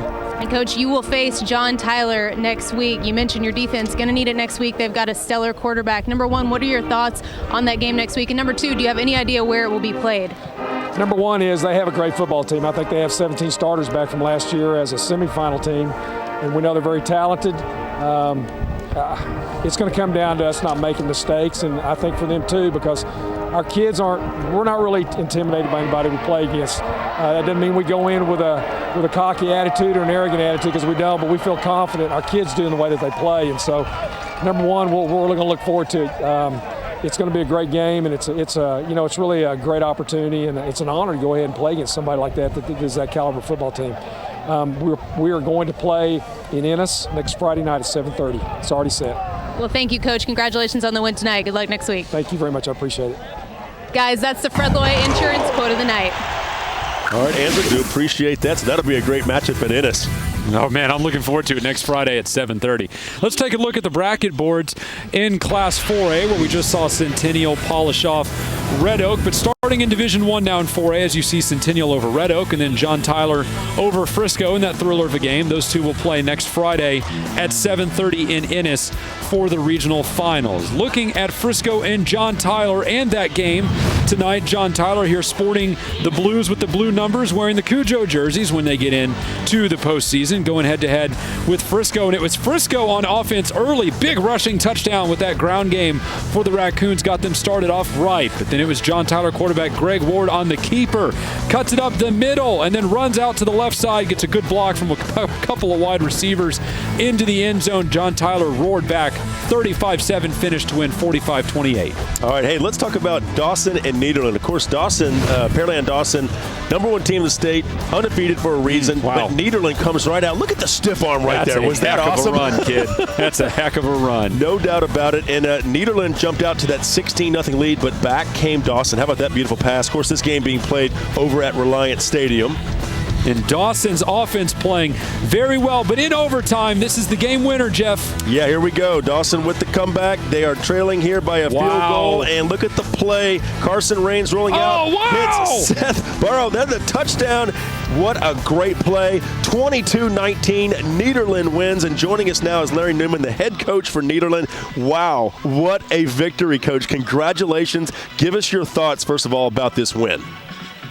Well, it was a great win, and my thoughts are pretty fragmented right now. The last few minutes of the game in regulation was pretty crazy, and give credit to Pearland Dawson, the champions they've been. They showed it there late and coming back, and our defense came up big again and had an opportunity in overtime, held them to a field goal, and from the first play in our portion of that overtime, our thoughts were to go for the win. We weren't trying to position for a field goal or anything of the nature. We'd have taken it if we'd have had to, but we didn't want to go to another overtime. And Carson Raines extended a play, and Seth Barrow did a great job of uncovering on that play, made a great catch, and it was a great win for us, and we're excited about the opportunity to move on. Coach, real quick, what is this moment like for you as a coach to see your players right now? They've just knocked off a top-ranked team. You're going into the regional finals. How rewarding is this moment for you as a coach?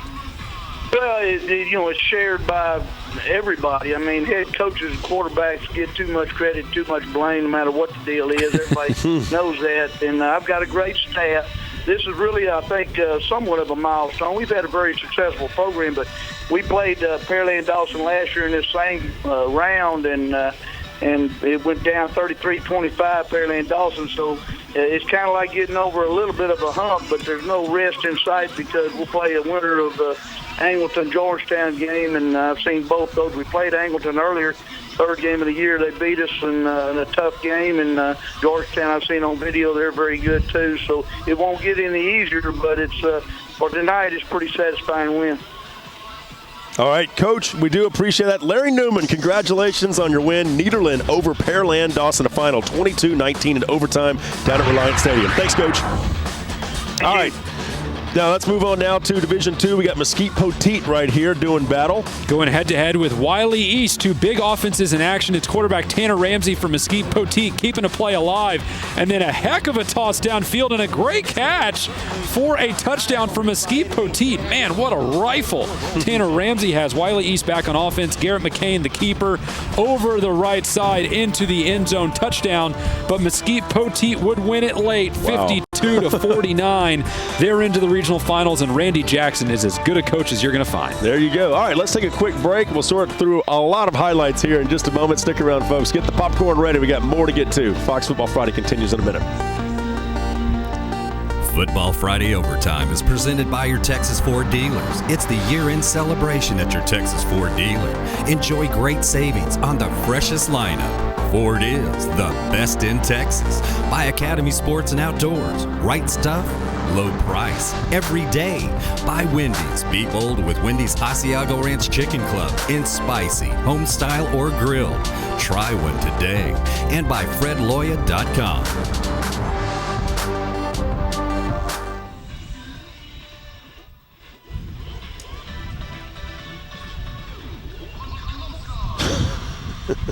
Good Lord. That song cracks me up.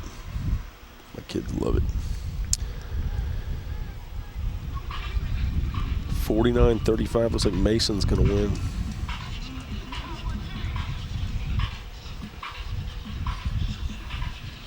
Oh, nice. Cool.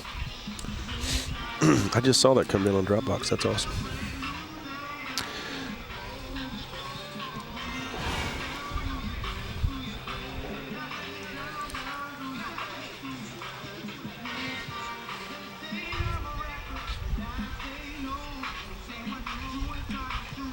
Okay, thank you. What's our sponsor element here, Jeff?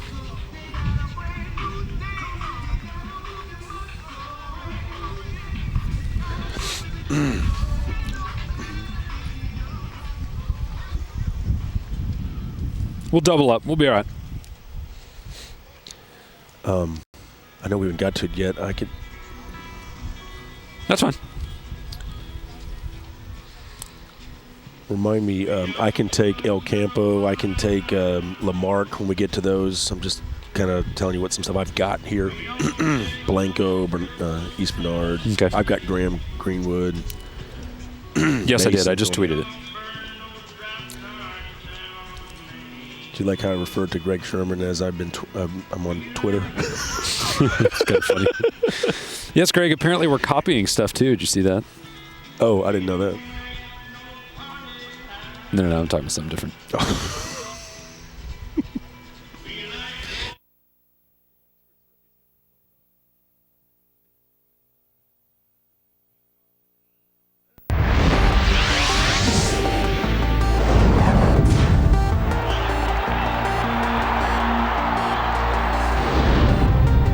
And welcome back to Fox Football Friday. It's the overtime.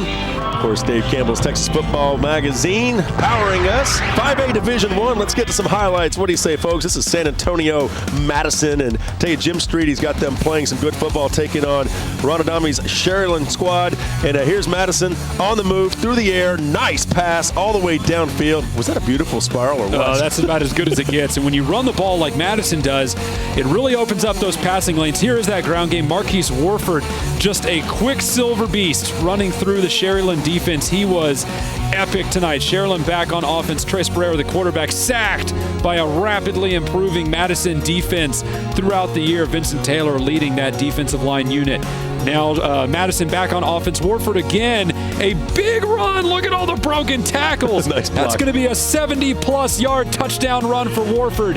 He would have two of those. Count them, two. On the evening, 2 70-plus yard touchdown runs. Madison, a 37-6 winner. Warford sounds like a running back, doesn't he? 3A Division I now. Some highlights for you. This is Wiley and Stephenville over in Wichita Falls. Huge game. We've talked about this for weeks now. We knew this was probably going to happen, and look at this. It lived up to the billing. Stephenville on the move offensively here with the touchdown. Bryce Gunter on the touchdown reception on the little slant route from Tyler Jones. Now Abilene Wiley back on offense. Quarterback looks like he's going to keep it. Then he fires downfield. Big catch. Then blocking down the field would pull him all the way deep into the red zone. Abilene Wiley fired up. That would lead to a field goal. Stephenville tried to crash down on it, couldn't quite get it. But now Tyler Jones back on offense again for the Yellow Jackets, over the right side and over the defense. Touchdown for Stephenville, one of many for them on the evening.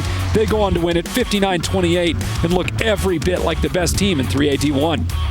All right, so tough loss for Hugh Sandifer's Abilene Wiley Bulldogs. 3A Division II now for you as Midland, Greenwood, and Graham doing battle here. This game being played over in the Big Spring area, and Graham scores on his first possession on 3rd and 8. TD run by Dylan Gonzalez. It was 28-23 Graham. Graham had a punt return for a TD called back on a penalty. Very next play, 30-yard touchdown run by Gonzalez, his third of the game, and it was 35-23 at that point. Graham goes on to win it 41-23, your final. That was a big touchdown return on a fumble actually there from Hughes for Graham. The defense put them back on top. How about Monaghan's in Gatesville now? Monaghan's in the green. This game was nuts. Monaghan's on offense now. Quarterback looking on the right side.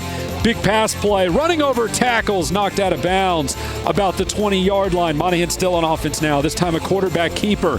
Finds the corner and finds the end zone. Into the end zone for the Lobos. But Gatesville, they weren't scared of this matchup at all. No, sir. The Hornets answering back on offense. A big pass play here right down the middle. Wide open. Caught. And he is going in for pay dirt. Gatesville and Monaghan's traded blows actually all the way into overtime, where Monaghan's missed a field goal. Gatesville did not miss theirs. Gatesville a winner. Wow.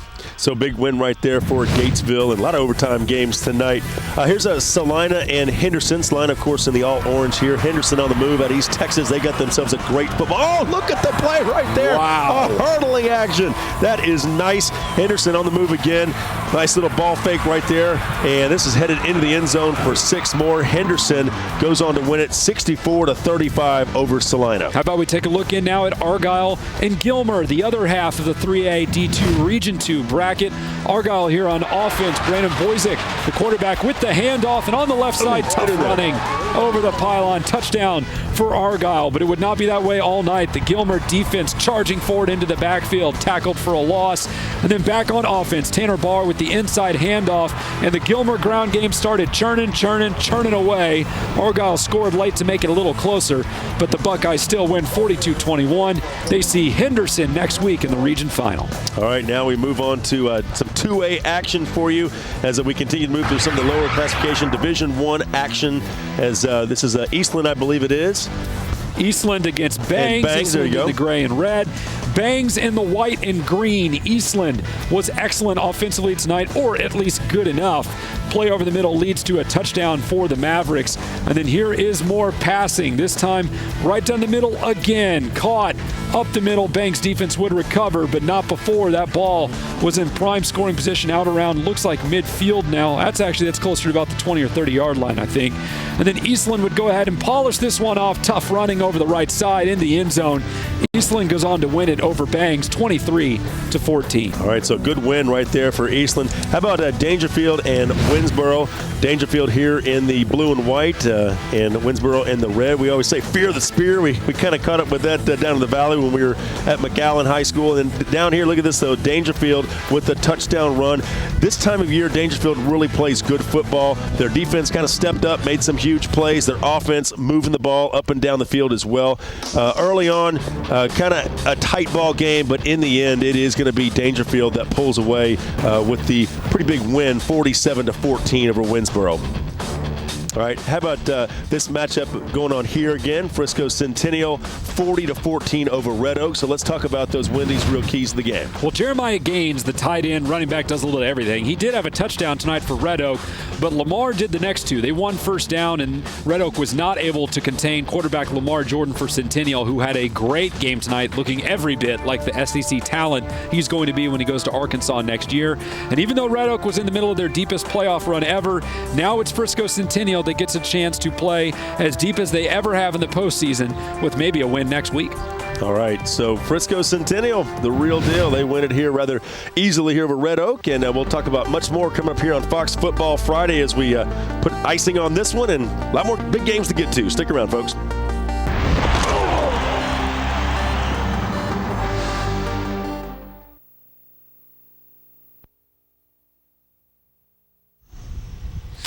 Let's do player, and let's do the needle and touchdown against Pearland Dawson in overtime to win it. Yeah, I got the names. Seth Barrow caught the ball. And Carson Raines is the quarterback. Yeah, Carson Raines. That's the play. Nederland beats Pearland Dawson. Seth Barrow. Barrow, yeah, Barrow. Oops, someone got skunked out there. And for player, we can stick right with the guy we had in the pregame, Lamar Jordan. He was very good. Wasn't he very good, Andrew? The same guy we had in the pregame, Lamar Jordan. Go with him again. Centennial quarterback. Yep.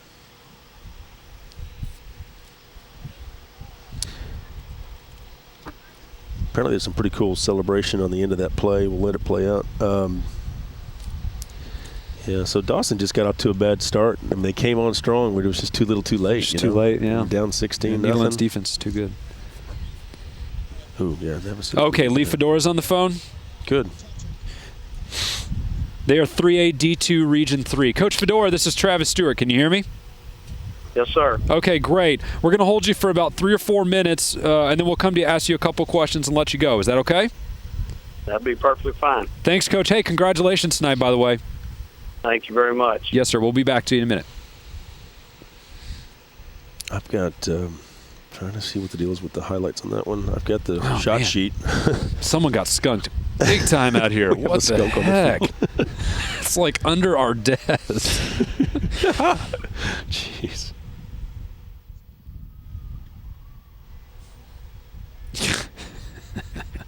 posts. I can't wait to talk to Coach Fedora. He's one of my favorites. He really is a champ.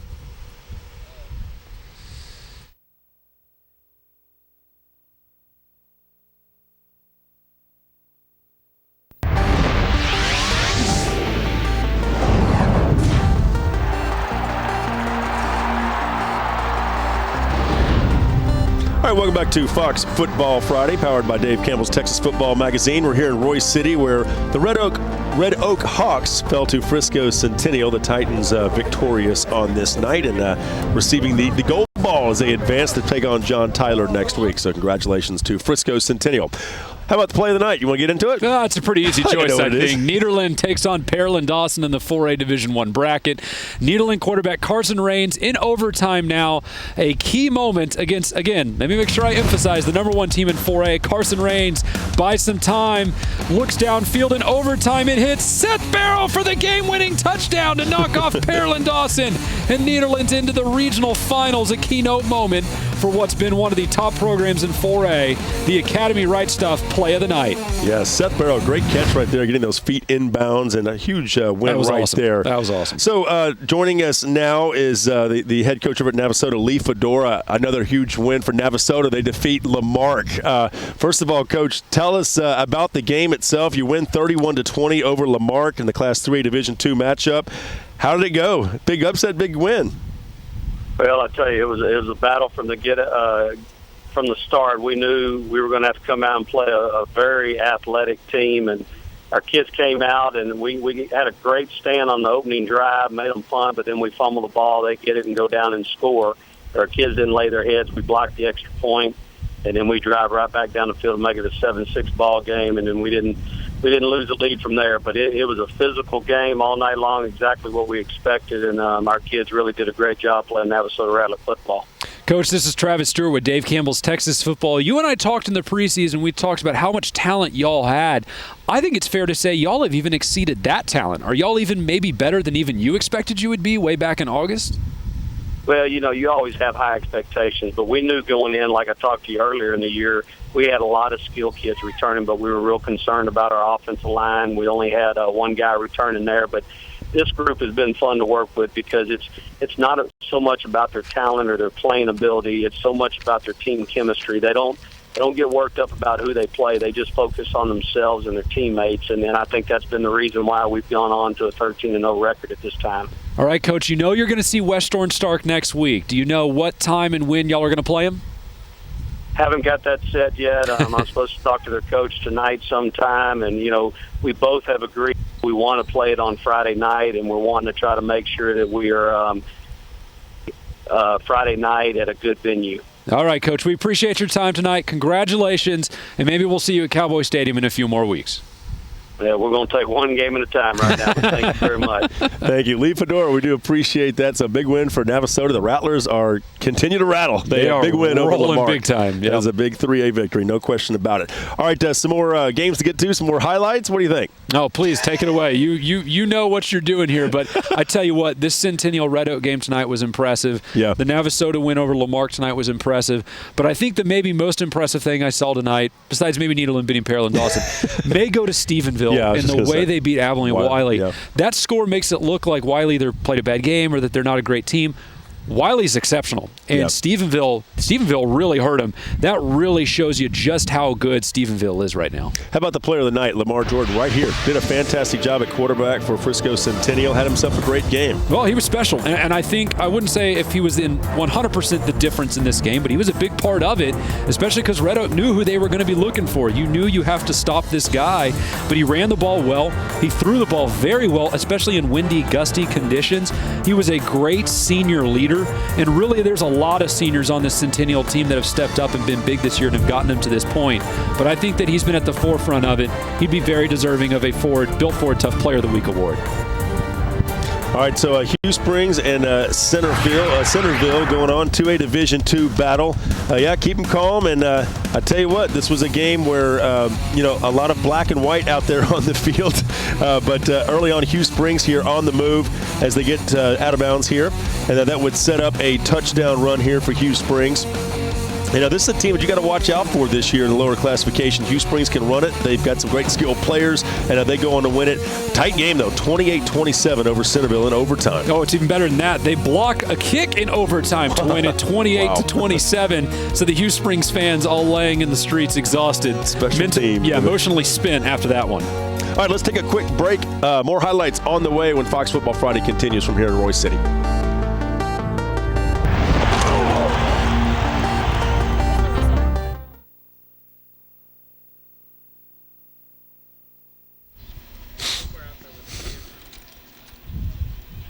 Oh, no. No El Campo. All right, well, we're out of sponsor elements, so now it's just the only two I see that we can still try to get, I guess, if yeah, this is our last show. Come on. Hey, so no El Campo Ingleside? Darn it. No. You know, game day, they sometimes use that Dropbox thing. I don't like that deal. It's like, will you just please send it? Yeah. Everyone else who uses that, it works out great. We should say we're going to let our hair down for the last segment, take our jackets off here, button our collars. Hey, let's get a football out. Yeah, where's the football, Andrew? Where's that ball? I've been wanting to throw. Red Oak didn't take their helmet? Let's send Angela out deep for an 80-yard touchdown pass. Okay, go ahead. Okay. Yeah, sure. Oh, God.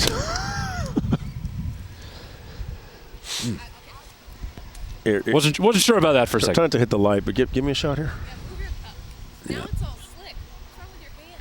I'm exhausted. Oh, my God, that would be some boogers. That's the wrong host you're talking about here. What? That's fine.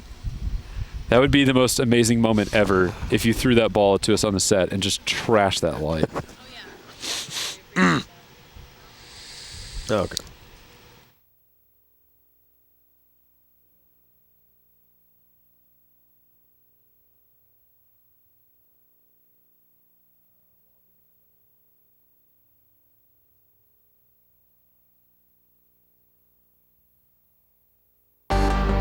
Football Friday Overtime is presented by your Texas Ford dealers. It's the year-end celebration at your Texas Ford dealer. Enjoy great savings on the freshest lineup. Ford is the best in Texas. By Academy Sports and Outdoors. Right stuff, low price, every day. By Wendy's. Be bold with Wendy's Asiago Ranch Chicken Club in spicy, home style, or grill. Try one today.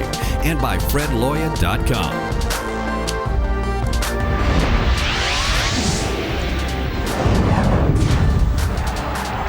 And welcome back to Fox Football Friday. It is the overtime, and great game right out here. Frisco Centennial takes care of business as they win over Red Oak. How about 1A Division I? Let's get some last-minute highlights here.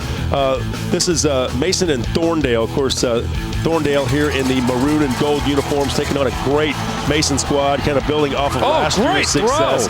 Yeah, fantastic throw right there. This was a high-scoring affair all night long. These two teams were just putting it up in the air, making things happen left and right. As you can see here, the action, the touchdown up the gut here for Thorndale. But in the end, it is Mason who wins it 49-35. Let's go down to 1A Division II.